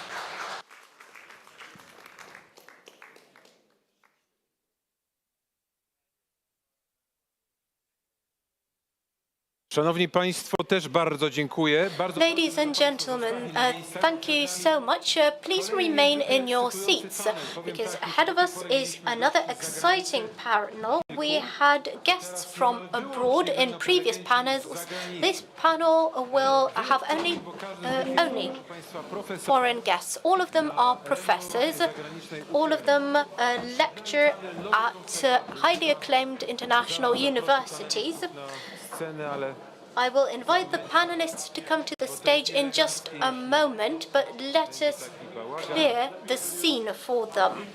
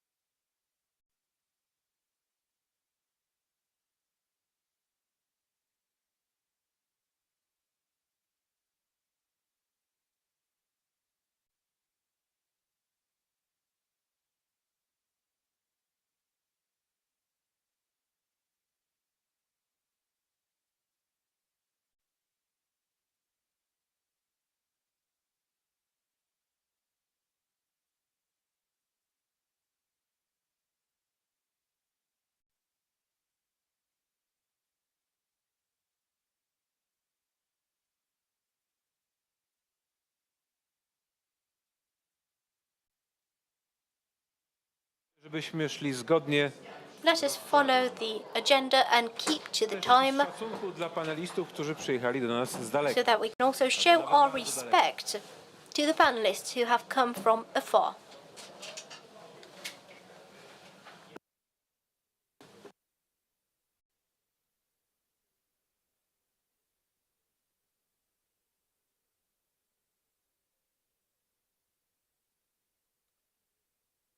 Nowy konserwatyzm to panel, który New conservatism is the panel that we are opening now. Let us start. Sponsorem This panel is sponsored by New Direction. Everything will be explained in a couple of minutes. panelistów. I would like the panelists to join me on stage. Patrick Dienen, a professor of political science at the Notre Dame University in the US. Could you please join me on stage? Profesor Nigel Biggar. Professor Nigel Biggar, professor of moral and pastoral theology at Oxford University. I profesor Adrian. And Professor Adrian Vermeule, professor of constitutional law at Harvard. I profesor Łuczewski jako moderator. And Professor Łuczewski, our moderator. Zapraszam serdecznie.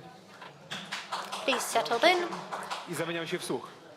And I will enjoy listening to this I will be session. speaking first in Polish and then in English. Ale dlatego, że jesteśmy w tak wspaniałym miejscu, chcę Ladies and gentlemen, since we are in such a wonderful place, I would like to start by speaking in Polish. I am greatly impressed by how the previous panel was moderated. I would like to pay my respects to our panelists. I would like to speak freely. na tyle, na ile nam pozwala język, żebyśmy mogli się dobrze rozumieć. As far as we can, due to the constraints of language. I would like to propose to our panelists and to you as well to hold a strategic session. A strategic session which poses questions about new conservatism. How can we define conservatism and conservatists? We have people with us who are creators of the conservative movements across the globe. We want to discuss the main challenges in the modern world. We have very distinguished panelists, professors of highly acclaimed international universities. I want to find out what challenges they see for us now and in the future, and also what the future of conservatism is. We have 1.5 hours or slightly less. This is a great challenge to stick to the time that we have, but I would like us to make the fullest use of our wonderful panelists and to reflect on what conservatism is and what it can offer to the world. So what your diagnosis is and how should we proceed in this modern world. So let me turn to English now. I imagined that it would be a strategic session on contemporary world and what conservatives should do in that contemporary world. And of course, conservatives have the tendency to debate behind the closed doors, but we don't want to hide that light under the bushel. So we'll be open, we'll be debating. I'm sure that there will be also disagreements between us, but this is conservative movement. This is also about freedom of expression. And I was reminded by one strategic session that took place not far from here in 1979. That was the session of Cardinal Wyszyński, who was preparing for the first pilgrimage of John Paul II to Poland.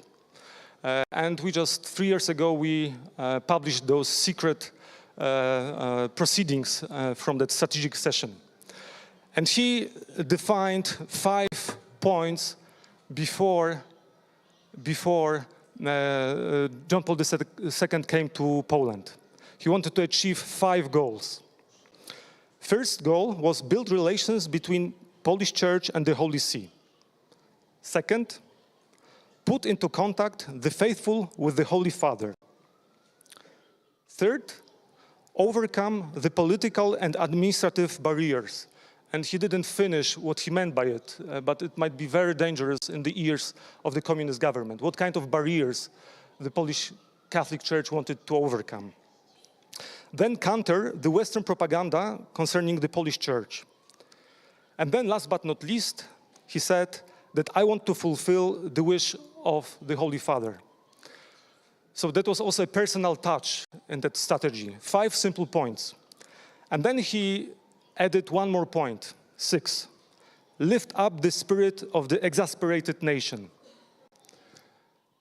When I read that, I was just blown away that he, in his strategy, put that word, to lift up the spirit. And when we know history, we know that the spirit not only was lifted up, but it also descended to Poland. And then John Paul II came, and there was another secret strategic session. And John Paul II said that Poland is placed not only within the Polish boundaries, it is placed not only in Europe, it is on world stage. What happens here has a world historical significance. And then he went on to define the parameters of the contemporary world. The East and the danger from the East. He said that Vatican was for years accused that in Vatican there are no experts in Ostpolitik, in Russia. And now he said, now there is one expert, I'm the expert.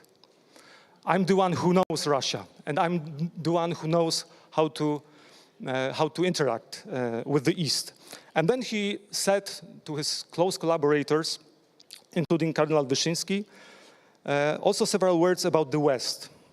That West is ridden with complexes and is ideologically flattened, dead. And it was in 1979, and still it seems that strategic session of John Paul II and that close circle, including Cardinal Wyszyński, is strangely resonant with us. So the West, the East, in a similar conditions, and we are faced with the similar challenges nowadays. John Paul II is not longer among us. He is looking at us from above, but yes, we have wonderful panelists, professors, and for John Paul II also to be a professor was a great pride. He was a man of also thought. Because professors profess. Professors have to have something to profess. And I would like to start with the essence of conservatism, but I said that I'm more maybe interested in not what conservatism is, but who are conservatists. Because I think that conservatism is also about that, about being focused on what is individual, not about collectivities, but about individuals, and also about communities that are resonant with what is individual. So I would like to ask our panelists about their experience of conservatism, rather than what is conservatism. We are talking here about new conservatism, and newness is an experience for me of being open to future. Conservatism is an experience of being rooted in reality, in history. But also, conservatism is about protection of what is valuable. And sometimes protection to the extent that we have to devote, sometimes even our life, to what is more important than we are. So there are several conservative experiences. Experience of rootedness, experience of suffering, experience of openness. So let me start by asking you a personal question. What is your experience of conservatism? What is your experience that defines your train of thought? Adrian, could we start with you? Sure, should I use the mic? Yes. That's such an interesting question, Michael. Let me start with a paradox, which is that if you look at the societies of medieval Europe, in which people had much shorter life expectancies on average than they do now, even conditional on surviving to age 1. So these are people who live much more briefly than we do, but they are somehow much more connected to both the past and the future than modern liberal man is. So they are capable of radically multi-generational projects like building Exeter Cathedral or some of these projects that take hundreds of years to initiate, plan, and complete. Whereas it seems that somehow in our society we're incapable of doing anything that doesn't last for more than a year or two, or executing far-sighted projects, and even though we live longer and are far wealthier. So what's the source of this paradox? I think it's that the kind of homo liberalis is disconnected from both the past and the future, and lives simply for the moment of consumption, the moment of self-indulgence, the moment of the assertion of the will. And for me, what conservatism means and what it's meant in my life, I suppose, is the discovery that there are unchosen principles written in the nature of things that pre-existed us and will come after us, that are not a product of our fashioning, and that it help us live our lives better if we suit our will to them rather than trying to fashion the exterior to suit us. And that form of conservatism, I think, is profoundly connected with the medieval worldview and with the Western tradition generally. And if there's a form of conservatism I hope to revive, it's that. Thank you. Did you have in your life the moment of discovery of that longue durée, that we belong to the past, we belong to the future, rather that we are just focused on what's here and now? Yes, for me it was very much bound up with my conversion to the Catholic faith and to the realization that the Catholic Church best captured this sense of the unwritten eternal in ways that couldn't be found anywhere else in contemporary American society. So in that sense, and I'll hope to remark on this a bit later in the panel, I don't separate the individual and the institutional levels. I think part of what it means to participate in this longue durée is for people to participate in institutions that are themselves larger bodies and are themselves, in a sense, larger people.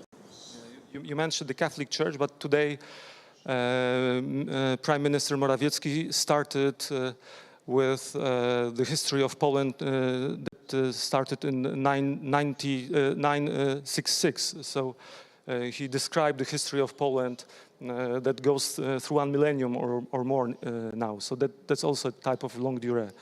So I'm looking also at Nigel and Patrick and wanting to ask you about your experience, conservative experience or the experience of values, experience of eternity or longue durée. What was your defining moment?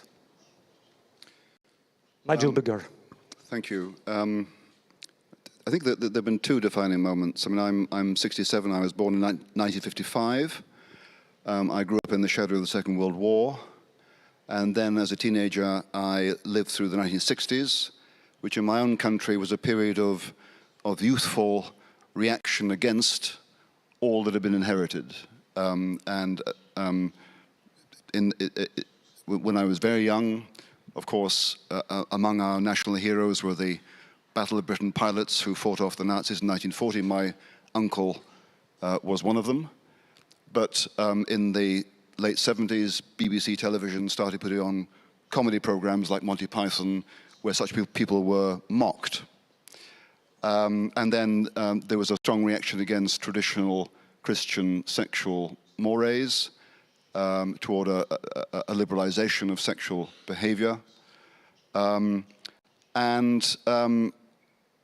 Slowly, British society, certainly at the elite level, became dominated by these views, and I always felt myself to be a dissident, but because the prevailing environment was clearly against me, and at a young age I always assumed that other people knew better than I did, I kept my conservative thoughts to myself. In the early 70s, I became a Christian. I was not brought up in a Christian household. My mother was a non-church-going Protestant, and my father was also non-church-going Protestant.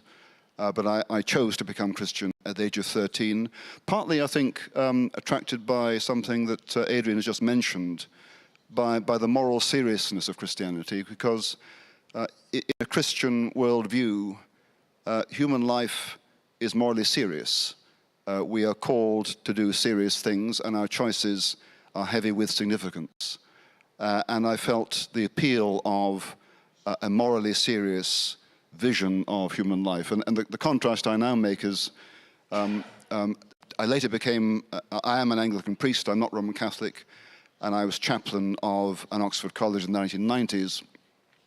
And I used to mix with undergraduate students, and on one occasion I was across from a student at a late night restaurant.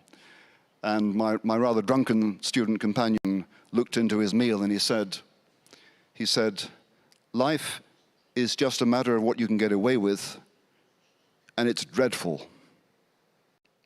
In other words, he saw that the kind of morally structureless life in which he was living, he saw it for what it was, and it was dreadful. And in contrast to that, I think I've always felt that Christianity offered a vision of human life that is dignified with seriousness. So there was partly that, but I suppose in terms of my political conservatism, yes, I think being a conservative is about valuing what you have received and realizing that many good things around us in terms of institutions and customs that were built by our predecessors, sometimes at great cost. That's important. It doesn't mean that what's been built should never be reformed, but first of all you value it, and then you think how to improve it. But first of all you value it, and that makes you a conservative. And I think as I become older, two things have happened. First of all, when you get older, you finally figure out what you think. And secondly, you cease to care as much what other people think of what you say. So whereas I suppressed my conservative views in my early years, I now have decided to say what I think. It's a high time.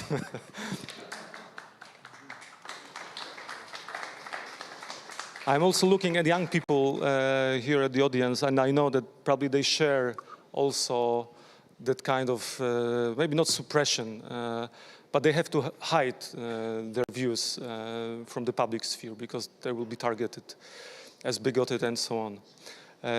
Patrick, so the same question to you. We are dealing here with moral seriousness, with longue durée, with that vision of history of generations after generations. What was your path? Those paths are intertwined, it seems. Yeah, I think in many ways I would echo and share the views that have been expressed already. I think one of the themes that I'm already hearing is that a conservative begins in some ways in the world with a sense of gratitude rather than a sense of dissatisfaction. A sense of gratitude, of course, for what is necessarily and always imperfect, but nevertheless a kind of deep well and belief that one has been given gifts for which the proper disposition and attitude is one of gratitude rather than a kind of rejection.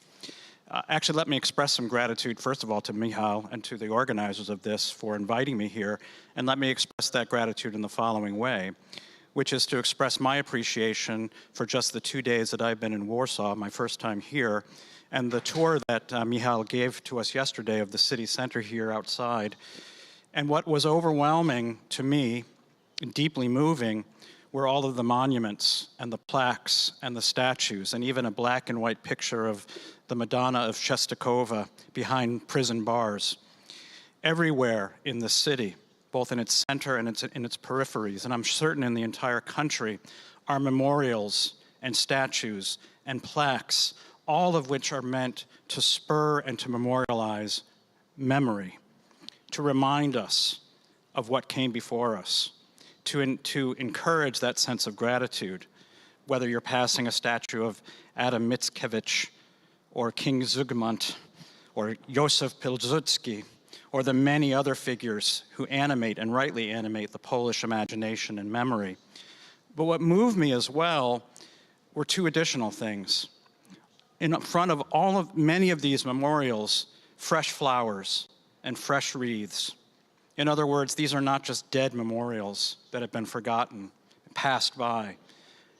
Every day or every week, new flowers are placed below these monuments and these memorials to remind us and to recognize that we continue to remember. And then the countless numbers of children who I've seen walking through these streets, learning about their heritage and their history, which has been just an absolutely beautiful thing for me to see, to know that this heritage is being passed on to the next generation.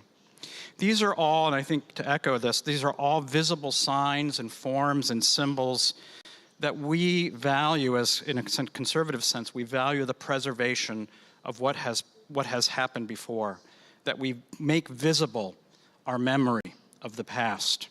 And this reflects a kind of an embrace of the concreteness of reality. These are people and places and deeds that are part of reality, a reality that has made our reality, our present, what it is, for all of its imperfections, but also its beauty. It reminds us that the past is always in the present, and that our present is going to be present into the future. There's a sedimentation of time.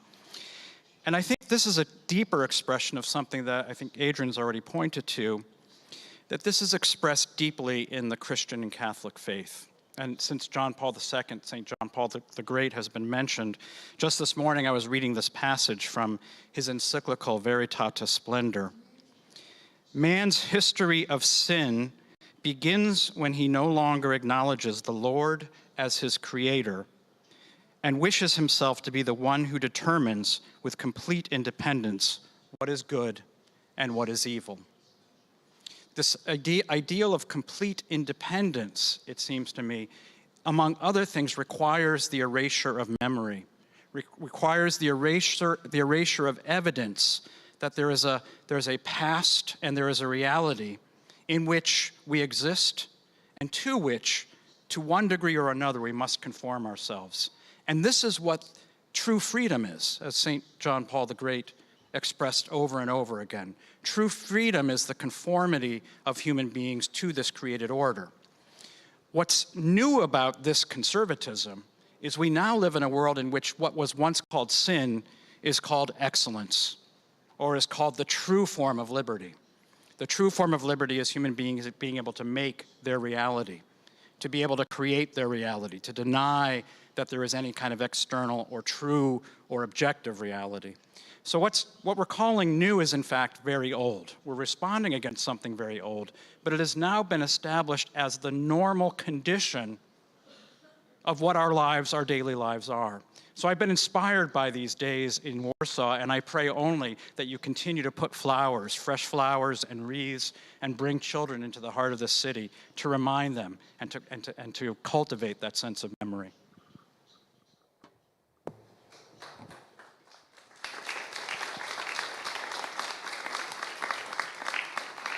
I'm a professor myself, but it seems also that professors have not only heads, but also hearts.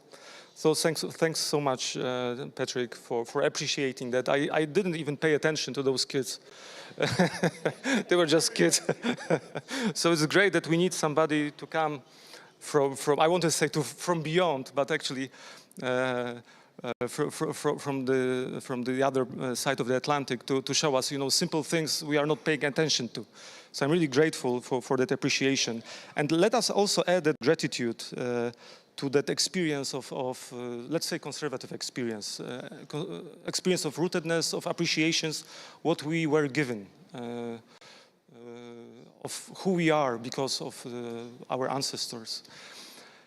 So I also, by asking you that personal question, and thanks that you did not divert from that question, I just wanted to show that our knowledge is an embodied knowledge. It's not just a knowledge of professors who are in ivory towers, but the knowledge, sometimes we have to pay price, and I know that some of you had to pay the price to just share your wisdom at places like Harvard or Oxford.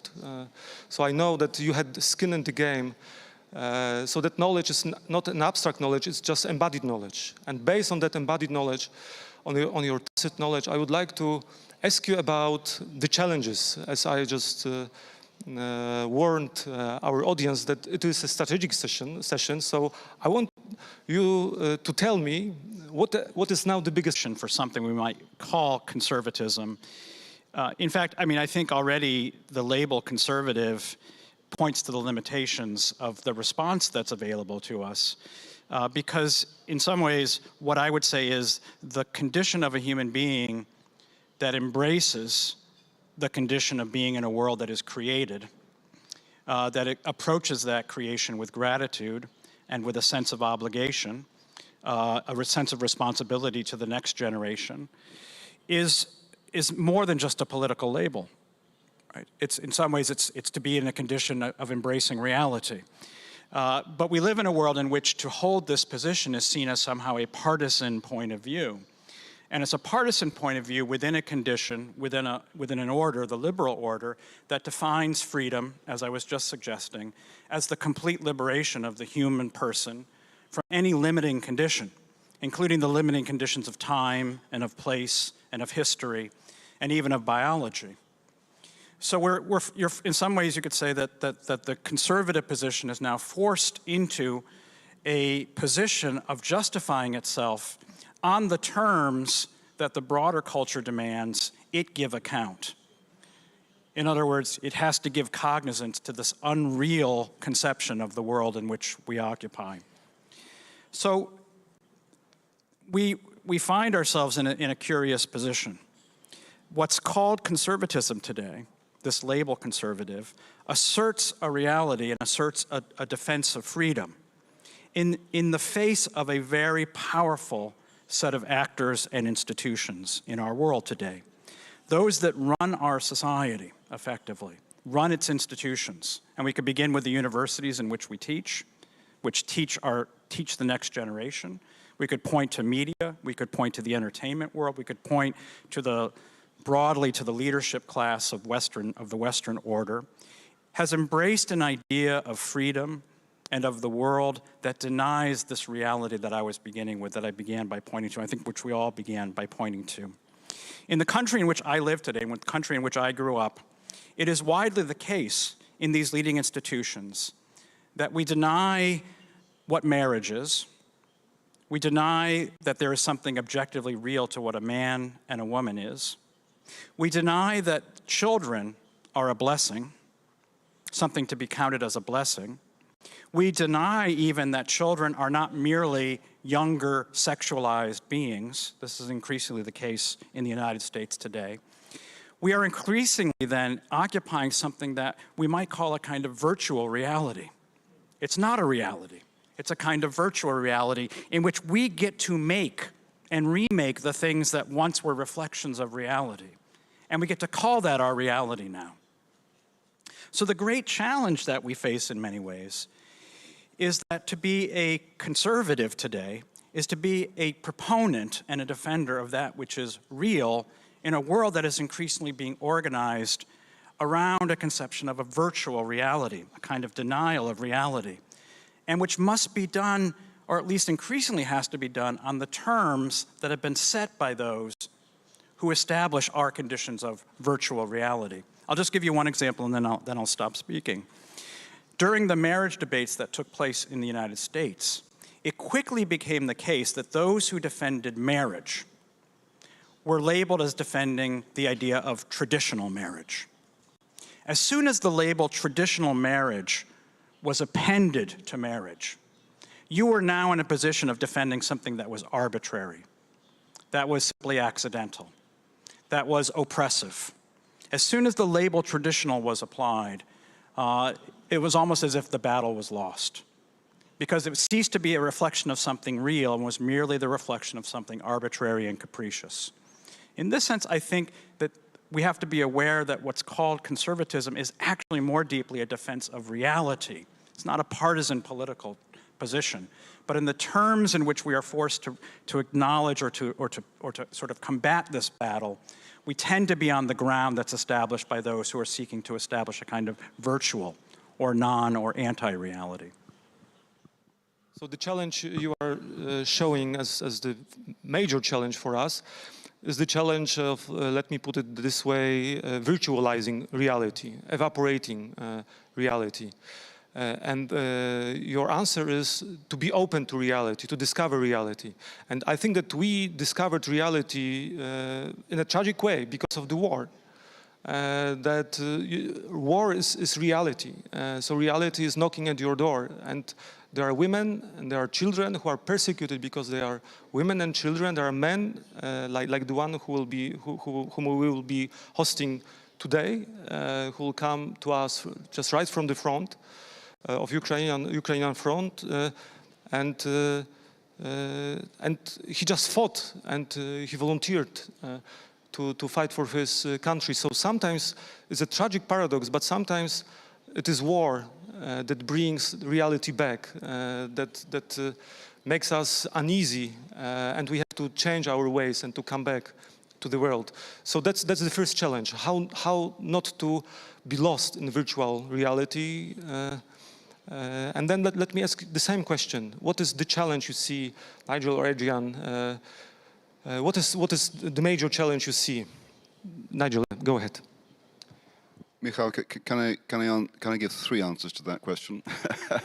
Yes, please. We are living in a free country, so please. I think we have time, but I'll try and be succinct. And the first one really is built on what Patrick has said. Certainly in my country, since the 1960s, the idea that there are no moral universals, that morality is a private business, and that in public we can't affirm morality, has become dominant. And it seems to me that has resulted. We see the symptom of that in the current notion of that if a young person decides that they are some gender, that a person born with male physiology suddenly decides they're female, that's enough for them to be female. Now, perhaps I would say this, wouldn't I, given that I'm male and I'm 67, it is absurd. I mean, I've thought about it. The whole notion is absurd and it's not coherent. And I take comfort from the fact that now I find that there are many feminists on the left on this issue who agree with me. It's absurd. And in a particular group I am involved with to shore up academic freedom, there is a lesbian female feminist philosopher who is on the same side as me on this issue. So that's a sign of hope. But my main point is that the notion that there are no moral universals except individual liberty is now beginning to manifest its absurdity. And that's an opportunity because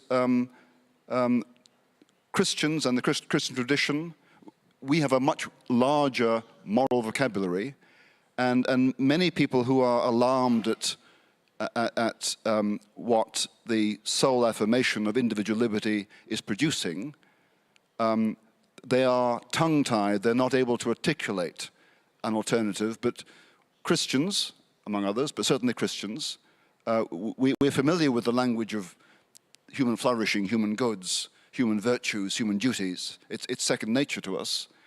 And I, for one, am not embarrassed to talk in those terms. And many people out there who are not Christian are relieved to hear it. So it's a challenge, but it's an opportunity. That's one thing.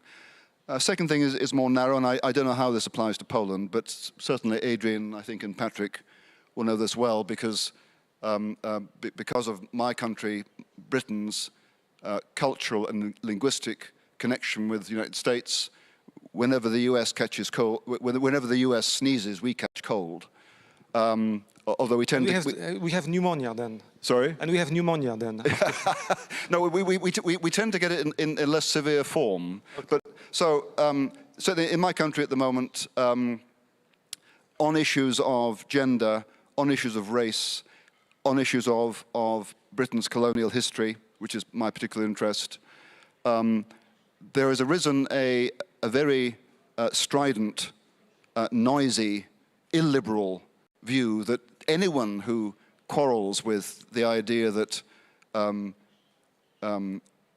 it is perfectly legitimate for any individual to declare themselves to be any gender they choose, anyone who opposes the notion that Britain is systemically racist, anyone who opposes the notion that Britain's colonial history is simply a litany of racism and genocide and economic exploitation, anyone who opposes those views is transphobic, is racist, is white supremacist, is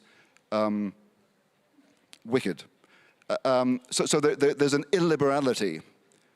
It's not simply that people like me are wrong, but we are so wicked, we are not to be reasoned with. And when I come back with reasons, I find that no one's interested in the reasons. They're simply interested in attacking me because I say these things.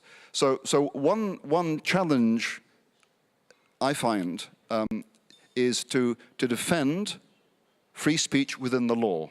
Now, as a Christian, I delight in the irony that at this point in my life, I, as a Christian, get to champion reason and liberal exchange. And of course, not only Christians do this, but for me, the whole point of human communication is that together we can approximate the truth. And that means you may have very different views from me. I may not like what you think, but I am bound morally to listen to you and to give you my reasons and to hear your reasons in the hope that we might learn something better. I do that as a Christian because I'm a creature, I'm a sinner, I might be mistaken, therefore I have to listen. And what's more, the Lord I follow, Jesus, he was the Word of God, but like most prophets, he came from the most unlikely quarter. And therefore, as a Christian, in that respect, I'm bound to be liberal and to respect within the law views that differ from mine. And at the moment, that is not a popular view, certainly in universities, certainly among the elite. So that's another challenge we have, certainly in the UK, and I think it's worse in the US from my perception. Then the third thing, which we can come back to, is I think all of my life, as I said, I have been a British patriot. I love my country, which doesn't mean that I'm not annoyed by it many times. I think it's only if you love something that you can hate what it can become. But I love my country. That's why, although I spent 7 years in Canada and the States, although I married an American, I was determined to come back to my country, which is where I am. But I'm aware that for the whole of my life, I have never heard anyone of my generation describe themselves as a patriot.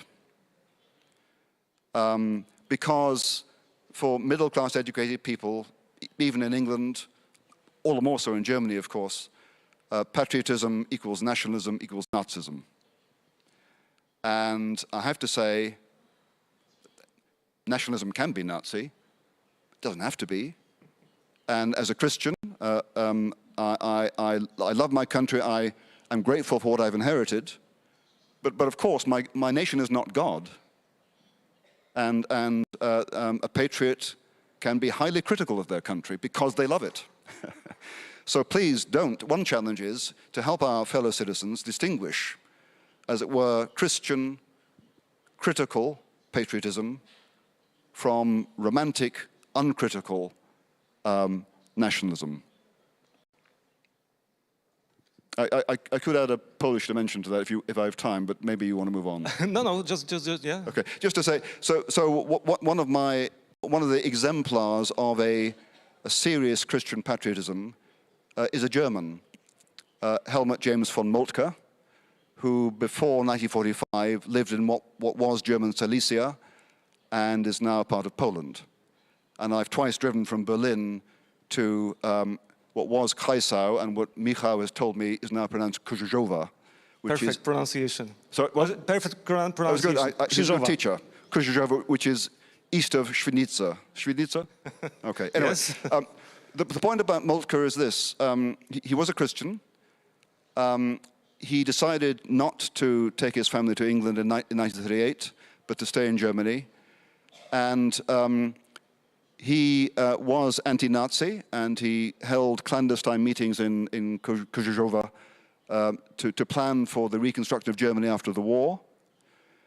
But this is the kind of patriot he was. He did not join the plot to kill Hitler in 1944 because he was convinced that for Germany to be redeemed, Germany had to suffer unequivocal defeat at the hands of the Allies, and he worried that if Hitler was assassinated by conservative German generals like von Stauffenberg, that the change would not be radical enough. But can you imagine this? A patriot realizes that the health of his country requires unequivocal defeat. Now, that's a Christian patriotism. He loved his country so much that in its current form, it had to suffer radical change. So, a Christian patriotism is not uncritical, but it still loves its country. It also resonates with the first panel when we had talk of Mr. Schlitz about contemporary Germany. So it really speaks to that. And Adrian, we had 1 point, then we had 3 points, and I thought that you will have 5 points. So I have 2, so it'll make a nice trinity. So I think that there are 2 pitfalls or mistakes conservatives can fall into that seem to be kind of mirror image pitfalls, but they're really the same mistake. So let me explain. So imagine a conservative, like an American conservative now, faced with this relentless pressure from the endless liberal revolution that moves from gay marriage to transgenderism to who knows what tomorrow. It's this persistent, relentless push. The 2 mistakes I think a conservative can make in this environment are either to internalize the principles of the endless liberal revolution or to react and define oneself as reacting against them. These are both mistakes because these are ways of playing within the conceptual framework set by the liberal revolution itself. So sometimes, for example, conservatives think it's very clever to appeal to the principles of the liberal revolution and try to show that liberals are betraying their own principles. So sometimes they say that, well, transgenderism is actually anti-feminist, it hurts the interests of women, or they say that liberals have betrayed their own principles of free speech. I think sometimes this can be good as a matter of low political tactics, but I think generally it's a kind of conceptual mistake to take on board the conceptual framework of the revolution this way. And the reason it's a mistake is twofold. First, the liberal never meant that conservatives should have free speech. What they meant by free speech was that liberal dissenters from a conservative order should be allowed to say whatever they wanted. But it never turned around and meant that conservative dissenters from a liberal order should be allowed to say what they want. So they haven't really betrayed their principles, and they simply ignore this kind of attempt at kung fu, and they go on doing whatever they're doing. The second reason it's a mistake is if you internalize the principles of the revolution, you forget the whole tradition that antedated the revolution, and you become what I've called this homo liberalis who exists solely in a present moment, disconnected from both past and future. The other mistake that conservative can make is to react violently or strongly against the principles of the revolution and simply deny whatever the liberal affirms. This is a mistake as well. So, for example, when the conservative, I know some self-described conservatives who say all this talk of freedom is bunk, that's equally a mistake because there is a conservative conception of freedom, and the fact that the liberal advances under the banner of freedom doesn't mean that we should discard the concept altogether. So what conservatives need to do, in my view, is this. They need to escape the dilemma of either internalizing or reacting against the principles of the revolution. They have to find something that is positive, self-subsistent, that predates liberalism, that's authentically itself and isn't defined negatively against liberalism. And this, to me, is the classical tradition that rests on Greek philosophy, Roman law, and Christian faith, and specifically or especially Catholic faith. And this tradition predates liberalism.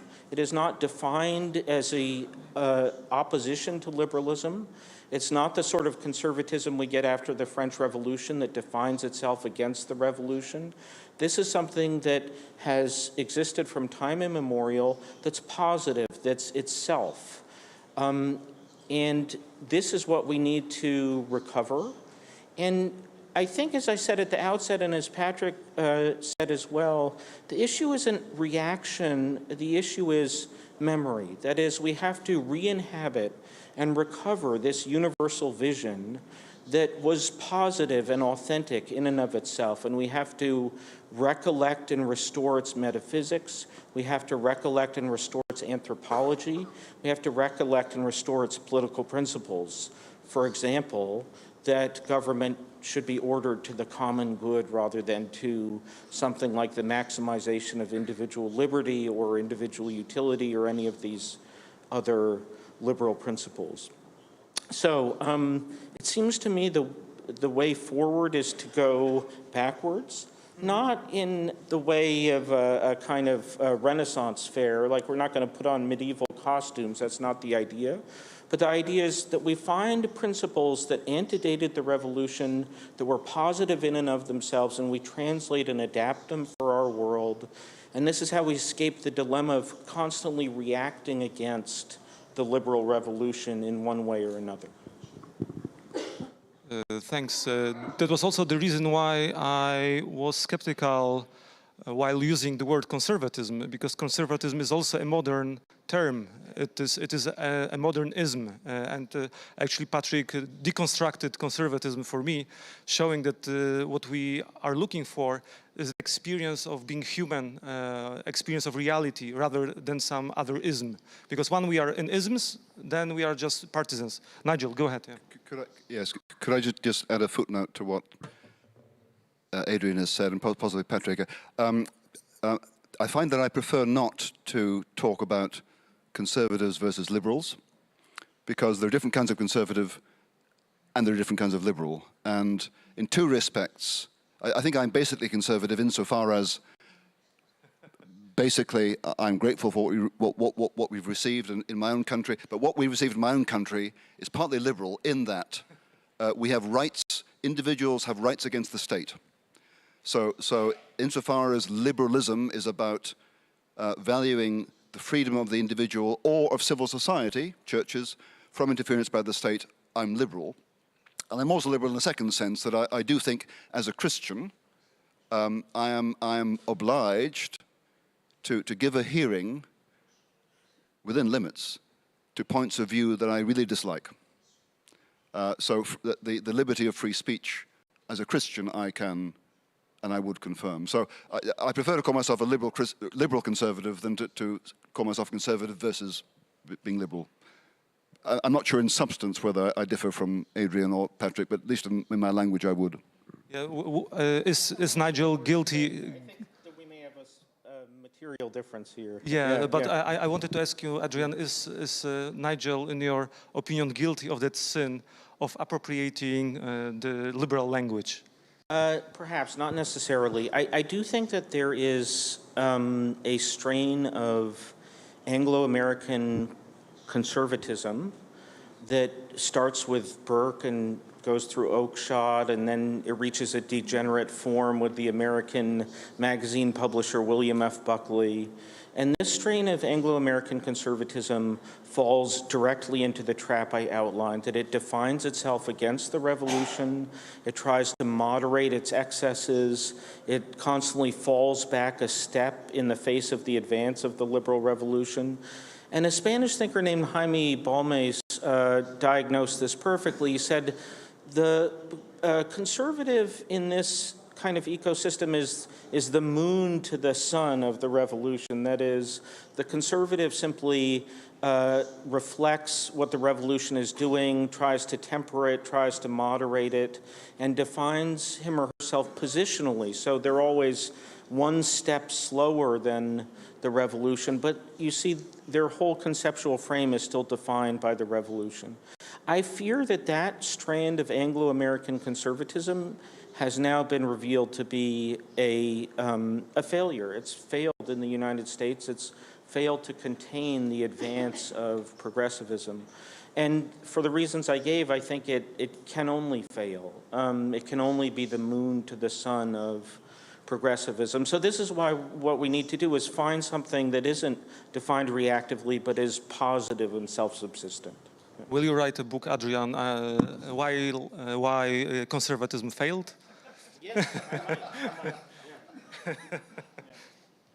Yeah, so let me wrap up what happened here.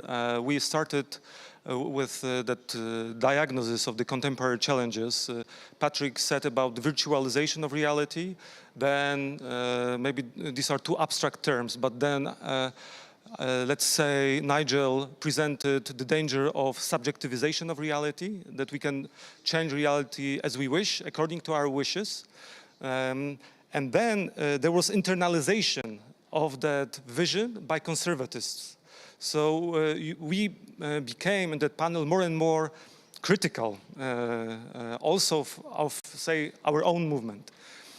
And in the remaining time, I would like to ask you about maybe 5 points. Let's see whether we can come up with those 5 points. What should we do? What should we do? I think that also that sin you described is present, for example, in my life. To persuade people from representing the liberal sphere, I'm using their language, and I'm thinking whether it's really a grave sin and whether I can be absolved of it or not. But I think that we can find many sins that lead to the fact that actually, conservatism failed. So we cannot just stop that revolution. And we even fear, I even feel it in Poland, that it's so hard just to be against the East and the West and to just show a little bit of reality just between those powers that are so dangerous. So let us see whether we can come up with an action plan, if we know already the diagnosis. What is the action plan? What should we do? So who's courageous enough to give the first point in our action plan? Yeah, Patrick. I don't. So we're obviously in.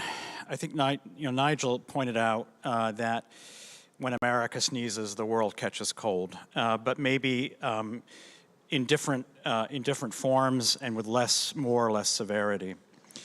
I would say right now America is in the midst of a very serious pneumonia that I think has already been described.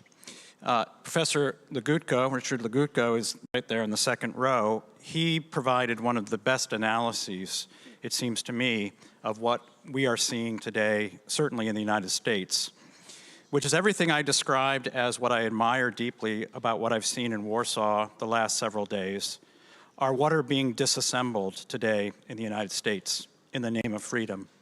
We are literally tearing down statues, literally. If you're paying attention to American media, you saw over the past 2 years the tearing down of historical memory. We are engaging in a form of history that's a form of accusation, of self-accusation. It's not even a critical patriotism. It's just critical. It's a form of self-hatred, a self-hatred of everything that's existed in the past as the sum of injustice, because it represents limitations on the free human will, the liberated human will.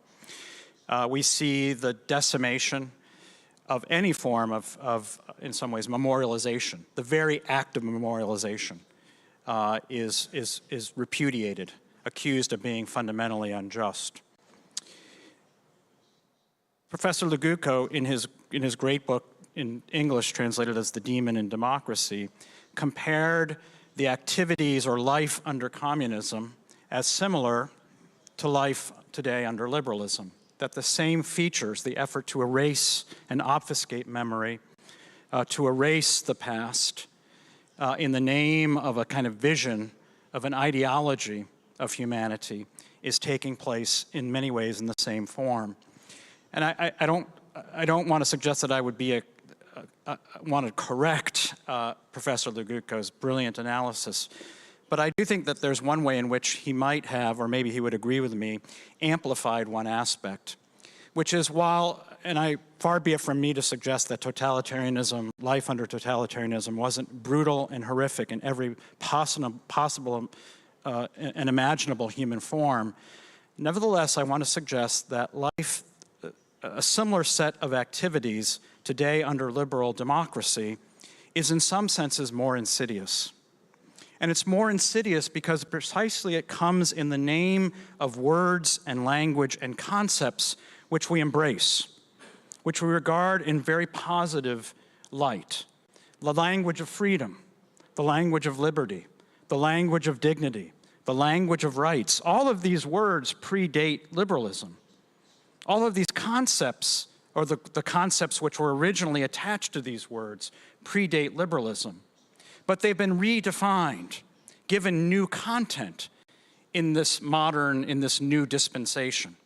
So that invoking this language that's noble, that we admire, that we're drawn to, the same kinds of activities are undertaken. And it makes it difficult to stand against them precisely because who wants to stand against freedom?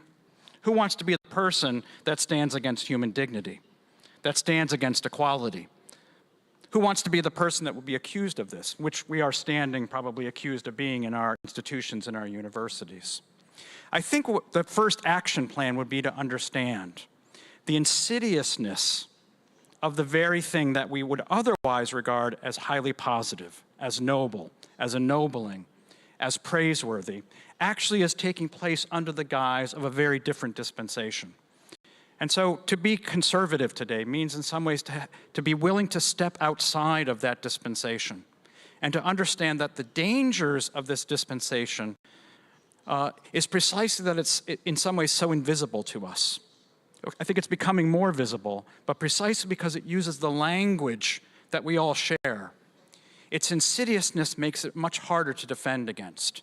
And I would simply say that I think especially having just spent these last few days in Poland and understanding a bit of the Polish spirit, you have greater resources than I think we have in the United States today, in the liberal countries, perhaps the more liberal countries of the West.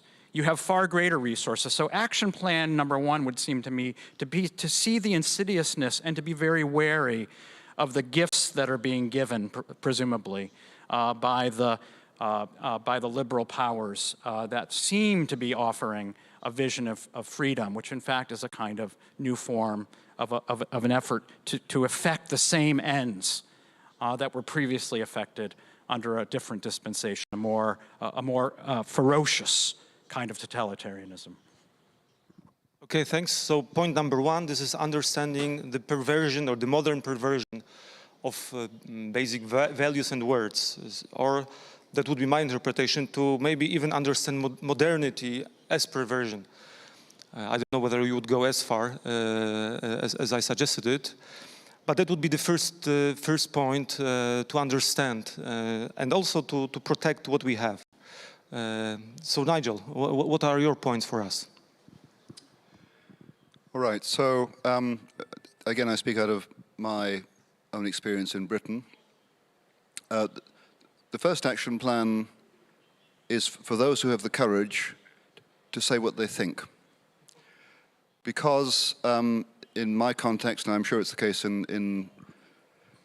often in America, though it depends where you are, on these controversial issues of gender, race, colonialism, there are some who are adamant and strident and noisy and aggressive and abusive. There's a much larger majority of people who don't know quite what they think and are scared of even voicing doubt. So a lot of people, and this includes university professors, and that's not just an intuition, I could give you evidence of that. including university professors, are intimidated. And that combination of the aggression and noise of a few exploiting the silence of the many gives the impression that the views of the minority are in fact widely accepted and dominant, when they're not. So it's really important that some individuals are called and answer the call to stand up and say, I'm not sure I agree with this, or I don't agree with that, and here's why. Because what they will discover is many more people around them agree with them, although they probably will come up and whisper, we agree with you, but we're not going to say anything in public. That's happened often to me. Many more people out there agree with you than appears. But it's really important that someone stand up, because others may well follow. You don't know, you may not be followed, but it's your duty to say what you think is the truth, or at least to express your doubts about what's being said, if that's what you do in fact doubt it. So that's the first thing. I think the second thing is to gather together with people who think like you, to get over the impression that you're alone, because you're not alone. Others do think like you, and I won't bore you with the detail, but 3 years ago, I held a conference in Oxford called, under the title, Academic Freedom Under Threat, What is to be Done? And out of that emerged a small group of 20 academics who met in the autumn of 2019 to discuss what shall we do. And the following February, a new national body, non-governmental, was created called the Free Speech Union, which has been very successful in writing to, not least at universities, and saying, well, in failing to uphold the free speech of this student or that professor, you are probably breaking the law. And just the fact that there is now a national body that has access to the press, holding institutions to account, is making those institutions much more careful about how they preserve or fail to preserve free speech. And what's more, if you're fortunate, if you have a government, as we currently do, who knows how long we'll have it, if you have a government that takes these things seriously, then what can happen, as has happened in our case, is that we now have a bill going through our parliament, which will be enacted in the autumn of this year, which will bolster, which will strengthen the duties of universities to preserve free speech and academic freedom, and in effect, to allow political diversity, the expression of politically diverse views on campus. Now, legislation, government is not the only answer. It can't be sufficient. And the first set of initiatives I've spoken about are civil social. But organization over time can make a difference. But first of all, stand up and say what you think. Secondly, join with others.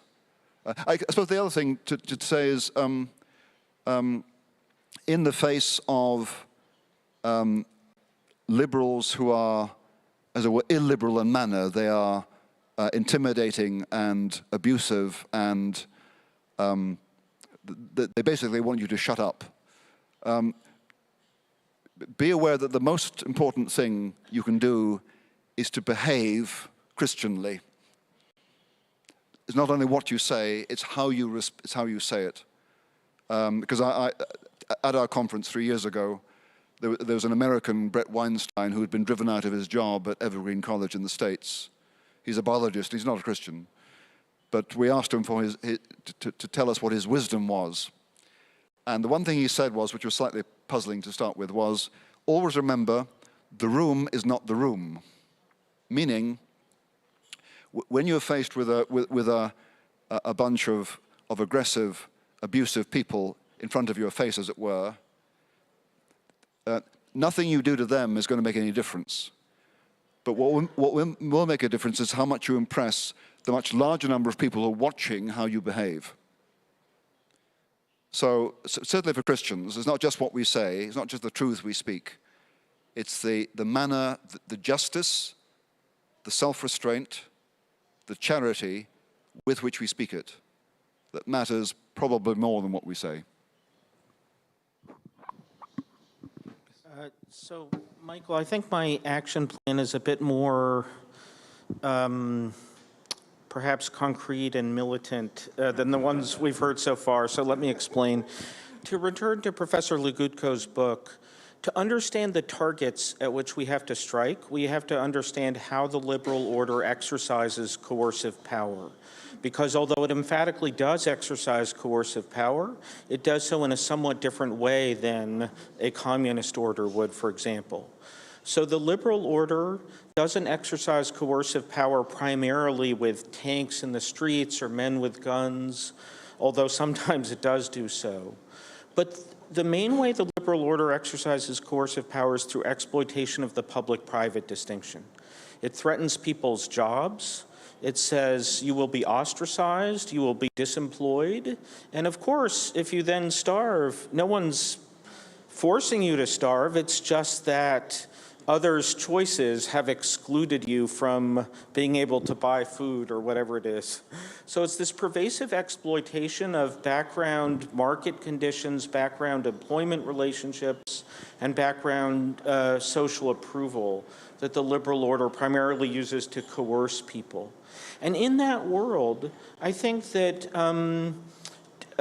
conservatives have paid far too much attention to the nominal institutions of state. They've paid far too much attention to legislatures or even courts. What they need to pay more attention to are the parasocial institutions through which the liberal order exercises this coercive power. So primarily the media, the civil service, and the parasocial bureaucracies of large corporations that use employment policies and human resources policies to enforce ideological norms on people with the threat of loss of employment. These parasocial bureaucracies are the real problem, and they are far more important for us, and they should be our first focus of concern than our the traditional institutions of state. So in America, part of what this means is that conservatives need to get over their horror of big government, because sometimes the formal institutions of government are the only way we can control these parasocial bureaucracies through which the liberal order acts. So my view is that government is neither intrinsically a friend or a foe.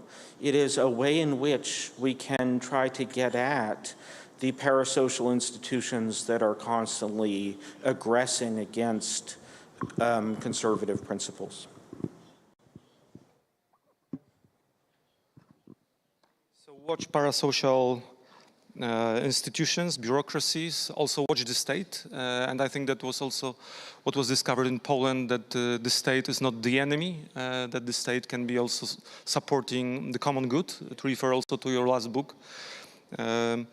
So I was listening to you and I was taking notes diligently, and I was thinking that, and that this is my last question, what is new about that conservative thought that you are bringing? What is new? Is it the experience of memorialization, or is it just being against the destruction of statues? Is it being more militant about our worldview? I would like to press you what is new, and of course we don't have to find something new, because the new is also maybe the rhetoric of revolution. So I also take it into consideration. So my last question: where do you see the newness in your approach to the action plan, or to your diagnosis? Adrian, let's start with you. Yeah, the newness. Most specifically, at least in the American case, and Poland is an inspiration here, the newness is a willingness to take positive action, if necessary, through the organs of state, to promote a substantive vision of a society that is just. And by just, I mean that the society is founded in unchosen principles that predate liberalism, that are not the product of human will, and that are founded in this triptych of Greek philosophy, Roman classical law, and Christian faith. And the willingness to use, if necessary, the organs of government to promote this vision of society is horrific in the eyes of many, at least American conservatives, whose conservatism is of this heavily libertarian variety. So in the American scene, this is quite new. And I think that it is making a great deal of headway. And it's making a great deal of headway, especially in the younger generation, because this generation sees that the program of reacting against the excesses of the liberal revolution is hopeless. It's been hopeless for 2 generations, and they're not idiotic, and they see this. And they see that it will take a positive, self-subsistent, substantive vision to restore something like a society rooted in the common good and in eternal principles of the natural law of solidarity, subsidiarity, and all the teachings of the Christian and Catholic faith.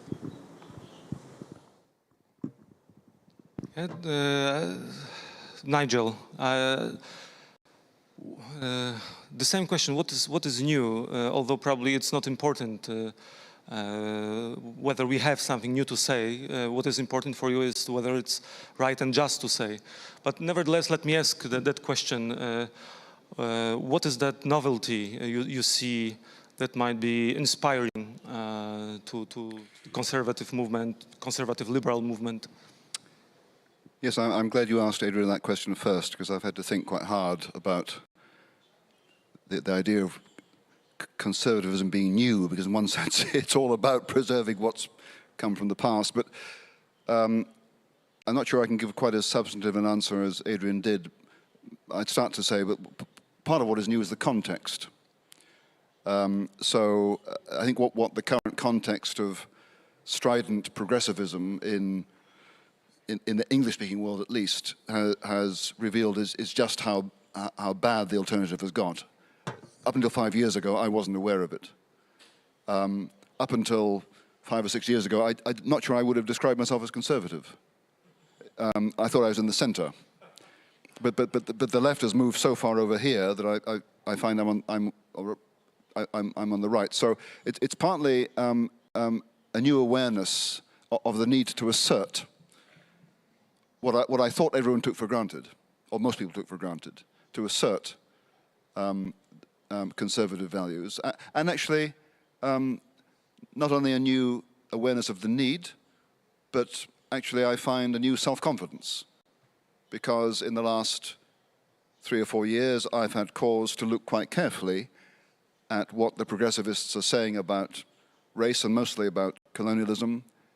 And every time I encounter something they say or read or write, I come away feeling stronger, because I think these emperors have no clothes. That rationally, they're not strong. And so I'd say, as a conservative, I'm both more aware of the need to state conservative views, but also more confident in their truth. This is slightly tangential, but it does occur, 10 years ago, just going onto the international stage here, many people doubted what NATO was for. And I think many people in the West were no longer conscious of being Western because it was all taken for granted. One of the very few upsides of President Putin's unjustified invasion of Ukraine is that he has served to remind the West, and President Xi of China has done the same thing, served to remind the West of the need to take itself seriously. So insofar as conservatism is about reminding ourselves of what is valuable about the Western inheritance, at least in the last 25 years, the sense that we now, the consciousness of the need to articulate that and defend it and assert it is relatively new. What's new? What's new? So what's new is, of course, is old and eternal, as I think I began by saying. The old saying, the old Greek saying by Heraclitus, "You can't step into the same river twice," it applies here, which is the river in some ways is the same, but it's always changing. And so I think to echo what Adrian was saying, what's new about conservatism is in some ways the rediscovery, the effort to rediscover and redefine for our time very old wisdom within a very new context. And that new context I think we've been describing, a world that seeks to efface and eliminate certain fundamental ideas and truths about what it is to be a human being that we began by talking about. So our context, I guess I would say the following, and maybe this goes back to how you introduced our panel, by suggesting that it's a kind of an embrace of, or an embrace of the idea of the individual and a rejection of collectivity. But I suppose that, those options strike me as false options. They're problematic in the following sense, that we're emerging in the United States, where we are emerging from a time that's some 30 plus years after the end of the Cold War, and I realize there's a new war, but it's a different war than the Cold War. And in the context of the Cold War, there was a generation that believed that in order to assert oneself against the Soviet Union and the totalitarianism of the Soviet Union, that one had to assert the primacy of individual liberty against the collectivism that was at the heart of a kind of Marxist worldview. But this, of course, has gone to a kind of extreme. This view of individual liberty was embraced both by people who describe themselves as conservatives, as well as those who describe themselves as progressives or as liberals. And they parceled out between themselves this ideal of individual liberty, where individual liberty for what were called conservatives was especially economic liberty. The liberty of the kind of autonomous liberty of homo economicus, of the economic actor who ideally operated in a world without sort of constraints on their economic choices, a kind of an actor freed of any limitations on the free individual choice within the marketplace. And then you had opposing them the progressive, who believed that the individual should be able to act in a kind of similar way in the social realm, in the realm especially of the family or in social norms, the sexual realm. And in a sense, you could say it was the same human being who is envisioned as the ideal human type in two separate human spheres. And what's advanced in the West, especially I think under the influence of the United States, is sort of both visions coming together, with now the sort of the perfect human consumer as the ideal object, both in the marketplace and in the social sphere. The kind of, what we think now as the woke capitalist, the perfectly liberated human being operating both in the economic realm as well as in the social realm. So the option, it seems to me, isn't collectivism or this ideal of the individual actor. It's a very old understanding of the human being as relational.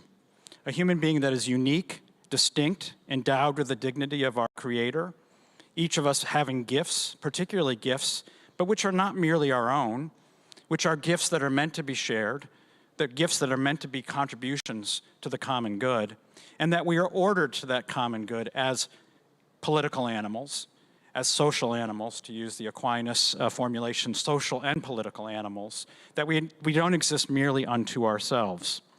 I think this is what's new about new conservatism. It's a rejection of this older, let's say, I think misunderstanding of the individual, of individual liberty, a re-embrace of the ideal of liberty that was so beautifully articulated by St. John Paul II, and of course the longer, deeper Christian tradition that he was appealing to.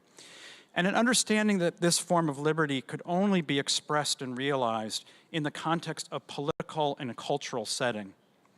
This is where I think maybe in the United States we have a more difficult road ahead of us, because the United States today, it seems to me, has successfully, under these twin forms of individualism, has disassembled most of the structures of a kind of culture that we might describe as educating individuals into this relational being. It's disassembled the kind of cultural inheritance that I began by talking about. This is where we have to begin by remembering, but remembering now has to take place in the context of a flattened landscape, and it makes it much more difficult. And here's where I think we have a lot to learn from our friends, the Polish people, who it seems to me have not flattened their landscape, who treasure memory, who I think because of this hard-won freedom that you enjoy, understand that to preserve memory, to preserve culture, is the centrality of what it is to be a human being. So although you're sitting there today listening to a couple of Americans and someone from Great Britain, presumably about what we have to teach you, I want to say today that I am grateful to be here because I think we have so much to learn from you. In part, we need to remember what we have forgotten, and we can do that by, I think, opening ourselves to those civilizations, those cultures that haven't disassembled everything that you have inherited. So I have something to thank you for.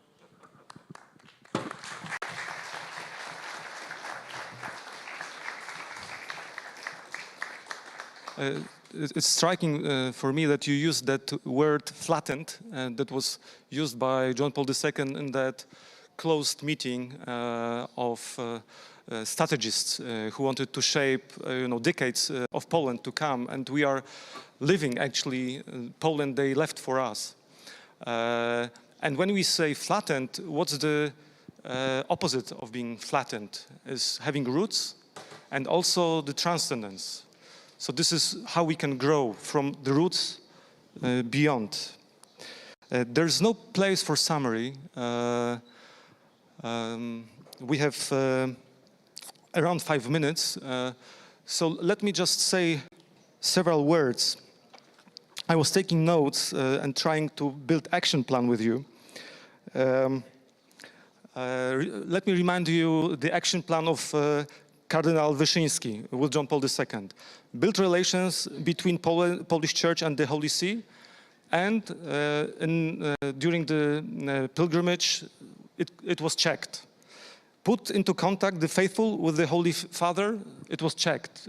14 million people visited, saw him in person. Overcome the barriers, administrative barriers and political barriers, it was also checked, because Cardinal Wyszyński already in 1979 says that the Iron Curtain fell symbolically. So it was also checked. Counter the propaganda, Western propaganda, or specifically French propaganda concerning Polish Church, it was also checked, because we showed the true colors of the Catholic Church. Fulfill the wish of John Paul II, also check. And then, last but not least, lift up the spirit of the exasperated nation. We were exasperated at the time. And I saw here Bronisław Wilczstein and Krzysztof Wyszkowski, who invented actually, or discovered the word solidarity, that later on became the banner of one of the finest and most beautiful civic movements of the 20th century. So it was also checked. You lift up our spirit. Thanks so much. And I want to just read briefly actually it turned out to be commandments, actually Adrian's, Nigel's and Petri's commandments, 10 commandments for us. So it's not an action plan, it's rather how we should live. Understand, stand up and be courageous, give reasons, protect your resources, protect the gifts you have. Join with others. Recollect traditions, recollect treasures of your history. Watch parasocial bureaucracies. Assert freedom, assert reality. Be grateful. I think this is a wonderful summary. So actually, it's not a wonderful summary. It is wonderful what you said, and I was just summarizing it. But I also am grateful for you, for my experience of not being alone. Sometimes I have that feeling of being just alone, and Poland has that feeling of being alone. So thanks so much for that experience that we could convene here. And I'm also grateful to the New Direction Foundation and to the president of New Direction Foundation, Witold, who made a big effort to bring our wonderful guests from all corners of the world.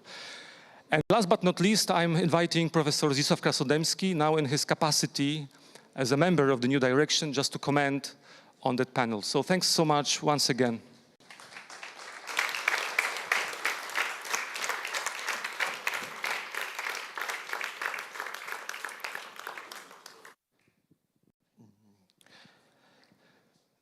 Tak, muszę wypełnić pewien urzędowy obowiązek. Przede wszystkim chciałem... Yes, I need to fulfill my duty.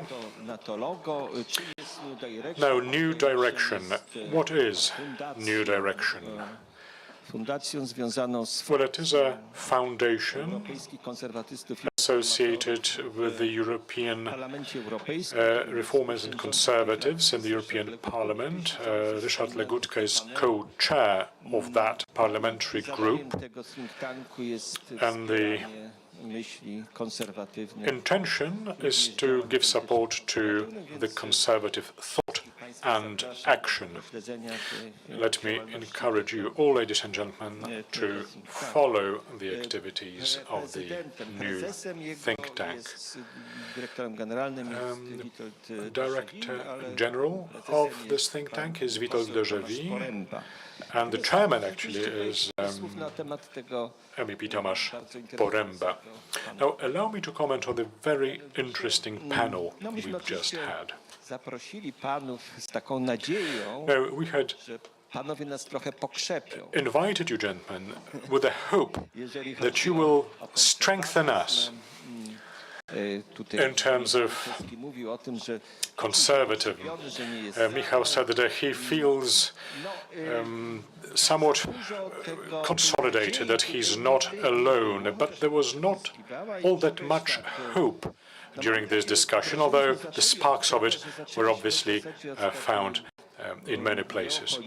Now, we started off from geopolitics. We started off from Russia and the war and certain similarities to the appeasement policy of the 1930s.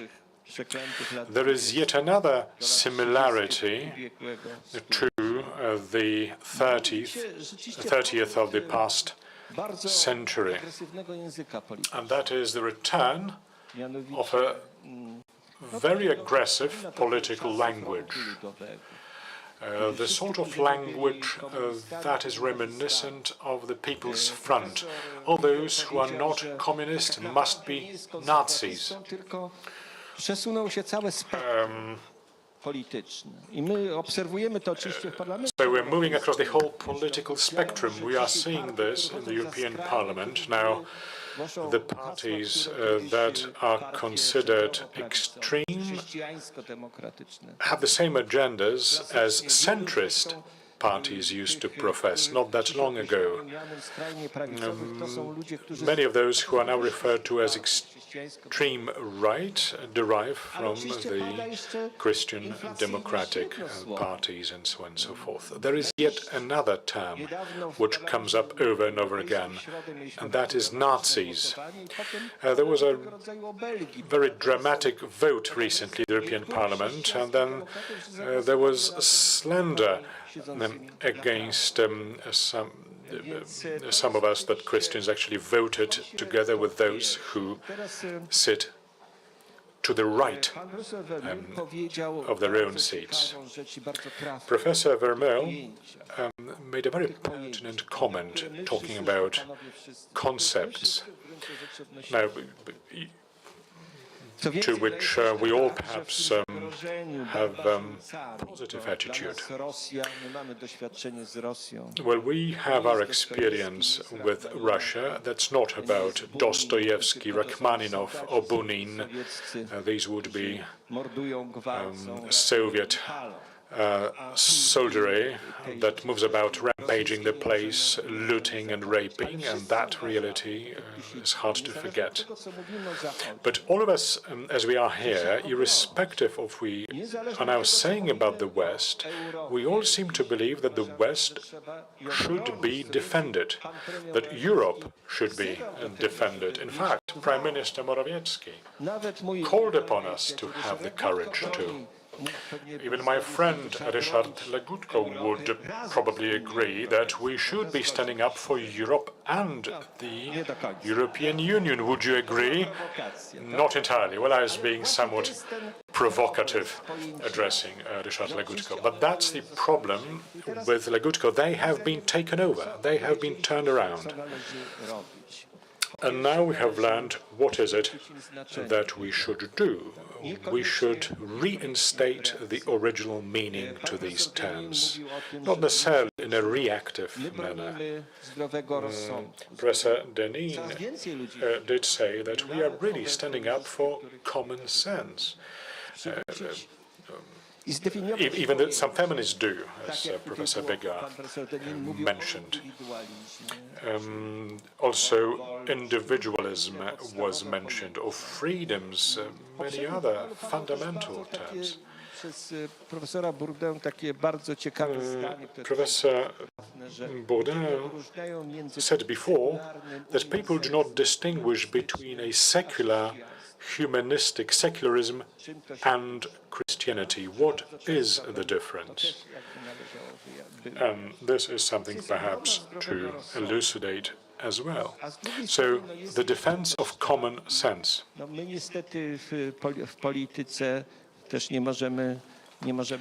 Well, unfortunately, we cannot sit and wait being in politics. In addition to the intellectual work that we are doing, we must also see the new phenomenon. It was not mentioned today, but I'm sure we can all see it, and that is today, the left have abandoned the so-called ordinary people. Grothard called them Samuels, those who in the past voted for a democratic party, who in Poland would have voted for social democratic parties. Now the socialists are under obligation to articulate their interests, to help them understand the concepts, to help them understand the anxiety related to the cultural phenomena. And if that program were to be expanded, it would be promising. And as Prime Minister said today, what we need is courage also at universities, but also in politics.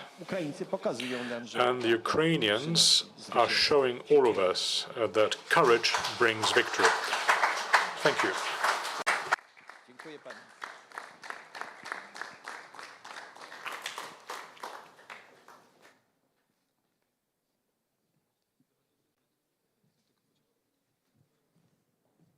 Thank you very much, gentlemen. Szanowni Państwo, przed nami za moment Ladies and gentlemen, in a moment we will move on to the last item on our agenda today, and that is the special ceremony, the award to be granted to a very special man.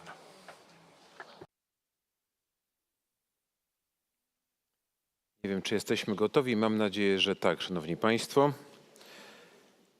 Uroczystość wręczenia medalu, ale the award ceremony chciałbym, żeby na scenie pojawiło will soon begin, but before it does, panów M. May I ask three Będzie mini debata. M gentlemen, so to speak, a mini debate between three się pojawi. Poproszę pierwszego pana Macieja Mazurka. Mr. Maciej Tak, przywitajmy Mazurek. I może Let's give them a hand. And may I ask you, Mr. Maciej, to ask two more M's. May I ask Marcin Mazurek and Mr. Piotr Mazurek. These are three M's that I just mentioned. Well, Stoics used to say that there is no accident. Let's keep it that way.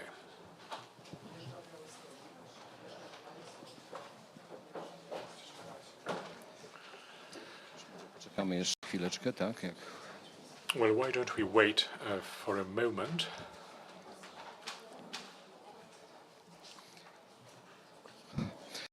Przypadł mi zaszczyt, dzień dobry Państwu, bycia moderatorem. Good evening, ladies and gentlemen. It is my honor to moderate the panel dedicated to the assistance that Poland extends to Ukraine. My guests are Mr. Piotr Mazurek, Secretary of State and the Government Plenipotentiary for Youth's Policy.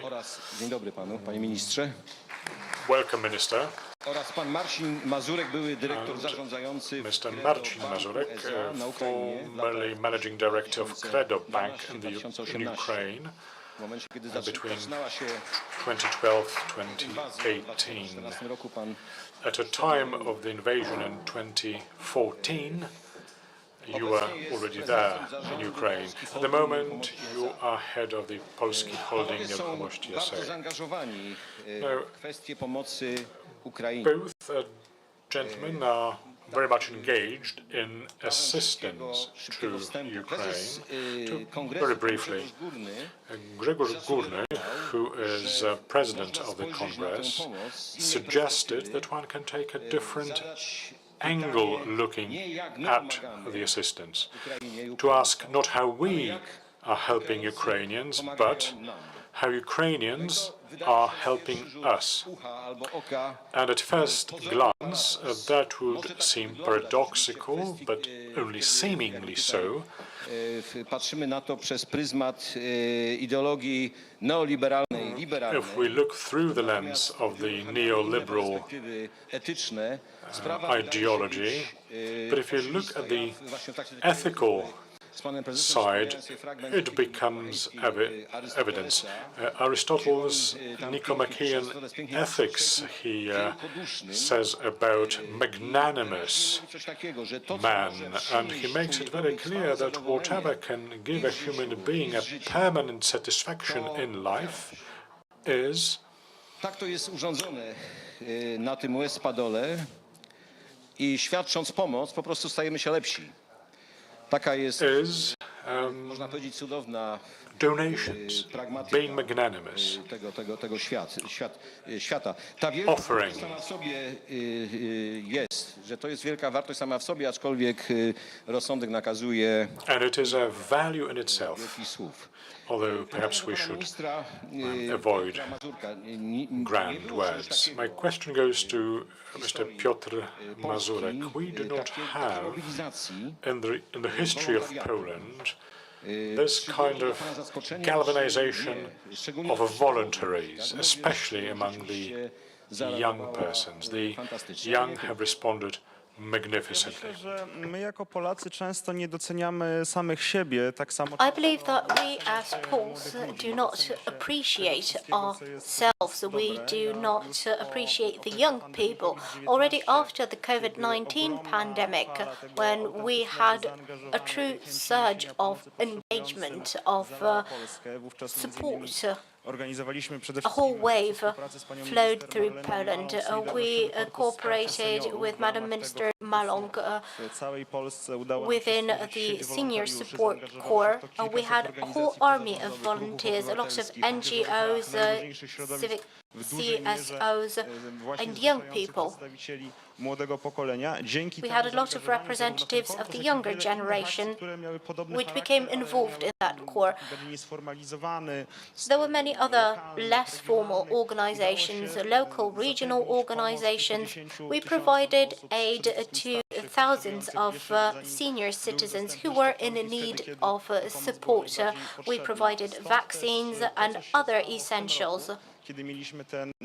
And this year, when Poland witnessed the largest bottom-up wave of support for refugees, I was not surprised. But many people who are not involved in volunteer work, who do not work with young people, could have been surprised. Still, I want to emphasize that it is very important to ensure very long-term, very robust, systemic support for the dialogue between the broadly understood civil society and public organizations and the government. For many years, thanks to the efforts of Professor Wiliński, we have institutions which are working on that very issue, not just in crisis situations, but also in others. We have strengthened NGOs and civil society organizations. We have these scouting organizations which are greatly efficient in supporting the state in crisis situations. And thanks to all those efforts, this system worked smoothly during a crisis. Of course, there is always an element of chaos, of spontaneity. But because these organizations received so much support that we have a systemic, a regular dialogue with those organizations from the very outset. In the very first week, Polish uniformed services could cooperate with volunteers, and those, for the most part, were young people. Marcin, you were involved in providing aid, both systemic and individual support, and you've been doing that since 2014, when the invasion started. And here behind the scenes, Marcin told me a story. Zwizualizowała się poprzez ludzi pierwsza Rzeczypospolita. That people embodied the first Republic of Poland by providing so much support. So one evening, we received many guests from Ukraine. I was at the railway station with my daughter and a family of 4 from Mariupol. Volunteers were shuttling the refugees from Ukraine to the railway station and then to further accommodation. Just a few moments ago, we were helping a Belarusian young woman who had to flee her country for political reasons. So we were taking those poor people from Mariupol to the railway station, and suddenly about 20 Hasidic Jews showed up at the station. They were speaking in Russian, and they asked where we were from. When they heard the word Mariupol, they said, wait. And they gave bags of food, of sweets to those people from Mariupol. Just a moment ago, there were some Lithuanians who were taking refugees from eastern Ukraine to their houses to provide them with accommodation. That was something exceptional and amazing. That is something that we can read about in books or we can watch in movies. But I agree in full with Grzegorz that the Ukrainians are helping us in many respects. And they're doing this in the literal sense. We have 5 cases of graveyards in Wojna, which Ukrainians jako taki gest w podziękowaniu za to, że my tutaj przyjmujemy ich najbliższych. Mamy takie od 14 roku. Were cleaned up by Ukrainians because the Poles could not visit that region due to the war. So I see a lot of bottom-up initiatives during the Maidan freedom movement, and then the people who showed up on the Donbas front line. And I remember gestures made by the other side. In 2015, when we had a brief energy crisis, when we did not have electricity, Ukrainians who lacked electricity themselves helped us. So they are helping us in the verbatim sense.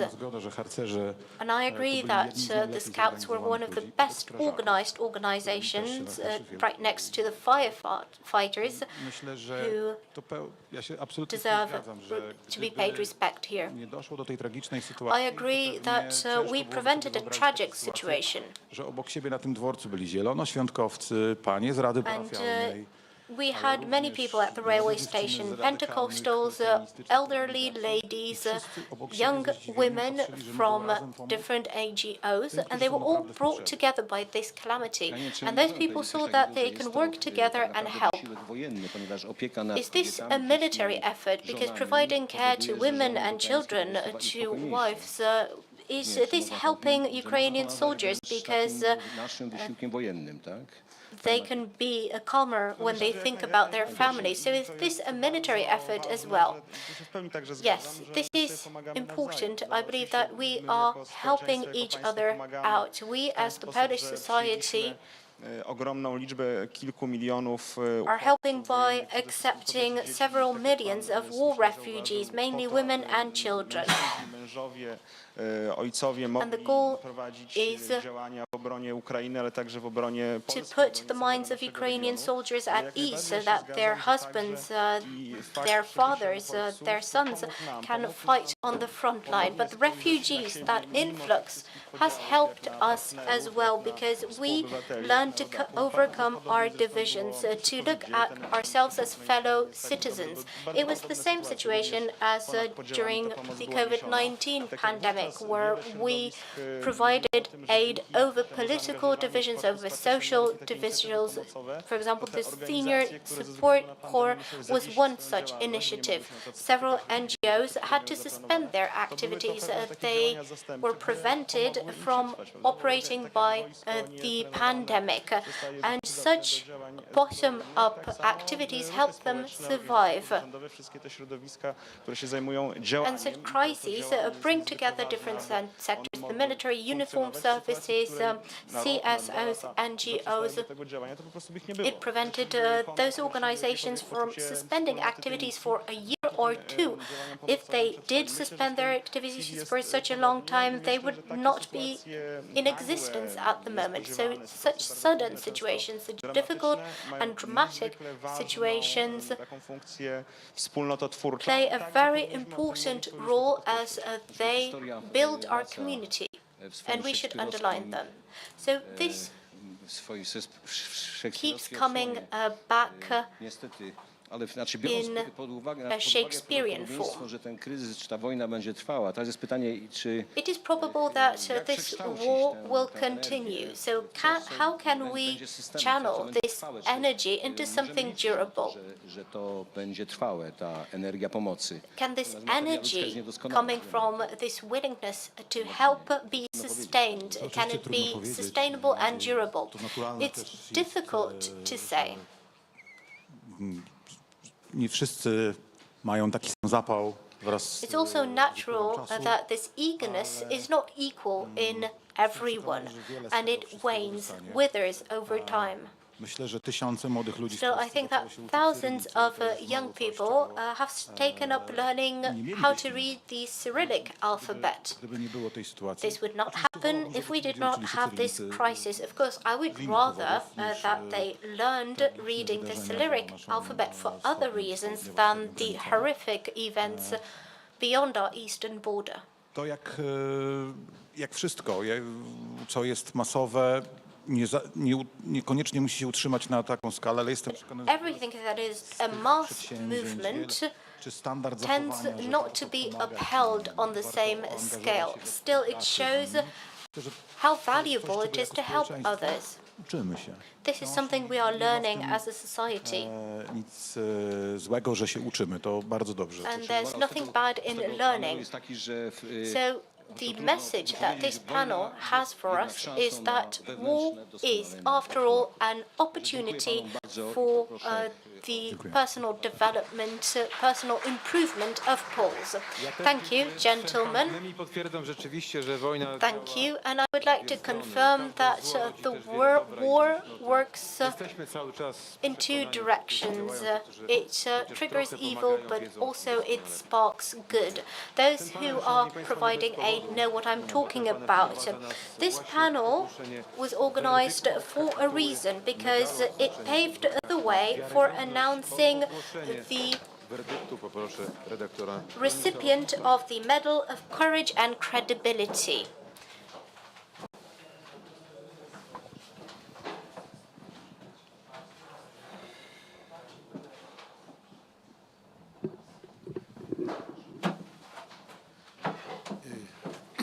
Dziękuję bardzo za ten zaszczyt. Thank you for this honor. Każda odsłona Kongresu Polska Wielki Projekt. The Medal of Courage and Credibility is awarded at every edition of our Congress. Taras Kompaniczenko. This time it will be awarded to Taras Kompaniczenko.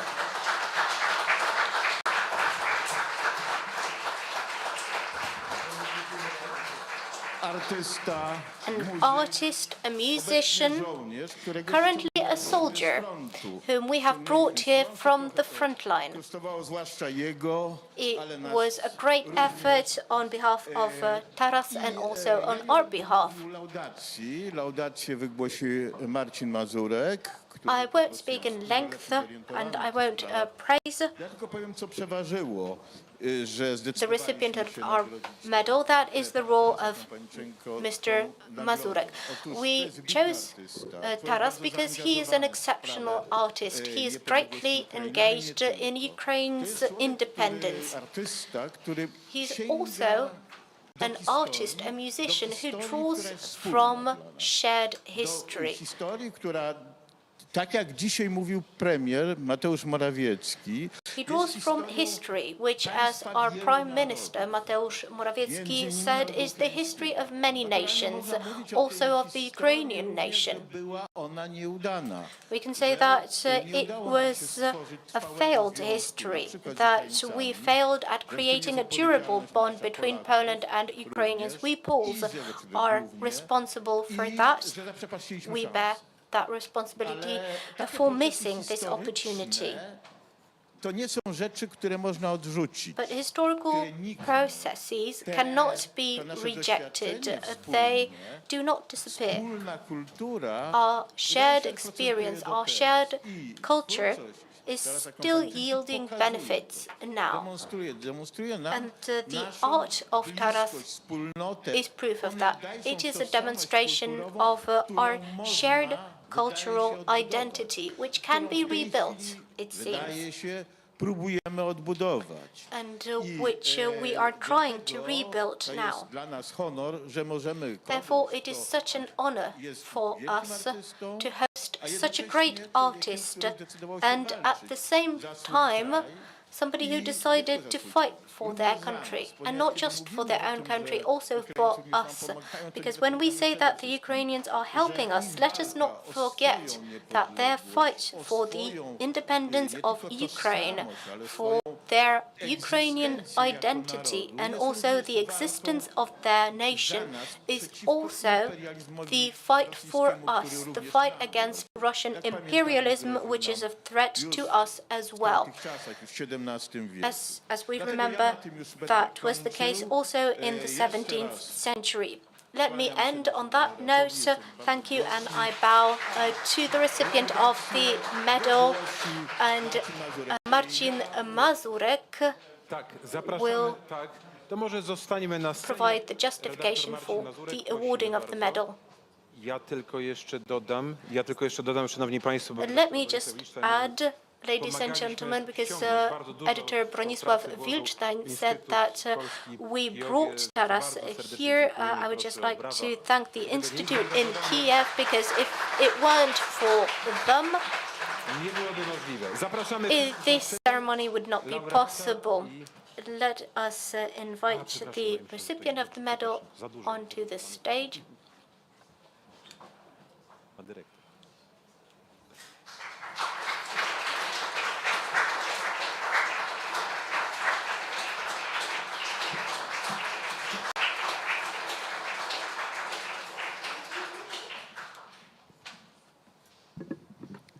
Szanowni Państwo, przypadł mi dziś niezmiernie... Ladies and gentlemen, today I have the great honor of expressing the laudation for Taras Kompaniczenko. I have a lot to say and I don't want to miss anything. Pozwólcie Państwo, że zwrócę się najpierw bezpośrednio Tarasa. But let me first address Taras directly.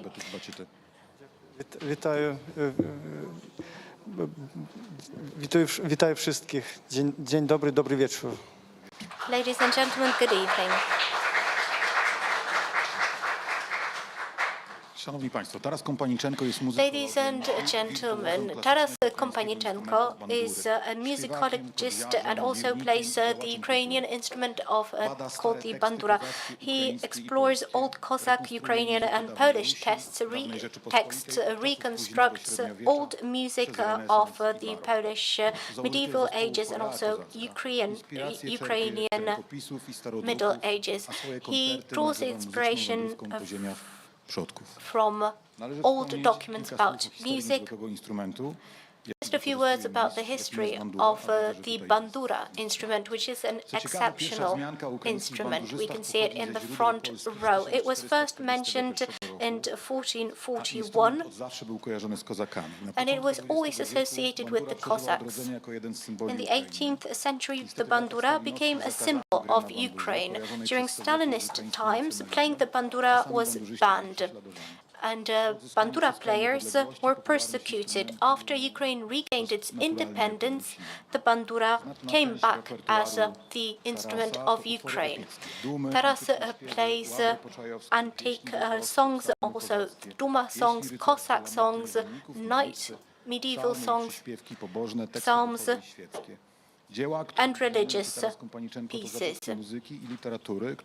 The music played by Taras are historical monuments. They are preserved in historical documents. Taras was born in a family who descended from the Cossacks. He was born in Kiev and there he was brought up. He was an activist from his early years and he took up playing the bandura very early on in his life, and his aim is to reconstruct the traditional repertoire of Ukrainian songs. He represents not just the musical world, he is also a social activist. He is a Ukrainian patriot and has been a patriot for more than 30 years. He is part of the National Democratic Movement and was part of the Youth Independence Movement. He played on the main scene during the protests, during the revolution of dignity at the Maidan. He upheld the patriotic spirit. He authored many poems which were composed in the traditional Ukrainian style, about many Ukrainian battles and the victims who fell for their country. He performed for Ukrainian soldiers fighting in Donbass and supported the army as a volunteer. After the Russian aggression of this year, he put down his bandura and picked up a rifle to join the defendants of his homeland. We would also like to thank the director of the Polish Institute in Kiev, and we would like to thank the wife of Taras, who also helped bring him here for this ceremony. Taras jest wielkim przyjacielem Polski. Taras is a great friend of Poland. His artistic activity is deeply embedded in the spirit of the Polish-Ukrainian Commonwealth. He recreated songs from the 17th century. Also of Christmas songs and many other traditional pieces. He promotes patriotic and romantic literature of Poland, of Mickiewicz and Słowacki, but also of Herbert, who stemmed from Ukraine. He also performed in Poland to commemorate the anniversary of the Polish Bolshevik War. He is the creator of a unique project, the Songs of Independence, Polish and Ukrainian songs. Pierwsza brygada i pieśni żołnierzy Petlury przy akompaniamencie bandury, pandury i skrzypiec nabrały nowego brzmienia. He created musical arrangements for that include the bandura for traditional Polish military songs and also Ukrainian songs. He added a new dimension to traditional military songs. 400-lecia bitwy chocimskiej w zamku w Kamieńcu Podolskim razem z choreją kozacką dał koncert zatytułowany He performed a concert to commemorate the 400th anniversary of the Battle of Chocim. Echa Werny Chory. To projekt poszukiwania And also conducted the project Echoes of Wernichora, which korzeni, z których wyrastają sought out traces of shared Ukrainian and Polish history and heritage. He is also an intellectual who refers to Grigory Skoworow and Andrzej Frycz-Mądrzejewski. jest kluczem do zbudowania He believes that this work is the key to building a strong future identity. It is also a tool for decolonization, which is more important than ever. Teraz Kompaniczenko argues that the two Ukrainian revolutions, the Orange Revolution and the Maidan Revolution, the revolution of dignity, obchodzone na Ukrainie 21 listopada. Wspomina też o tym, że dla wielu najważniejszą is linked with the commemoration of mówiona i śpiewana. the most important Ukrainian archangels. Polską warszawiankę 1900. He also translated the Polish song Warszawianka into Ukrainian. It was one of the songs sung during the Maidan Revolution. In his concerts, he often recalled the reality of Ukrainian protests. He also spoke of how he miraculously escaped death. Patronował Ukraińcom na Majdanie. And also spoke of the spirit, which was the patron of Ukrainians during the revolution. His activities permeated with Christianity. He would also describe gradual changes in the mentality of Ukrainians. Until recently, Russification and identification with the Putin regime was well advanced. But then the Ukrainian culture was removed from the Ukrainian television. It changed only after Little Green Men, and it became evident what the Russian peace approach was really about. He's aware of the fact that today it is not just about the freedom of Ukraine in physical terms, but it must also be operated in spirit. God knows the motivations of our heart, he says. If we stand in truth, he will give us victory. He's married with Nina, they have 4 children, a great artist and an intellectual, a distinguished artist of Ukraine, very humble and a very kind person. As you sing yourself, free spirit cannot be fettered. For the truth and for freedom, we stand united.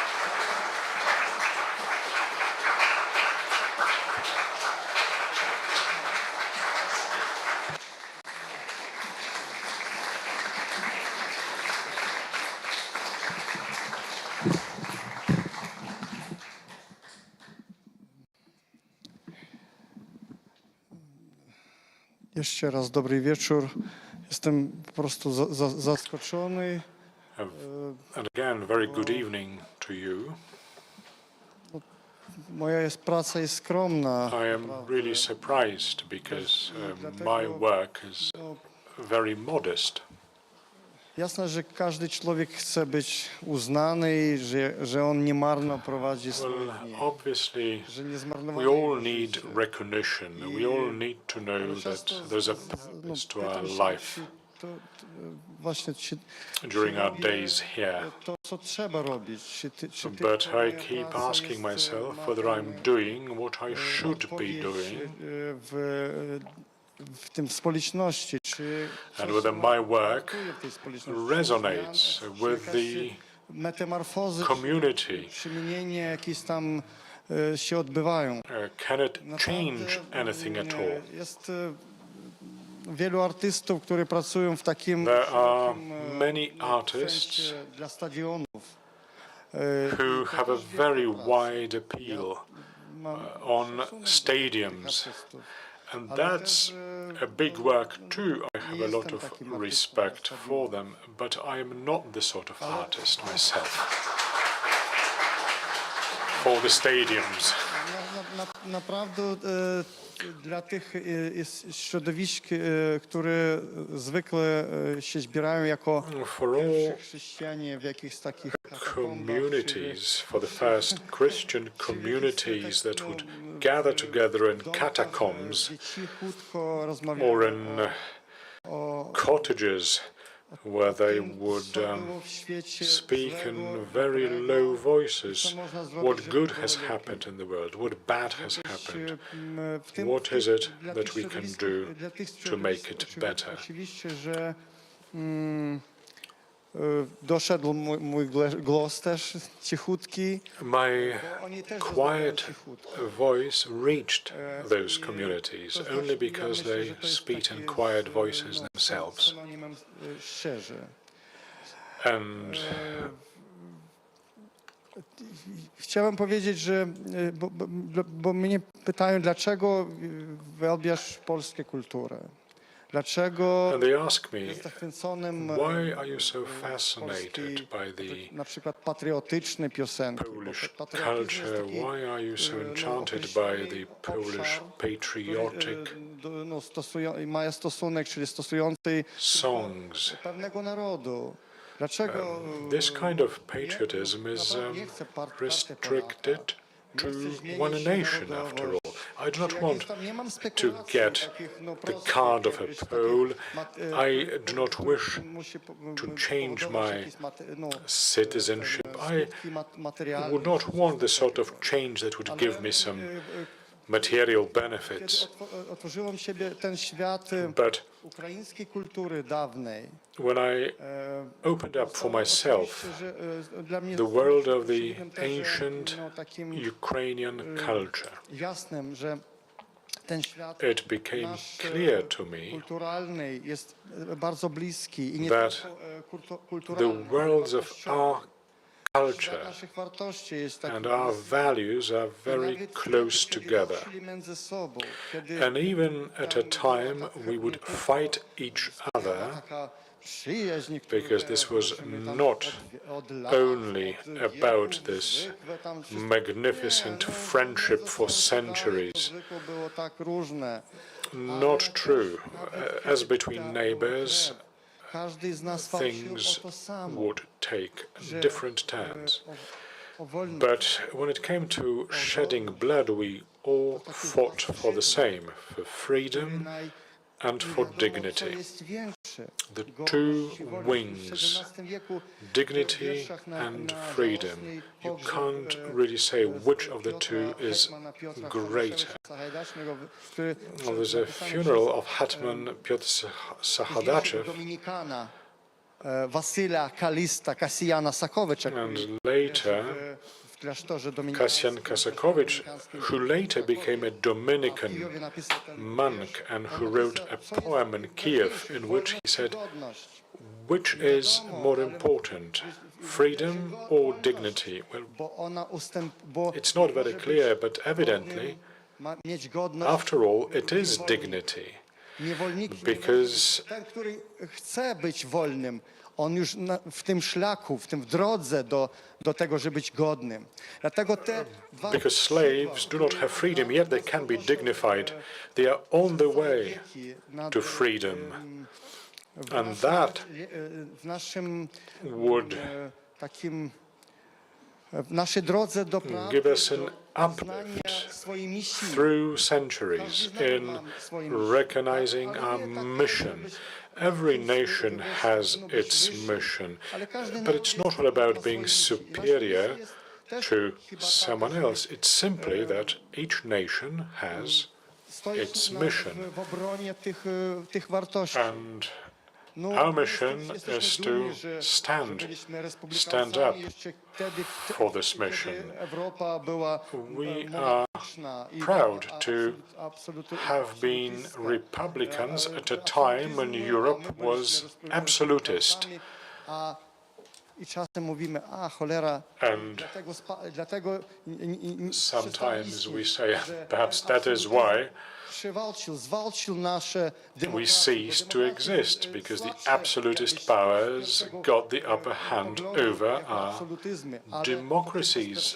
They were simply stronger at first glance only. Dobre opiercie ma w samym Now, our mission takim ducie finds good support, finds support in the duchowi naszych narodów. spirit of the nation, in the spirit of both our nations. Znieść ten egregor, bo nie wiadomo, wróg jak chce uderzyć w jedno miejsce, And obviously, if your enemy hits one place, duch wolności i godności more will grow obywateli. in another place. Elsewhere, the freedom of spirit and dignity Obywatelską społeczność. Jesteśmy obywatelami. has been supporting citizenship. We are citizens and not subordinates. You are a Tsar and I am a Tsar.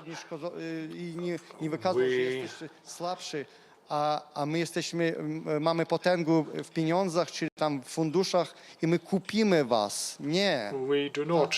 Nie działa tu. I mean, nobody will be able to buy us only because they are rich. That's not how it works. It is all about dignity. That's what we believe. Chciałbym podziękować też całemu narodowi polskiemu. I would like to thank the entire Polish nation Nie mam takiej możliwości. on behalf of the Ukrainians. I cannot represent all the Ukrainians, but I guess I can speak on behalf of my brothers and friends who are fighting. When they heard about me going to Warsaw, and it wasn't clear whether I would make it to Warsaw or not, but they say they showed us who our true brothers are, that Poles are our true brothers at a time of misery, at a time when we are fighting for identity and sovereignty and independence. It's about to be or not to be for Ukraine. Nie jest wciągnięty w jakiś imperialny projekt, bo była próba, każdy ten szatan. It is a time of test. When it happened in the past, the Moscow Satan or Duce, whichever term you want to use, a może dawajcie podzielimy Ukrainę. would say, why don't we split up Ukraine as they used to do? Some of it will go to Romania, some of it will go to Hungary, some of it will go to Poland, and this is exactly the policies they ran. They always wanted to amplify the differences between us than similarities. But Poles did not went down that road. They didn't even approach it. And the reason for that is that they are dignified themselves and they would not trample upon somebody who is weaker. I would like to thank you on behalf of all the Ukrainians that I know. Thank you, our brothers, Poles, for your big heart. And for being patient as well. Odrzucenie infantylizmu, w naszym, w ukraińskiej nacji. Ale to też It is the Ukrainian is in the making. We are rejecting whatever is perhaps infantile in our nation. We want to move on. And thank you for this brotherly patience that you have. Nawet ja tak mówię, znamy co jest chamstwo, ale nie znamy co to jest jafetyzm. Ja mówię, że jafetyzm What vulgarity is.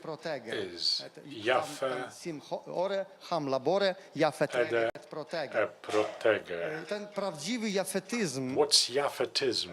Jafe ege et protege. The true jafetyzm. W polskim kraju jest which is growing in Poland. Też dobrym przykładem, w jakiej strony trzeba iść. Is a good example of the direction to be followed to defend the values w centralnej i wschodniej Europie godnym państwem. And remain a dignified state in Eastern Europe, the state that remains to be European, but also remains to be Polish and be itself, and not becoming God only knows who. Thank you very much for your military, diplomatic, humanitarian, economic support. Thank you, brothers Poles, for your support, for your freedom and ours. Slava Ukraine, glory to Poland.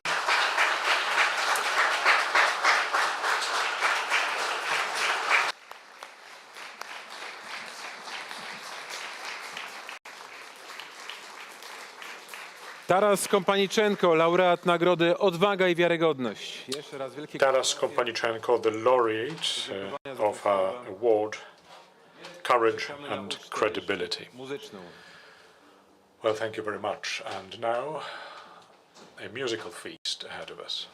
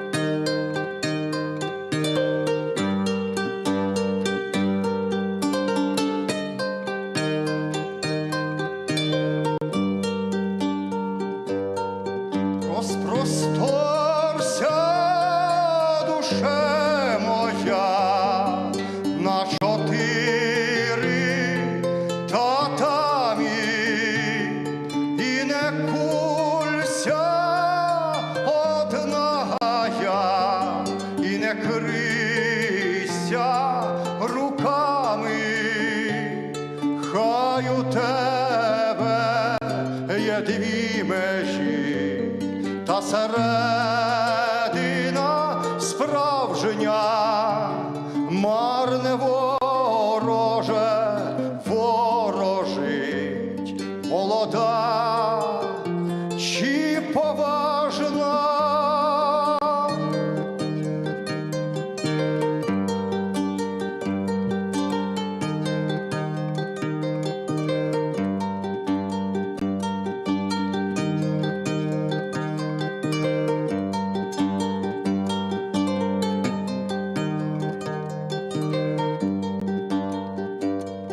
посередині стовбур лід, а обабоки крона, посередині вічний слід, від колиски до скону, жаль ні неба, ані землі, всі труні вертикальні і заврунилися жалі, думи всілись печальні.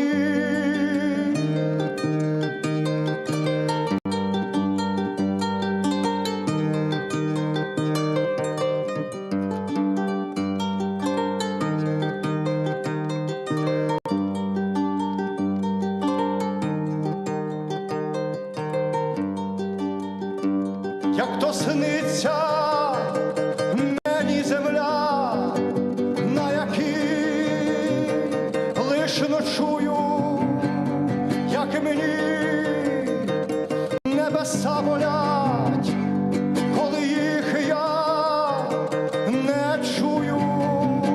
Раз постав у очах мій край, наче стовп осіяний, каже сина, бери карай, він для мене коханий.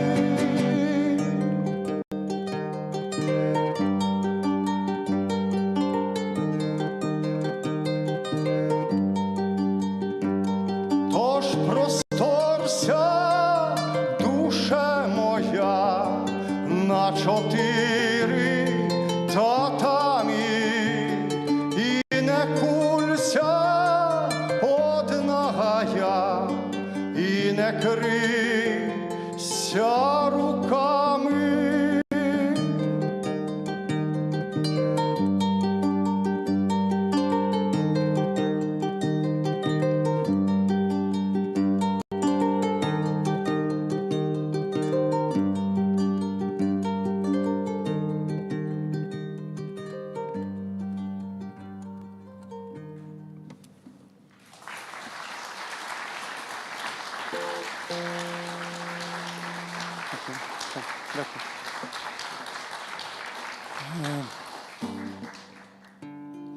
To pieśń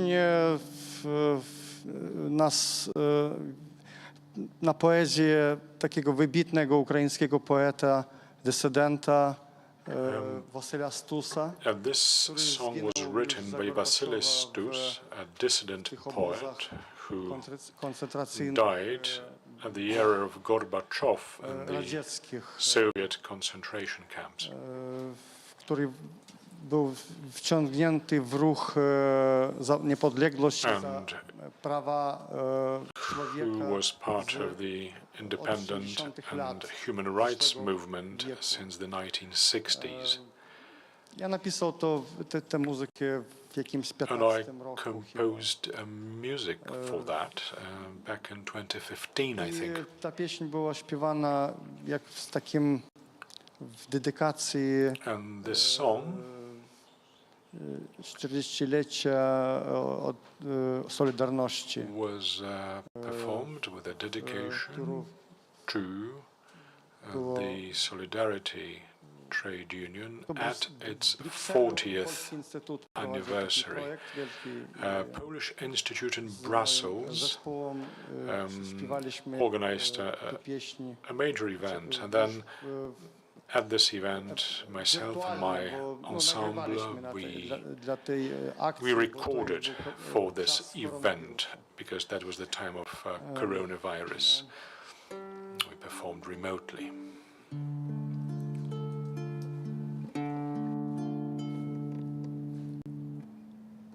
Богородице, Дівице, благословлена Марія, у Твого Сина, Господина,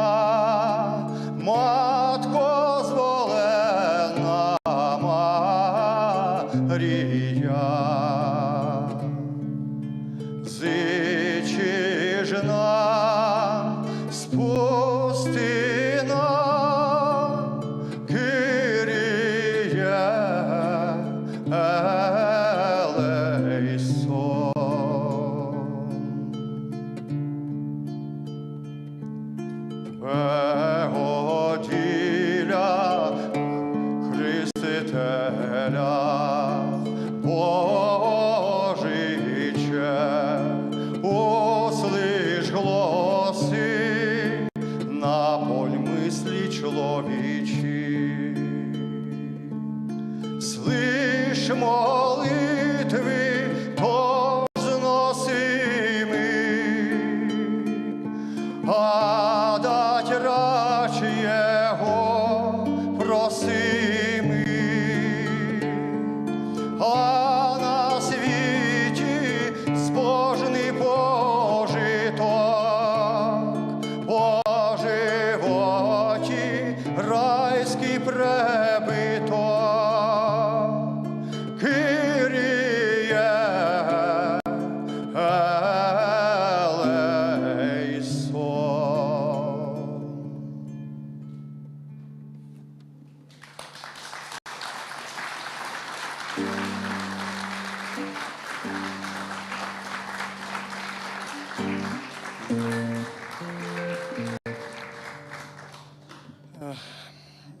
W czasie tego prezydenta Ukrainy, który uciekł do Moskwy, At a time when the president of Ukraine było tworzono fled to Moscow, the traitor Yanukovych, armię, zniszczyli tam wszystko, co można było zniszczyć. they destroyed the army, they destroyed whatever they could destroy. W ogóle Ukraina przestała iść. That was their policy for Ukraine Natomiast oni robili to cease to exist. dekoracje. Tworzyli, na przykład była stworzona pieśń ukraińskiej, pieśnia ukraińskiej przysięgi. But they would do facade, decorations, if you like. And there was a song they created, Prisyady. It was very ugly poetry and very ugly music. But they spent a lot of money on it. The words pachony, pachony, pachony, wachony, wachony, wachony.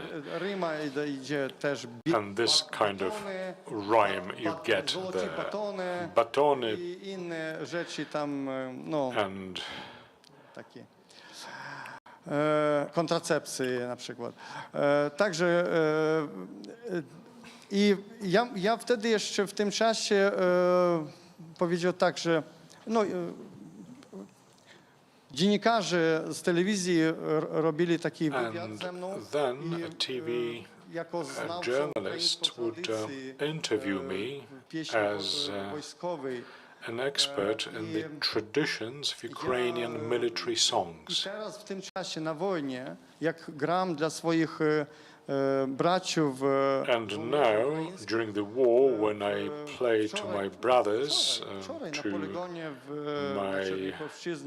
graliśmy i ja opowiadał fellow soldiers, it was yesterday at the exercise ground. I was there yesterday until 2:00. I was on the exercise ground. Zwykle opowiadam to, że ten hymn Bogorodzica, pieśń pod Grunewaldem, Bogorodzica, Mother of God, is known to every Pole who has been through the Polish army. It is a difficult song. It is a medieval song. Tam, no, ono kojarzy z takim katalonskim. It actually brings back Catalan monodies of the Middle Ages, maybe Gregorian chant comes up in it. Potrafi to zaśpiewać. But every Pole who was a soldier could sing it. To oznacza, że odczuwają which is very important because there is continuity, because this means they perceive themselves as the followers of those who fought in the Grunwald battle. It was found in the handwritten script, the Lithuanian statutes in 1526 in Cyrillic takim językiem, alphabet, this którym, long jednym kojarzy z polskim, song, innym z ukraińskim, innym z innym written in a language which to some ears sounds like Polish, to some others like Belarusian, yet to others sounds akin to Ukrainian language. It seems to be the shared songs of our shared ancestors.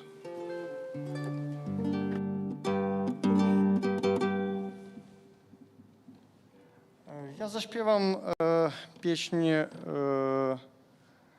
którą bardzo lubię. I will sing a song that I like, I love very much. Pierwsza brygada. The song titled The First Brigade. Też pytanie, dlaczego śpiewać patriotyczne Now, pieśni? a question, why should we sing patriotic songs of others? A ja powiedzieć, że też taki to jest My niebezpieczny answer is that this is a dangerous topic. Jesteśmy zachwyceni, że gdzieś tutaj w Warszawie ksiądz zaśpiewał Czerwone kaliny, na przykład po mszy. Somewhere in Warsaw, a priest sang Czerwone kaliny, or that a Russian Orthodox church, all of those gathered there sang the song. It's a song which was written later on. Of course, this song was sung by the Ukrainian partisan army, but it was not created for that army. It was written before that, during the First World War. Just like the story of the First Brigade. The melody of this song was at first a tango, and it was played by the firefighters in Gniezno, or in Kielce. I think that's the right city. I ciekawe, że świat tej ofiary, o której też mówiliście, The interesting thing is what you've already discussed, sacrifice. Ukrainians are sacrificing their lives for shared values. Chcesz uznać prawdziwy ten duch narodu, And if you want to know the true spirit of a nation, you have to learn its patriotic songs, because those songs contain the egregore. That's where this national spirit is best manifested. It shows ten wspólny duch, what this common spirit is capable of sacrificing for freedom, for being free.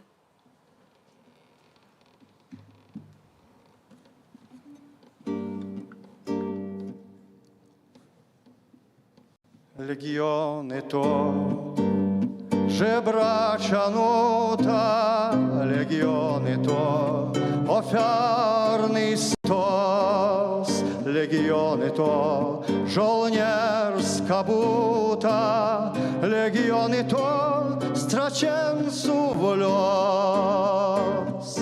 My, pierwsza brygada, strzelecka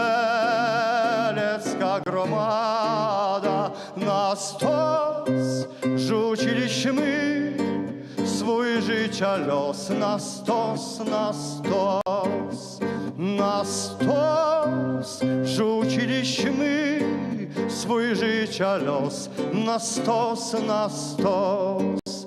Nie chcemy już od was uznania, ni waszych muł, ni waszych łez. Skończyli się dni kołatania do waszych dusz, do waszych kies. My, pierwsza brygada, strzelecka gromada, na stos rzuciliśmy swój życia los, na stos, na stos, na stos rzuciliśmy swój życia los, na stos, na stos.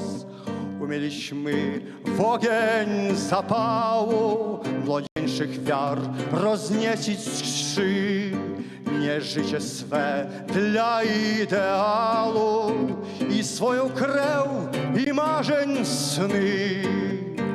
My, pierwsza brygada, strzelecka gromada, na stos rzuciliśmy swój życia los, na stos, na stos, na stos rzuciliśmy swój życia los, na stos, na stos. Potrafię dziś dla potomności ostatki swych poświęcić dni, struć falszu wsiać się szlachetności, miazgą swych ciał, żarem swej krwi.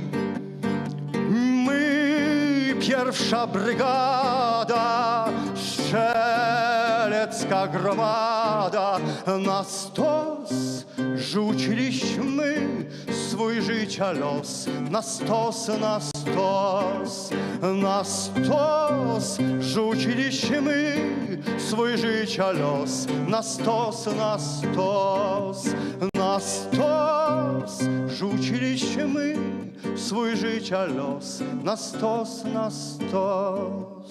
Razem. My, pierwsza brygada, strzelecka gromada, na stos rzuciliśmy swój życia los, na stos, na stos, na stos rzuciliśmy swój życia los, na stos, na stos, na stos rzuciliśmy swój życia los, na stos, na stos. Dziękuję. Dziękuję.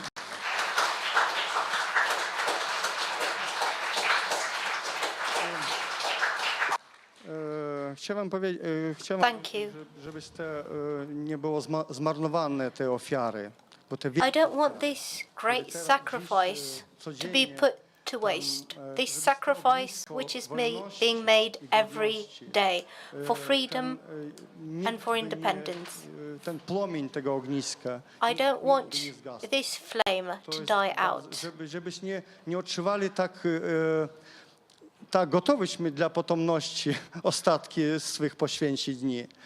Tak, i to jest. I don't want this readiness to sacrifice the rest of your life for the future generations. Wracają czasem z wojny ludzi. Sometimes when people come back from war and they experience this falsehood of the society, the best people are fighting there, these honest people. Szczęśliwy, że I am so happy to be among them, because this is a tragic, a dramatic moment in history. But this is a time which reveals the real, the honest, the brave people. And this song is about that.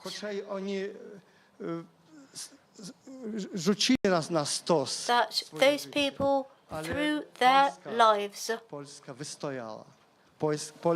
into the fire.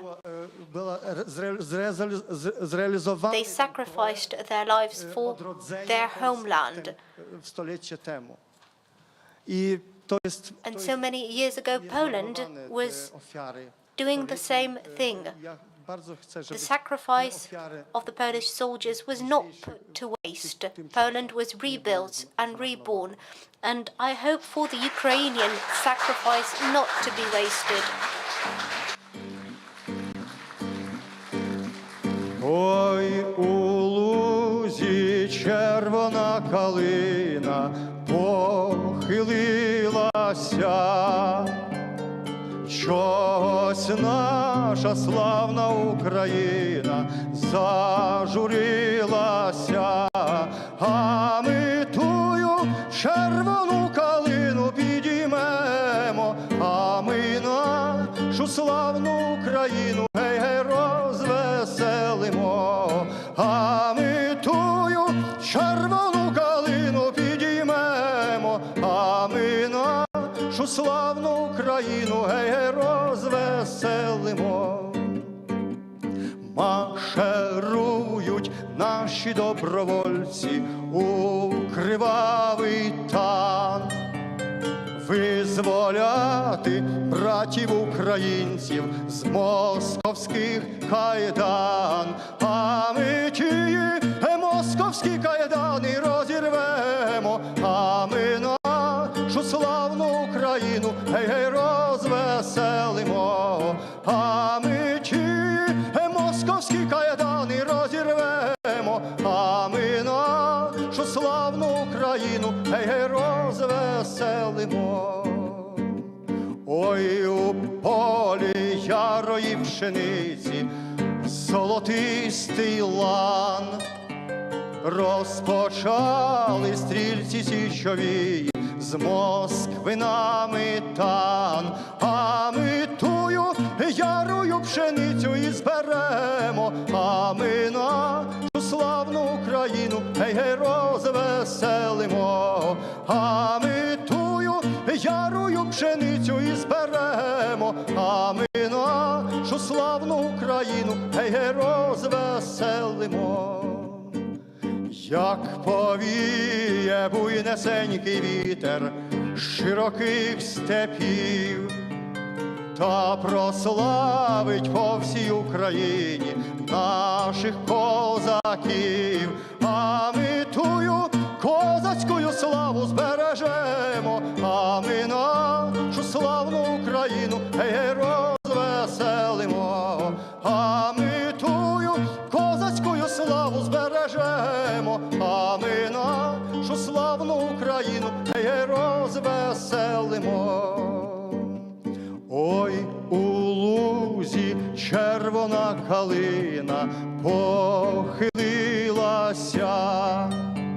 щось наша славна Україна зажурилася.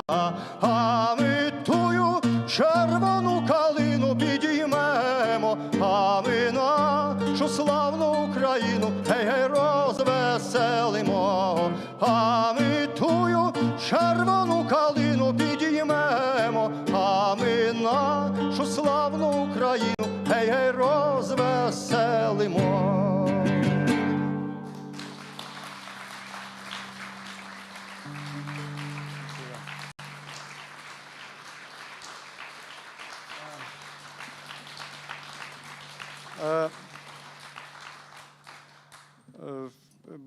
Ja jestem zaskoczony, że tutaj też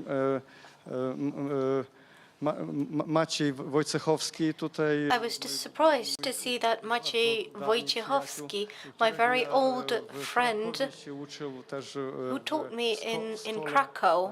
W szkole angielskiego języka. He taught me English at school in Krakow. Też prezent, bo This was also a gift. Zaprzyjaźniliśmy u Antep, because we made friends at który pochodzi z Przemyśla, a wtedy the house of Antek Pilch, who comes from Przemyśl, and at the time he lived in this Renaissance building in mieszkał w Krakowie near Jordanów. Miesiąc. And he lived in Krakow for about a month. And Maciej said, but you will give a concert in Chimera, and what are you going to do during the day?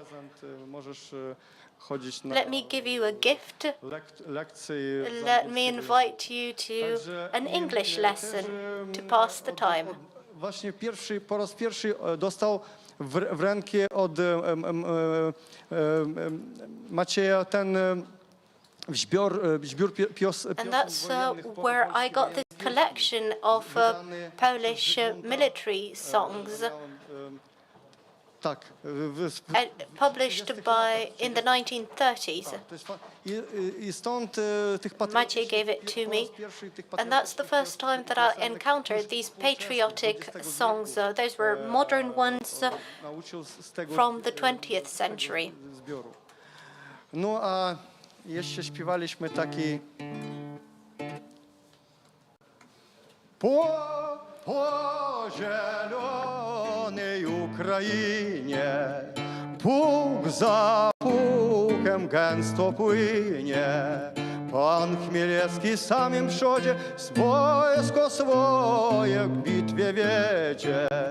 Hej, po dolinie, hej, po zielonej wojsko jedzie.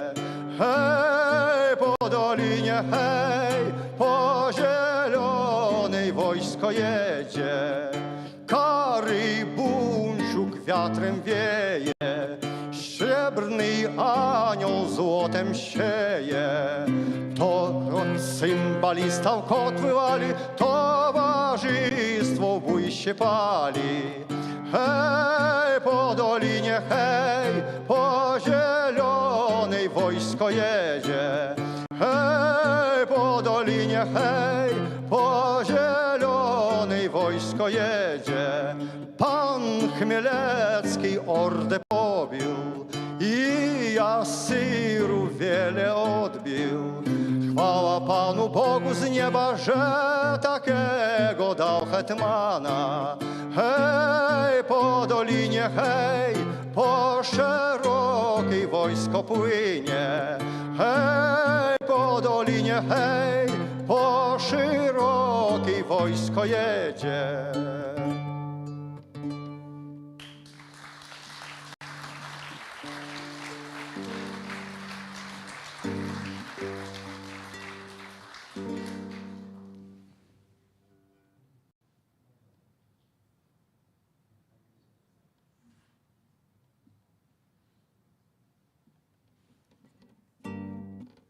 Śpiewamy razem. Let's sing together. O mój rozmarinie, rozwijaj się. O mój rozmarynie, rozwijaj się. Pójdzie do dziewczyny, pójdzie do jedynej. Zapytam się. Pójdzie do dziewczyny, pójdzie do jedynej. Zapytam się. A jak mi odpowie, nie kocham cię. A jak mi odpowie, nie kocham cię. Oni werbują, strzelcy maszerują, zaciągną się. Oni werbują, strzelcy maszerują, zaciągną się. Dadzą mi buciki z ostrogami, dadzą mi buciki z ostrogami. I syły kabacik z wyłogami. I syły kabacik z wyłogami. Dadzą mi konika cisawego, dadzą mi konika cisawego i ostrą szabelkę do boku mego. I ostrą szabelkę do boku mego. Dadzą mi uniform popielasty, dadzą mi uniform popielasty, abyś mnie tęsknął za rodzinę, abym nie tęsknął do swej chaty. Dadzą mi uniform popielaty, dadzą mi uniform popielaty, abyś mnie tęsknął do swej chaty. Ażebym nie tęsknął do swej chaty. Dadzą mi manierkę z gorzałczyną, dadzą mi manierkę z gorzałczyną, ażebym nie tęsknił za dziewczyną, ażebym nie tęsknił za dziewczyną. A kiedy już wyjdzie na wiarusa, pójdzie do dziewczyny, pójdzie do jedynej, pocałuj się. Pójdzie do dziewczyny, pójdzie do jedynej, pocałuj się. a gdy mi odpowie, nie wydam się, a gdy mi odpowie, nie wydam się. Hej, tam kule swiszczą i bagnety bliszczą, poświęćcie się. Hej, tam kule świście i bagnety bliższe, poświęćcie się. Ach, jak już pójdziemy na bagnety, a jak już pójdziemy na bagnety, bagnet mi ukoluje, śmierć mnie ocaluje, ale nie ty. Bagnet mi ukoluje, śmierć mnie ocaluje, ale nie ty. Powiodą z okopu na bagnety razem. Powiodą z okopu na bagnety. Powiodą z okopu na bagnety. Bagnet mi ukoluje, śmierć mnie ocaluje, ale nie ty. Bagnet mi ukoluje, śmierć mnie ucaluje, ale nie ty. Dadzą mi karabin na Moskali, dadzą mi karabin na Moskali i 120 kuli, i 120, 120 kuli, 120 kuli, co łeb wali. 120 kuli, 120 kuli, co łeb wali. Dadzą mi dadzą mi.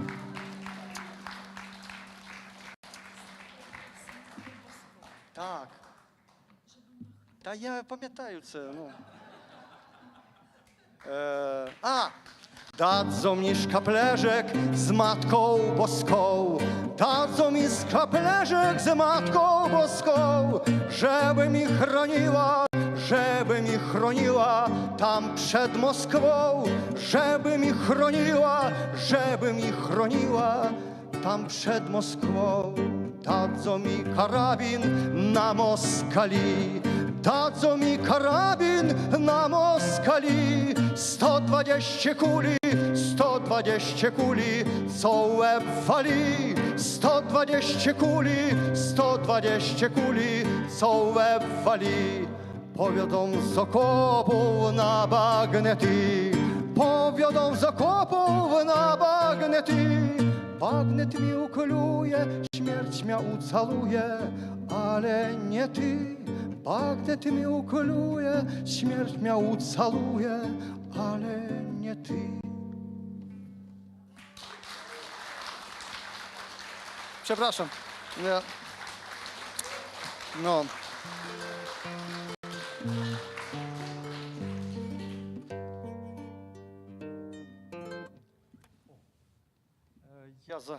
Ja zaśpiewam teraz pieśń, którą złożyłem. Now I will sing a song which I composed. O bajraktarach i javelinach. About Bayraktars and javelins. To luty i marzec tego roku. February, March of this year, that's when I created this song.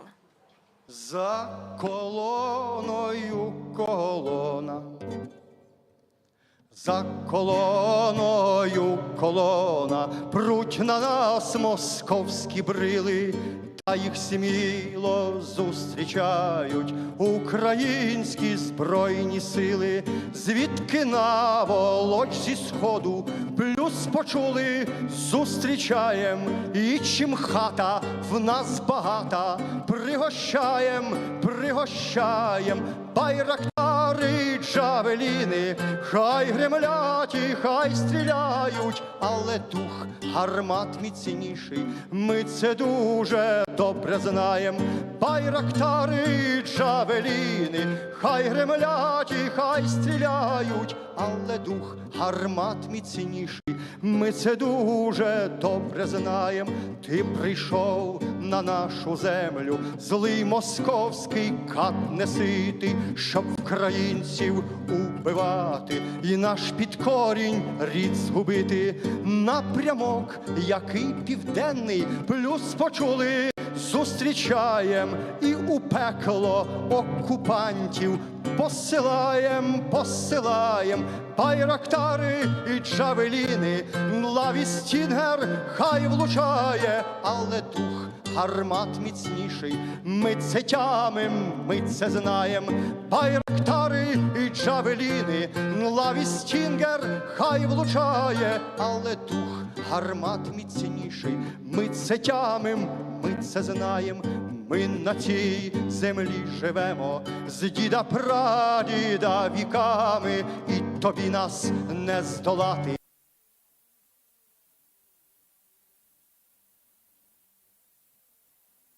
Почули, зустрічаєм і вогнем нещадним лютим поливаєм, хай сіяє зброя наша, стугна б'є, вільха вціляє, але дух гармат міцніший, в нас це кожен воїн знає. Хай сіяє зброя наша, стугна б'є, вільха вціляє, але дух гармат міцніший, в нас це кожен воїн знає. Хоч нам в'язи й жили рвуться, ми стожилаві здолаєм, і московській гідрі лютій ми всі голови зрубаєм. Напрямок, як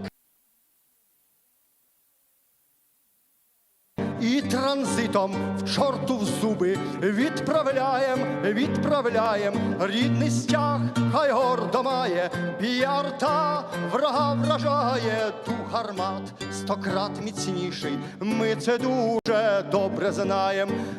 Рідний стяг хай гордо має, п'ярта врага вражає, дух гармат 100 крат міцніший. Ми це дуже добре знаєм, браття нум на бузу віра, нам нема куди втікати, з нами Бог і правда щира, і свята Вкраїна мати, звідки йде москаль байдуже, плюс почули, зустрічаєм, з кораблем воєнним руським, посилаєм, хай святяться душі смілі, хай серця огнем палають, дух гармат 100 крат міцніший, ми це дуже добре знаєм. Хай святяться душі смілі, хай серця огнем палають, дух гармат 100 крат міцніший, ми це дуже добре знаєм.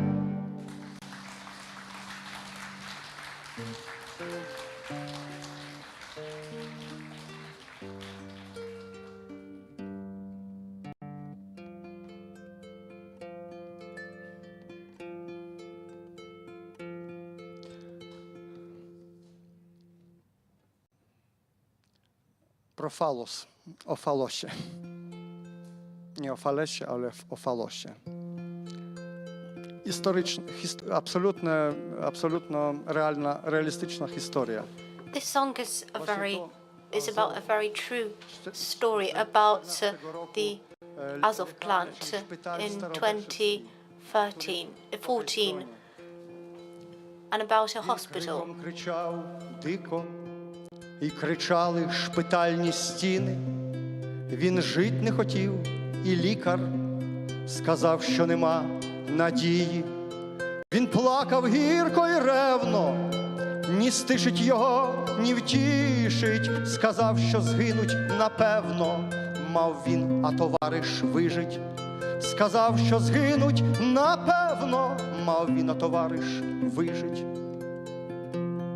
Це фатуму глас Чікпини в юдолі з вояцької долі, в його черевній порожнині глибокі рани доволі.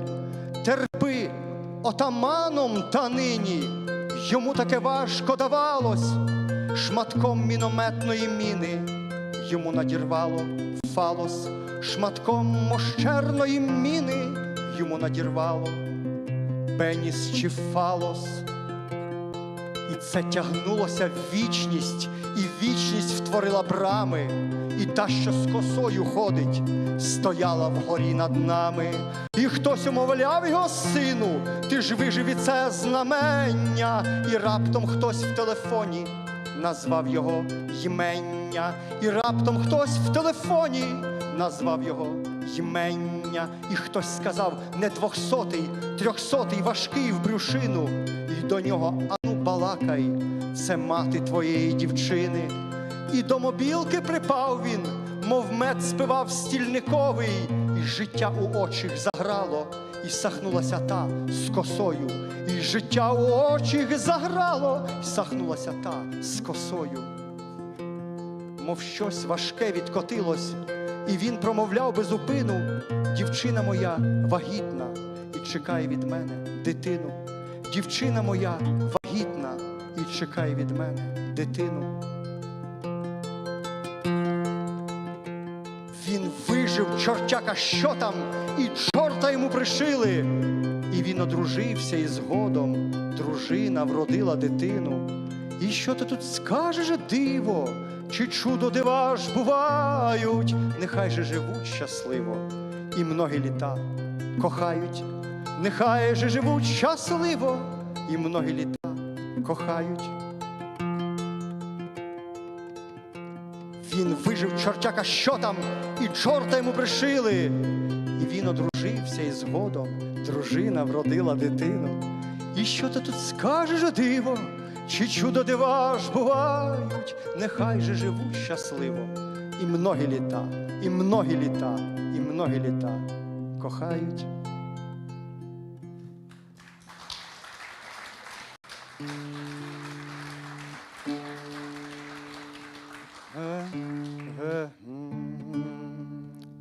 Гей, ти ojcze tama. Ja tak opowiem o tej piosenkę. Let me just tell you about this song. We Wrocławiu Some time ago in Wrocław, Leszek Brągiel was organizing my concert. It was to take place in the main market square. I tam było dumy ukraińskie było napisano, czyli zaporowskie dumy. It said Ukrainian pride or Zaporizhian pride. And for 3 hours, sorry, it's not about pride, but Duma is a type of song. So for 3 hours, he would torture people with singing those Dumas, but I think that we could just listen to one, and I can sing just one without torturing you. And after that, an elderly lady came up to me after the concert. I didn't want to torture people further on. She asked me, why didn't you play even one Duma, Hey Father Ataman? And for her, and she started singing it with great emotion.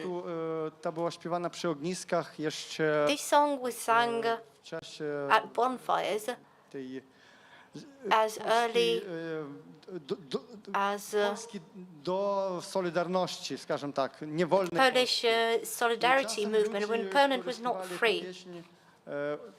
Przez tę piosenkę uznawali, że jest Ukraina w ogóle. And people only learned what Ukraine really was through that song. The Polish consul in Ukraine, Madam, I don't remember the surname. Napisana przez Bogdana Zaleskiego. She thought that this was a song written by Bogdan Zalewski, Wybitnego poeta, romantyka ukraińskiego. an exceptional poet, Ukrainian representative of the Romanticism period. Ej, ty ojcze Atamanie, Ukraina śpi. No coś nisko tak. Ej, ty ojcze Atamanie, Ukraina śpi. Najlepsze śpią sokoły na kurhanie i stanienła woda w Dnieprze. Koń zaledwie nogi wlecze, człowiek tu żyje, a nie żyje.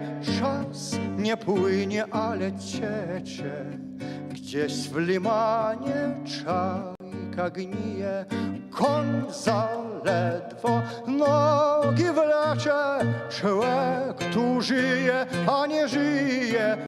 Czas nie płynie, ale ciecie. Gdzieś w limanie czajka gnije, Wychowskiego szablą krzywą.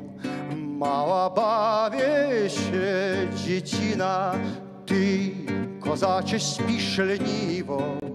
Płacze matka Ukraina, skowroneczek szepnął piórką, gdzieś nad stepem orzeł kracie, drze się pardwa i przepiórka.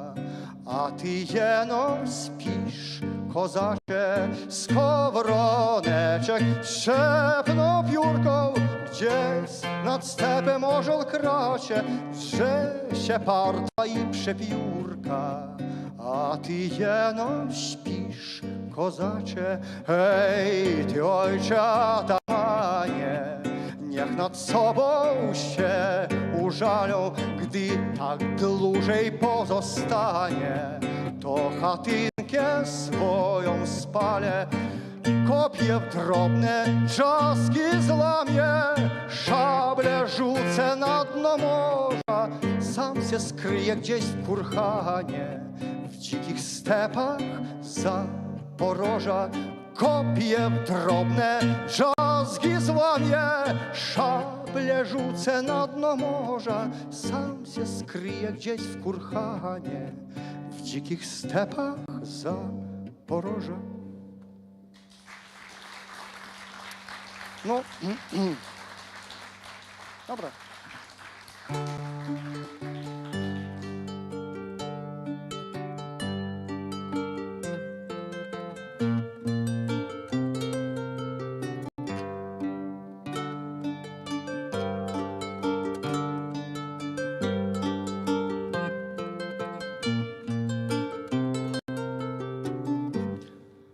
Sto lat z czasu Mazepy.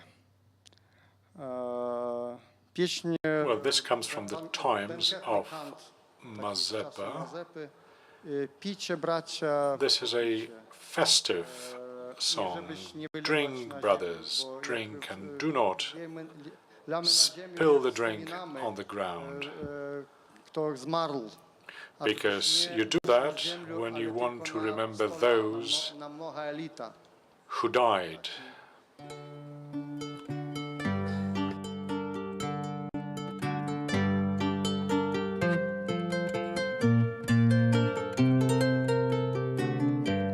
Покиньмо всі печали, гуляючи з друзями, в любові будем жаркі, візьмемося за чарки, станемо і співати, потому ж танцювати. Пийте, братці, попийте, а на землю не лийте, а на землю не лийте.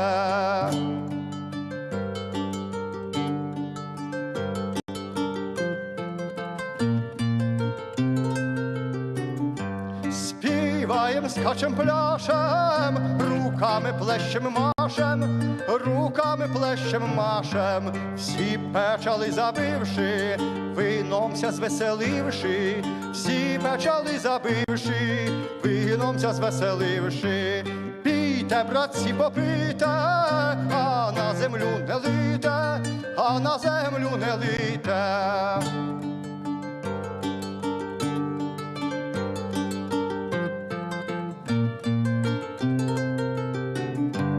Перву скляницю вип'єм, скоро подругу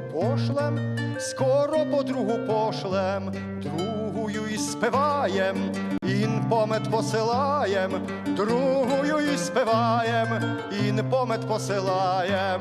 Пійте, братці, попийте, а на землю не лийте, а на землю не лийте.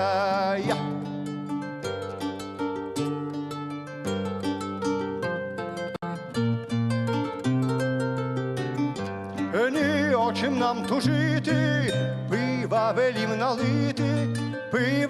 налити, в мислях то і держиться, якби вина напиться, в мислях то і держиться, якби вина напиться. Пійте, братці, попийте, а на землю не лийте, а на землю не лийте.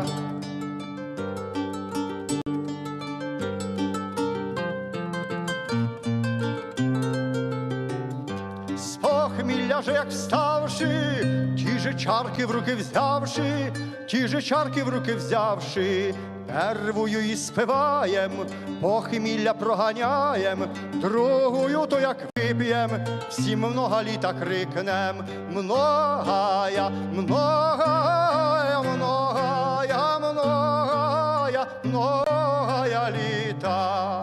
Киріє елейсон, Христе елейсон, многая літа, многая літа, сотвори, Господи, даруй нам, Господи, многая літа.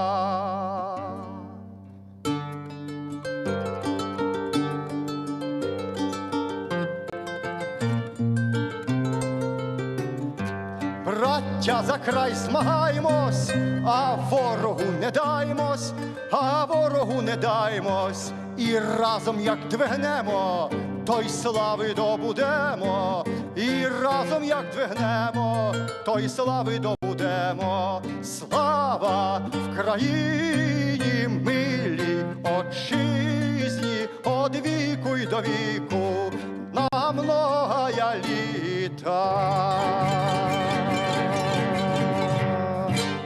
100 лят.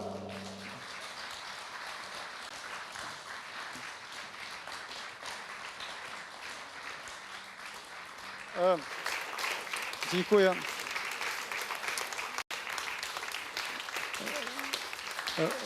Dziękuję bardzo. Ja może ja też te oczekiwania ode mnie, co ja zagram i Well, thank you very much. It was a bit of a improvisation. I was not quite prepared for the concert, in case you had other expectations of me. No, ale przepraszam. Następnego razu ja myślę, że będę katował. So I apologize. Next time, I promise I will torture and torment you with the old medieval songs and the Renaissance and then Baroque.